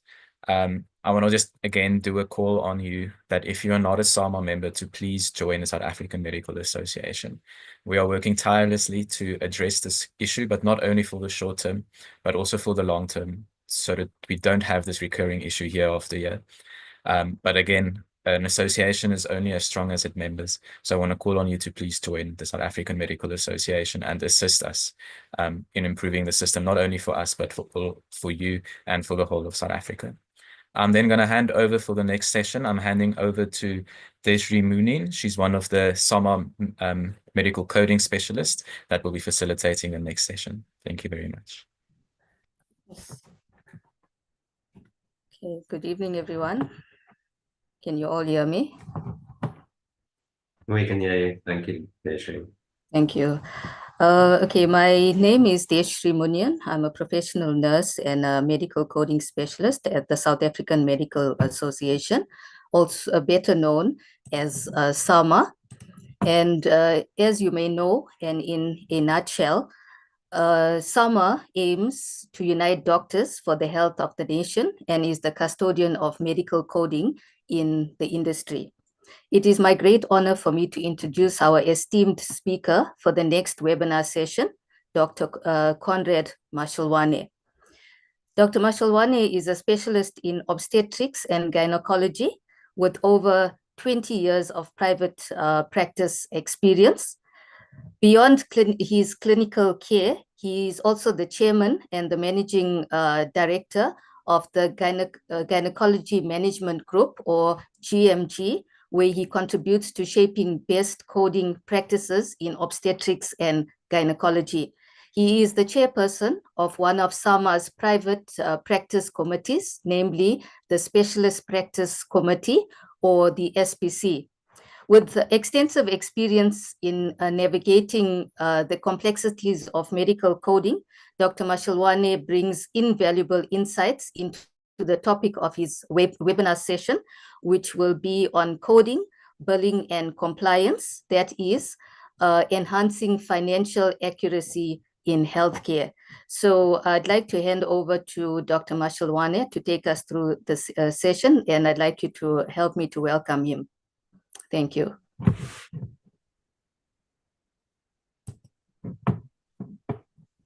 Thank you, Deshri. Can you hear me? We can hear you, Doctor. Yes. I'm just trying to put my slide up, or just share here. Sorry. So I'm just looking for my. Just excuse me, just trying to share. Zoom.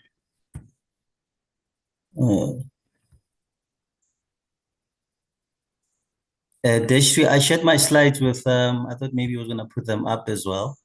Can I? But, let me just see. Can I Sorry. assist you, Doc? Oh, there it is. Okay. Thank you very much. Dr. Mashelwane, before you start, sorry I'm interrupting, can you maybe just pull your camera down a little bit? Sorry, I can't see my, can you see me? No, it's fine like that, thank you. It's fine, okay, thank you. Good. Good evening, everybody. Just like to thank SAMA for giving me the opportunity to speak on coding, billing, and compliance. It's a very complex topic at the moment where we sit.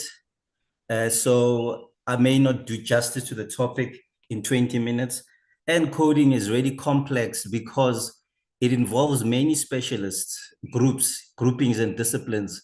And I think it's not possible for a provider like me sitting in private practice to see the entire landscape. I only know what's going on in my practice. And also, I also rely on the queries that come in. But it's not possible for a provider in practice to see the entire landscape. But these opportunities of presenting allow us to do some research so that we keep ourselves informed.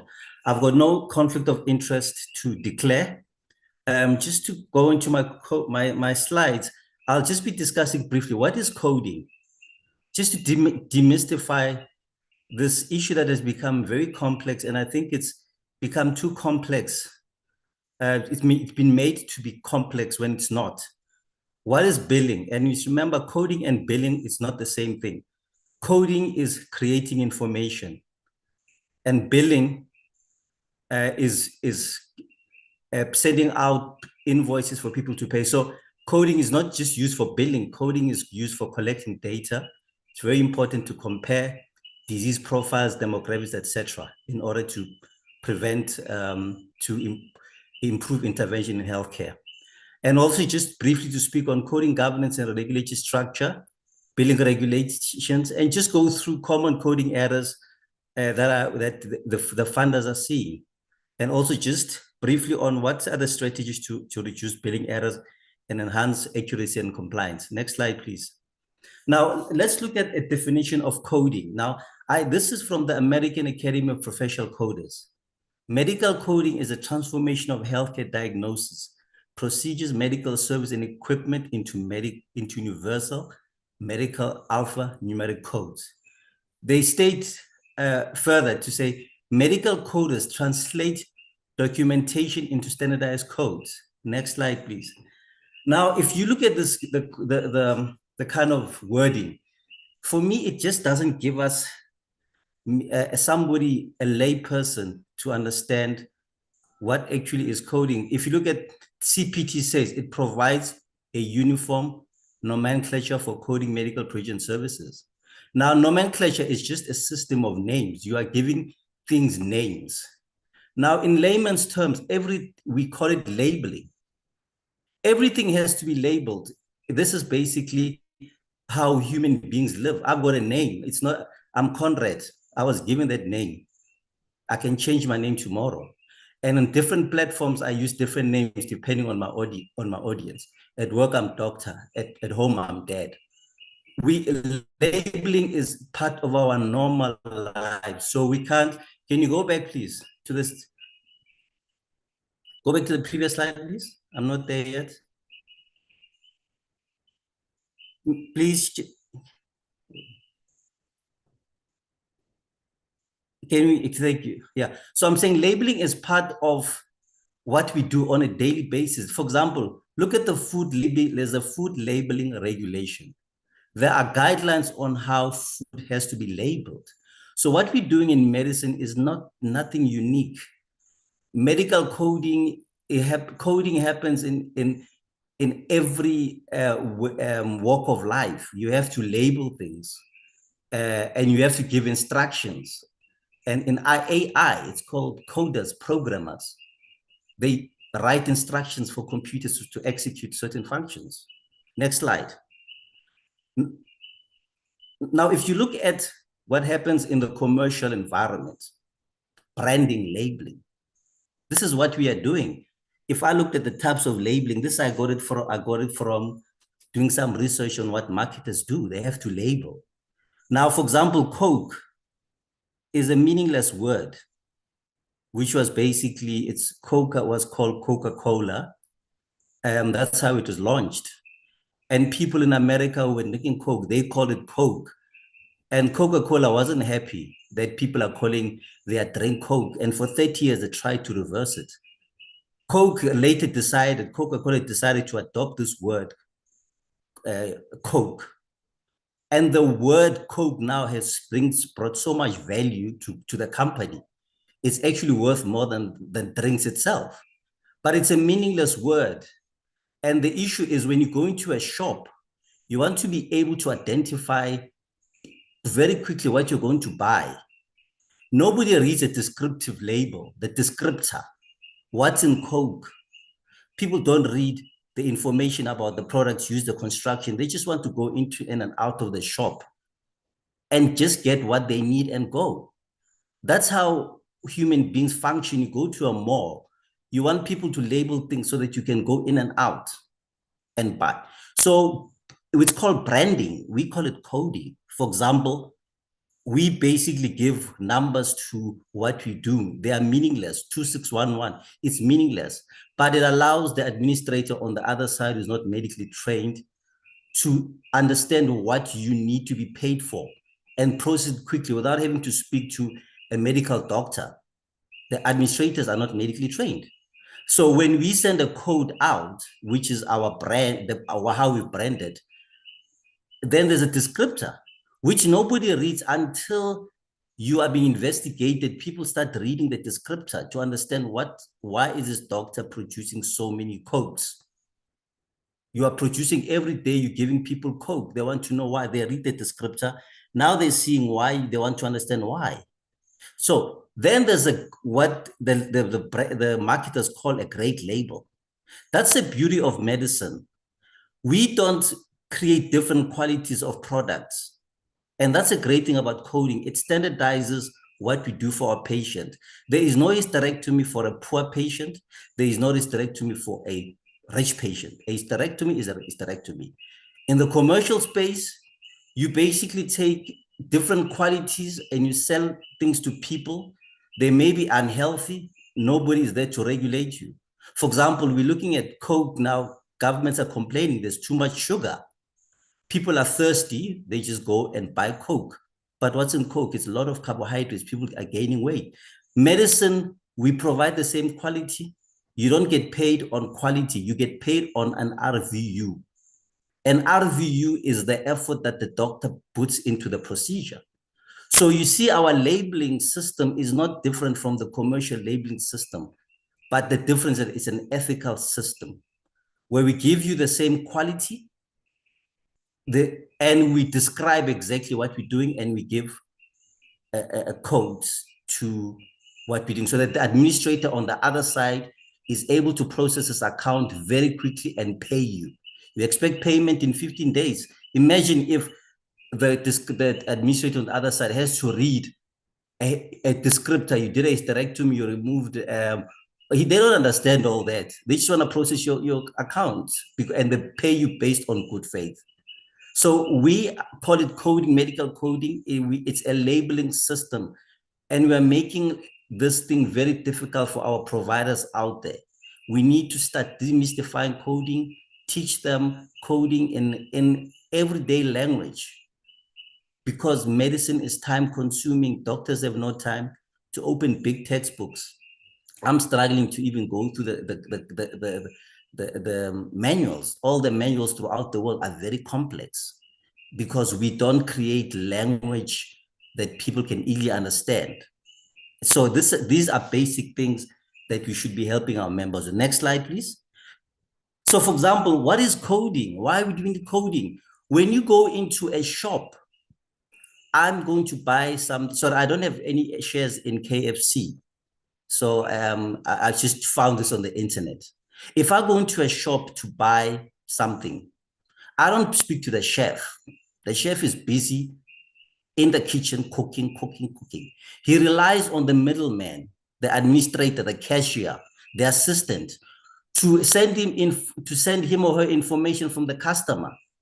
And the administrator is not necessarily a chef. He just basically needs to send this information as quickly as possible.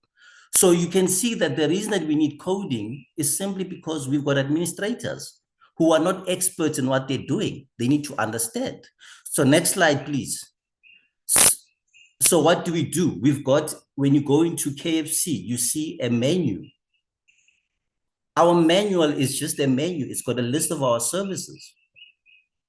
And so our manual is for administrators, they see it as a menu, and it guides them on what they must pay and what they mustn't pay.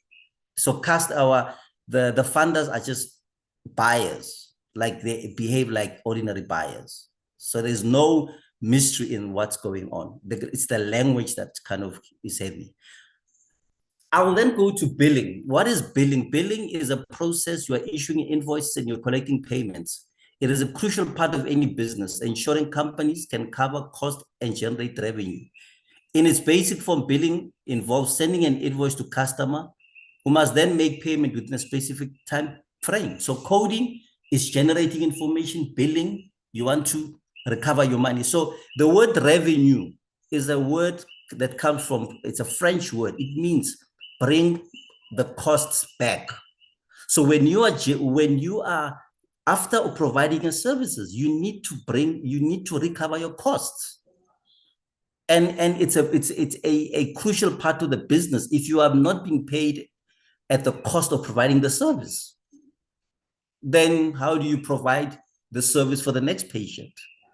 So really, this is just normal business principles, that when you're providing a service, you need to be able to recover your cost, but you can't recover your cost when you don't know what your costs are. So the issue of cost has been neglected for some time, doing costing studies, etc.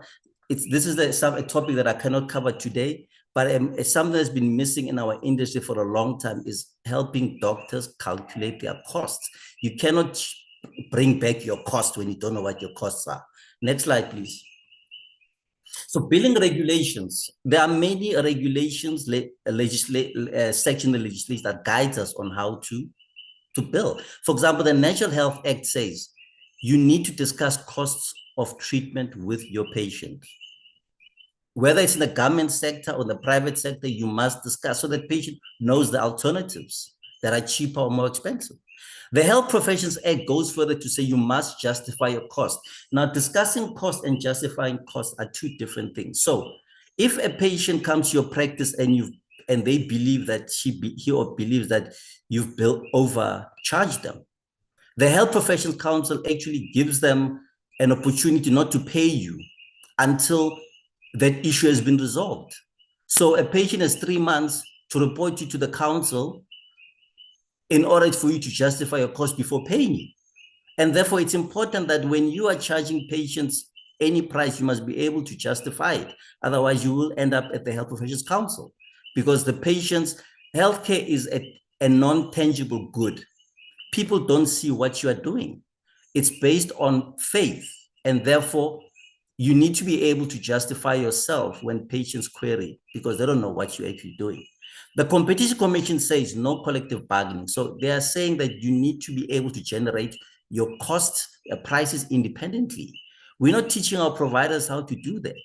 And that's why we're seeing doctors struggling in private practice, not meeting their costs, because we are not teaching doctors on how to create a pricing system that allows them to be competitive. Now, there are various regulations now, the Medical Schemes Act, that actually guides your billing. Regulation 5, Regulation 6, and Regulation 8 of the Medical Schemes Act. Section 59 is the big problem that basically gives schemes powers to do these very aggressive clawbacks. Next slide, please.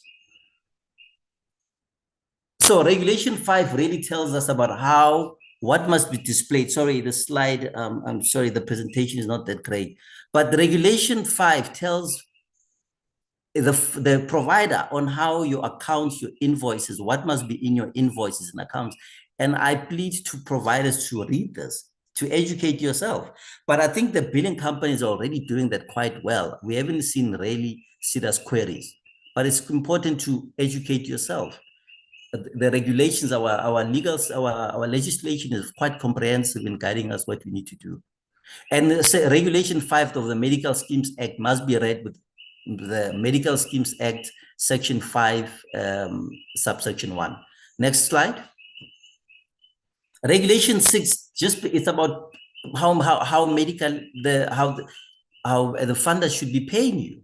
So you are allowed to, a funder should not reject an account which has been built before the end of 4 months.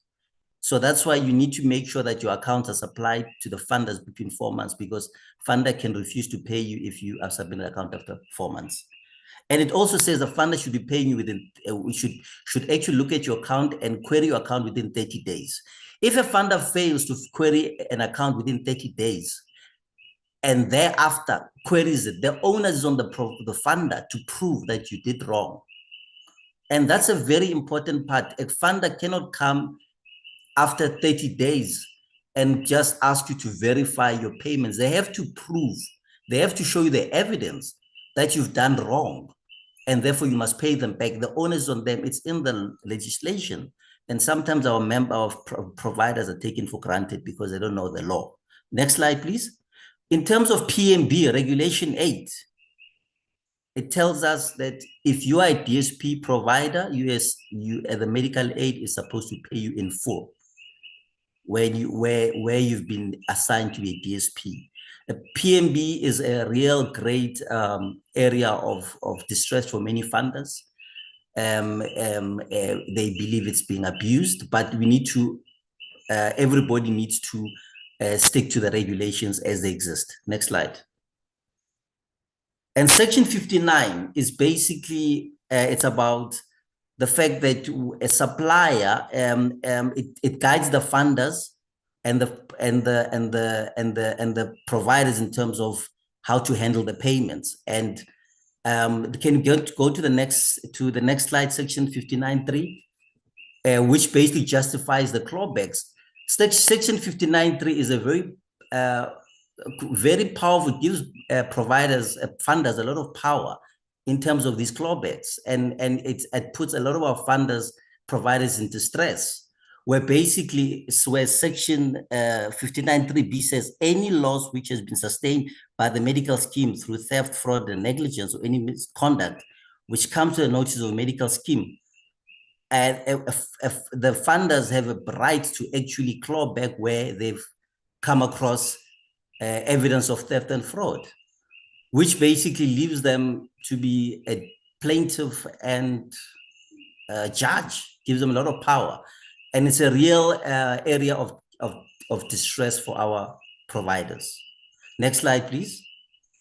So coding, governance, and regulatory structure. SAMA has got a great, it's a strong role in coding in that it supports the profession in maintaining the coding structure in South Africa. SAMA maintains the rules, coding modifiers, and interpretation of codes as guided by the profession. But the development of coding, descriptors, and guidelines is the responsibility of the profession. It's the profession's role to look at the descriptors and make sure that they're in line with the current medical and surgical standards of practice.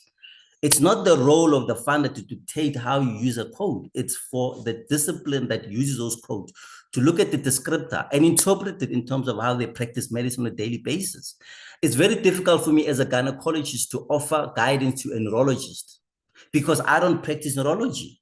I can tell you the letter of the guidelines, but in terms of everyday use and how you interpret it, it really is the job of the profession, of your profession. SAMA supports the principles as in CPT that codes must reflect current medical and surgical standards. SAMA uses CPT for benchmarking purposes to expand our code set where it is appropriate. Next slide, please. Coding. So my role as chairperson of the SPC is to work within the terms of reference of the SAMA board to have oversight of coding, the coding activities within SAMA, within the profession.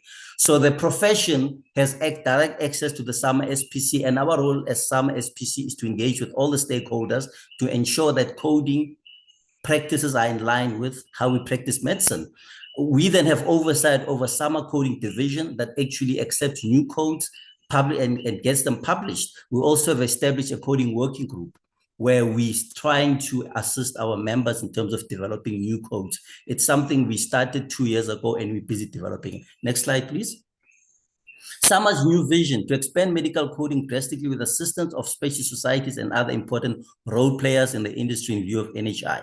The necessity for coding standards for national and private healthcare, ensuring that we play a part towards a sustainable future for a healthcare society. I don't see how South African can go forward if we are going to develop coding further without having SAMA involved, because SAMA has such great institutional memory in driving and directing coding in South Africa. Next slide, please. Fraud, waste, and abuse is a huge problem causing a lot of distress for our members.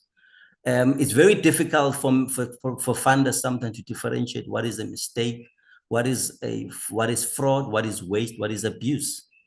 And therefore, we should take this very seriously. It affects both parties, more so the providers, because sometimes they're left penniless after all these audits. If you look at all the cases, most of these investigations tend to be in the big cities, Cape Town, Johannesburg, and KZN, Durban. Next slide, please.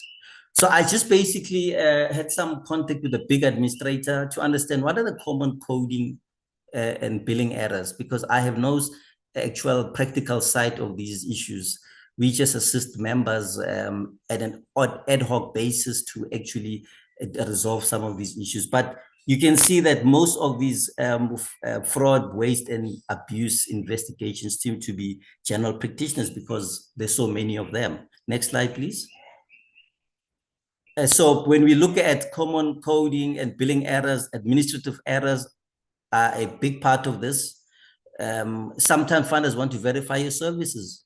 They see you as using a particular service more than most of your colleagues. ICU is a big problem, very complex to code in an ICU setting because of the many members provided that are involved. Next slide, please. So common coding issues, funders see a doctor who's billing for a consultation on consecutive days. They don't know, is this an error or does it look fraudulent? But obviously, if you're doing it on many patients, it starts to look like a fraudulent activity. Next slide, please. Billing for all family members. They see you billing for dependent 1 and dependent 2. For many of your patients, they get suspicious. They don't know if this is an error or this is fraud. They will investigate if it's happening quite often. Next slide. Chronic hemodialysis, you should be billing once a week. Once you start billing multiple times for all your patients, then for patients, then they become suspicious. Next slide, please. Billing for prolonged consultation, code 0129 is sometimes abused. This is a code that you should use if the consultation has exceeded an hour and you've actually seen a patient for at least 10 minutes after an hour. And often our providers, some providers don't know, some providers abuse it. Next slide. We should know what is a consultation. A consultation includes a history, examination, prescribing treatment advice. There are certain things that are implied within a consultation. For example, performing a throat swab, pregnancy test, performing a pap smear. So we should know what is, if a code doesn't actually, a separate code doesn't exist for a procedure, it's usually part of the consultation. Therefore, one should know what's in a consultation so that you also don't cheat yourself when you do an extra procedure and you don't bill for it. Next slide. Next slide, please. So I've just basically, I'll go through these examples very quickly. You see there are certain consultation error codes that members tend to not understand well, or they abuse. 0129, 129, I've gone through that. 0145, 0146, and 0147, these are codes which are audited quite a lot because members can't differentiate between a non-emergency visit away from the doctor's office or emergency visit away from the doctor's office. So we should look at these codes very carefully. They result in a lot of audits. Next slide, please. This is a similar slide. The medical aids also sometimes interpret our codes differently. For example, I see here, this is a slide from a funder. They don't seem to recognize 0193. And therefore, that's our role as SAMA SPCs to engage with the schemes and make sure that we're all on the same platform in terms of interpreting these codes and basically prevent audits. Next slide. Common coding errors are certain codes which are, for example, the correct use of 0308. You do a consultation and then you add this code to 0308, which is an add-on code basically for code 0307. People who use these codes quite often will probably understand better. I don't see this code in my practice. Next line, please. 0201. Let's not forget, when you're using materials to in your practice to administer some treatment, syringes, needles, and gloves, one should use this code and bill for the materials and add an NEPI code. And the medical aids expect you and SAMA that the material should be specified on the account, accompanied by the appropriate NEPI code. Certain materials will not qualify for 0201, like using a spatulas and also your dispensed medicine. Next slide. ECG is also a very commonly misunderstood code, because there's codes for taking an ECG, there's codes for interpreting the ECG, and generally speaking, the GPs use the code to take the ECG, to do the ECG, and then they actually refer the page for interpretation. So one should know which codes are for taking the ECG, which codes are for interpreting the ECG. Next slide. There are certain codes, obviously, which include both taking as in ECG and interpreting as CTG. So it's a lot of confusion exists in that space. Next slide. And ambulatory monitoring, it's also another code that's frequently misunderstood or abused. For example, when you are hiring out equipment, you have to make sure to bill for it that you actually own it. You can't bill for a tool that you actually don't own. So you do not bill 1238 if the clinical technologist actually owns the equipment. Next slide. Ambulatory monitoring. Remember, routine taking of blood pressure, you can't bill for this part of the consultation, but you can obviously bill for hiring out a 24-hour ambulatory blood pressure monitor or interpreting it. Next slide. Billing for intravenous infusions. Once you differentiate between just putting up a drip and giving an infusion, and there are codes for that. Next slide. Next slide, please. We'll just skip that slide. And obviously, there's some point of care testing that you can bill for.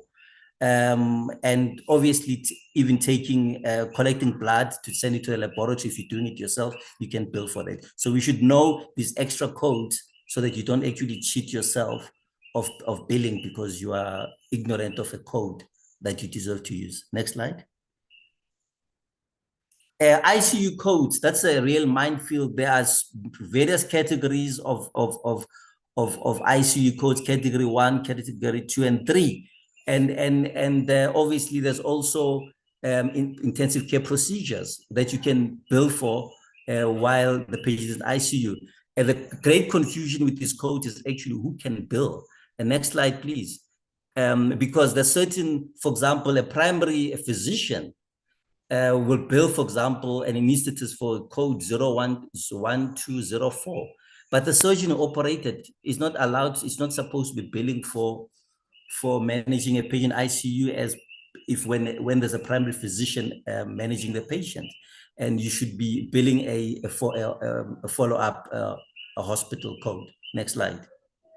So it's important that those who use these ICU codes must familiarize themselves. They're very complex. Generally speaking, there's a multidisciplinary team involved, and you should know who can build which code and which can't build, who can build a particular code and who can't. And therefore, it's something that you should discuss as a team and understand who's the primary physician treating the patient. Next slide. And also, one should know what's included in ICU code. Performing and interpret, for example, performing and interpreting a resting ECG is part of the ICU codes, and there's certain items that are excluded. You should know so that you don't cheat yourself. Next slide. So ventilation, it's also got its own codes, and once you start ventilating, there are certain codes that are applicable. Ventilation does not form part of normal post-acute care. Next slide, please. And okay, we can pass the slide. And obviously there are certain other codes that sometimes you find different providers billing for these codes, like hyperalimentation, which is supplying nutrients intravenously. Funders find it sometimes, multiple providers are billing for the same code, for the same procedure. Next slide. Next slide, please. So I just want to come to this thing of unbundling. Now, a good example of unbundling, why we struggle to understand this concept. If you go to a restaurant and you order a burger, there are certain things that are implied in the burger. There must be a patty, there must be this and that. Everybody knows. But now imagine you go into a restaurant and you're having a burger and you get a bill, and the bill says you must pay for the burger and the patty separately. Now, what's a burger without a patty? Now, or somebody asks you to pay for the burger and the lettuce. I mean, you expect a lettuce or onions or something to be in the burger. So that's basically what unbundling is about. Unbundling is where a provider is billing for one code and then bills separately for something that is implied in the initial code.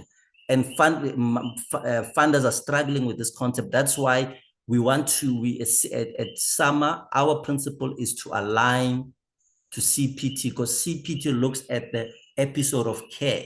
They want to understand how do you manage a particular condition from point A to point B and bundle the codes so that billing becomes simpler. So this is basically what unbundling is about.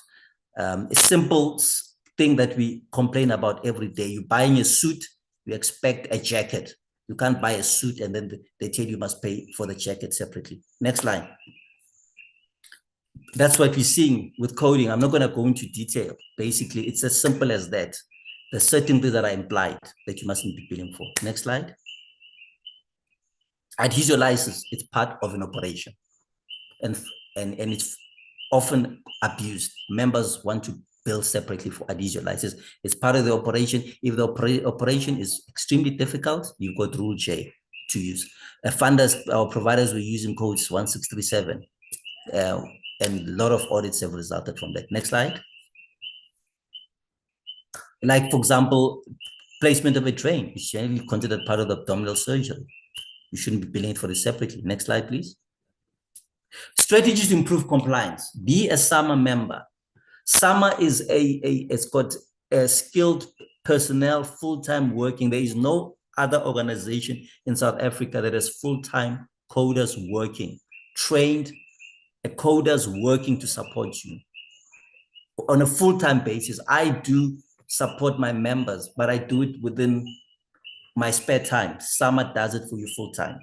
Get support from your professional society for clinical guidelines. You can't get guidelines on a neurology case from a gynecologist or from a funder. You have to speak to people within your society. In my office, I've got SAMA MDCM right on my desk, because SAMA is that book is extensive. You can't know that book completely. You need to be referring to it as you see your patient, make sure that you're billing correctly. Have your ICD-10 master industry table. It's available. You can download it and have it on your desktop. Comply to legislation. 568. These are 4 sections that you must understand. 568 and section 59. You will get into trouble if you don't comply. Ensure that you are aware of the contract you've signed with the funders, because if you're not aware, 3 years down the line, you get into trouble. Thank you very much for your attention. And I think, sorry, I just forgot, this is the last slide. Other strategies to improve financial accuracy. Recover your costs. You need to know, what is your salary? You know, doctors, when you ask them, what is your salary? They are blank. You have to know what you expect. You are a trained professional. You've trained for 10 years. If you're not covering your salary, you are sub-employed. And a lot of doctors now are becoming sub-employed because they're not recovering their salary. You're running your practice. You can't just focus on your administration and your staff. You have to look after your physical and financial health. You are building a house. Imagine you're building a house. You are paying the secretary, the administrators, the accountants, but you're not paying the people who are building your house. They won't be a house. Without a doctor, there is no patient. You have to make sure, we have to help each other to make sure that we are fully employed. Somebody who's fully employed is somebody getting his full salary. I think that was my last slide. Thank you very much. Okay, thank you, Dr. Mashulwane. On behalf of SAMA, I'd like to extend our thanks to you for sharing your expertise and for your time and effort. So I see that there are some questions and comments for you in the question and answer section. I think in the interest of time, you can just answer, you can type in your answer there. And I would like to just hand over to the facilitator for the next session. That is Dr. Sandile Mhlongo. Thank you. Thank you very much, Deshri. I'm not Dr. Sandile Mhlongo, but I'm going to be facilitating on his behalf. Colleagues, thank you so much. You've been with us, and we are now going into our last session. The last presentation, we're not going to take more than 10 minutes, I promise you. May I please invite my colleagues from the GP Private Practice Committee, Dr. Nhlapo and Dr. Gakavu. We are going to be talking about the GP inspection tool, the OHSC inspection tool, And as summer last year, we actually did an extensive webinar on that. And that webinar is still online. So I would really encourage you to go and take a look at it. If you've never watched it, please do search GP inspection tool, and then you are able to see what was discussed there. So welcome, Dr. Nhlapo. Good evening. And Good evening. Is Dr. Kakavu with us? Okay, I think we can start then. Dr. Nhlapo, you did the presentation last year on the GP inspection tool. Do you want to perhaps share with our audience, what is this GP inspection tool and why is it important for us to implement such a tool in our health system? Thank you so much, Sianda.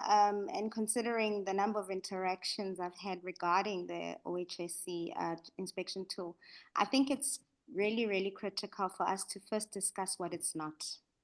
So it's not an optional measure. It's a norm and it's a standard.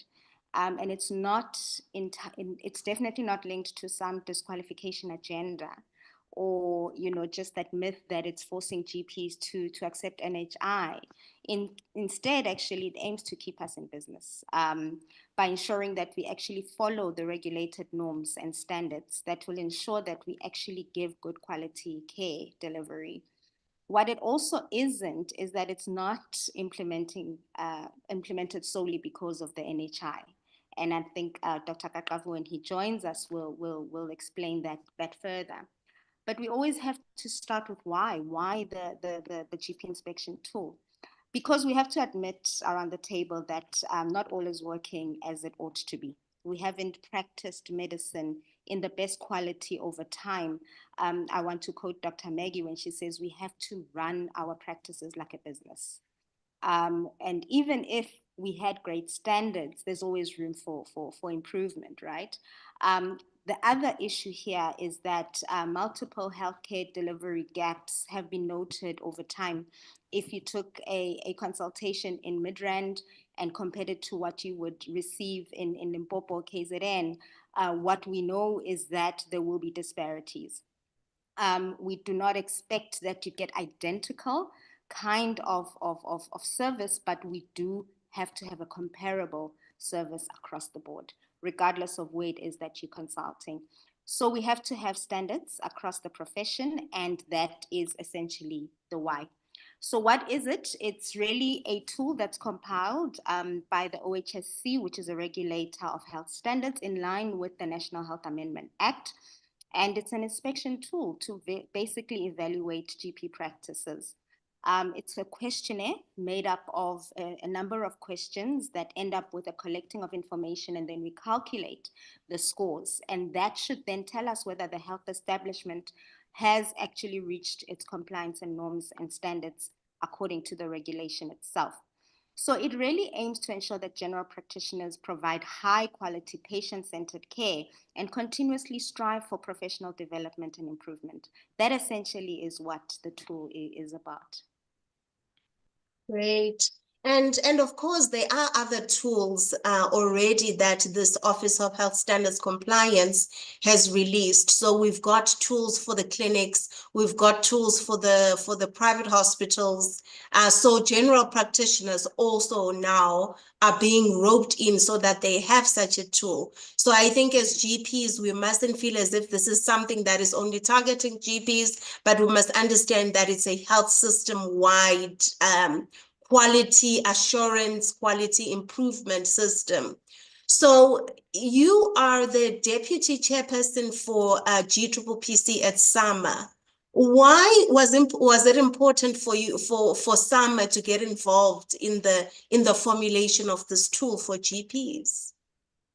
Because essentially we are the representation, and we had to also bear in mind that we are practicing GPs ourselves. So we see ourselves as the voice. We understand the realities on the ground, and who better to make input than that type of subcommittee. So what exactly has been the involvement of SAMA in the tool? Where are we with the tool? What version of the tool, and what inputs has SAMA given into this tool? All right, so we all understand that the tool in terms of its implementation was around 2021, and that was just too soon after COVID, and not much was able to really take place. But there's been a lot of momentum that has been gained over the past 3 years, right? So GPPC has had a big role in actually taking the 51-page document and tweaking it out, especially draft 3. Making sure that it actually is quite realistic, that we're looking at the minimum standard that most GPs actually can achieve at the most cost-effective way. And that's what we have been. And we have now recently also been involved in assisting, get some clinicians for the pilot, which should be underway quite soon. So we've been quite a voice. We've been sitting in platforms where the development of the drafts have been. We are now in draft 5, as we all know. And as part of the pilot, we also understand what it is that the OHSC requirement is, so that we have an actual good evaluation of, is this a practical implementation, a tool that can be implemented?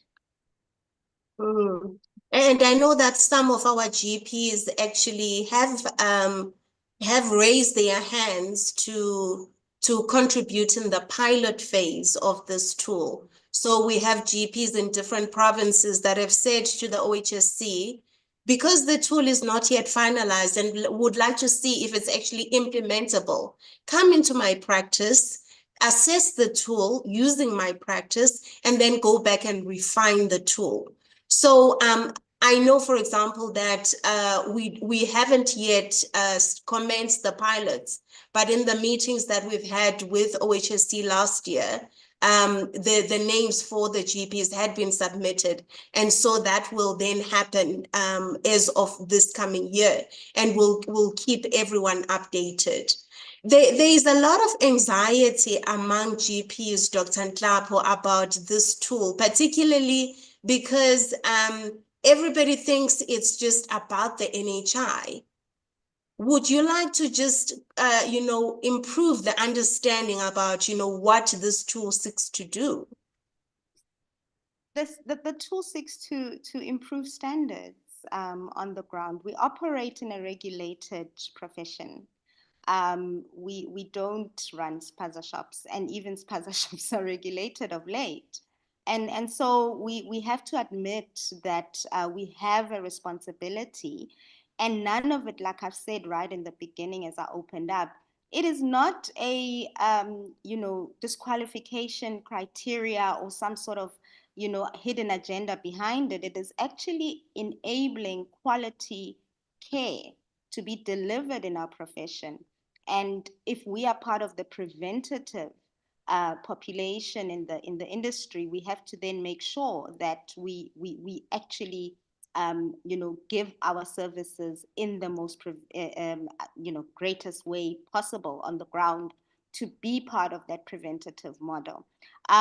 We also need to understand that the tool, as we evaluate it, we're also evaluating a lot of things about it, that it is aligned in terms of the fact that it's evidence-based, right? We've looked at cost effectivity, and that's always the anxiety that we see with our GPs. Is it cost effective?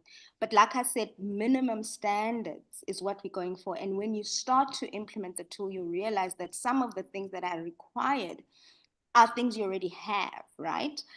Sometimes it's just that you're not servicing them often enough. You don't make sure that there's an upgrade when it's required. So we don't seek to, make a cost challenge as part of this, right? We also just want to make sure that everything is affordable. But we've ensured, like I said, we've sat as the GPPC to make sure that it's feasible, that it's implementable. And this is why you've had so many drafts. We've gone back and we've had the ear of the OHSC. They've done the amendments that we've requested. The pilot is now going to check the practicalization on the ground. There's been a consultative process that started in 2023, that involved all the provinces. And along with the pilot, what we're also making sure is the criteria of the GPs that we are being evaluated. We're spreading it across 3 provinces. That's the first. We're making sure that it covers urban, peri-urban, and rural and semi-rural, so we know then that it's a good reflection. Further to that, we're also just making sure that we're evaluating sole practices and group practices. By the end of the pilot, we'll have a very comprehensive idea of how implementable it is across, and then we can call it a norm and a standard. Wow, awesome. I'm going to go to the Q&A. I'm only going to take 2 questions. The first one says, in hospitals, the OHSC is driven by quality assurance coordinator or committee.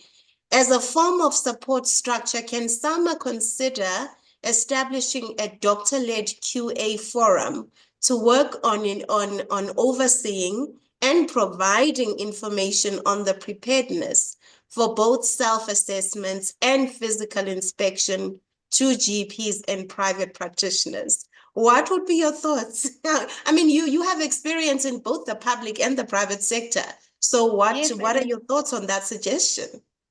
And in quality improvement, firstly, I'd invite more doctors to really look at being, improvement specialists because they have a better idea of exactly what the operation should look like on the ground. But yes, indeed, this is why we're involved as SAMA. We're involved because we want to handhold our colleagues through the process. The aim is not to have anybody not certified by the end, and even when there are some compliance gaps, you will still have that opportunity to close up all those gaps. So it's really going to be a lenient process, obviously with a time frame and making sure that you get to compliance. Over and above that, I think one should not wait, right? Take the draft, familiarize yourself with it, make inputs and do send them through so that we can start understanding. So you don't necessarily have to be part of the pilot. That's part of the preparation, and there's a lot of support in SAMA indeed as well through the GPPC, and we can be there to assist. Oh, thank you so much.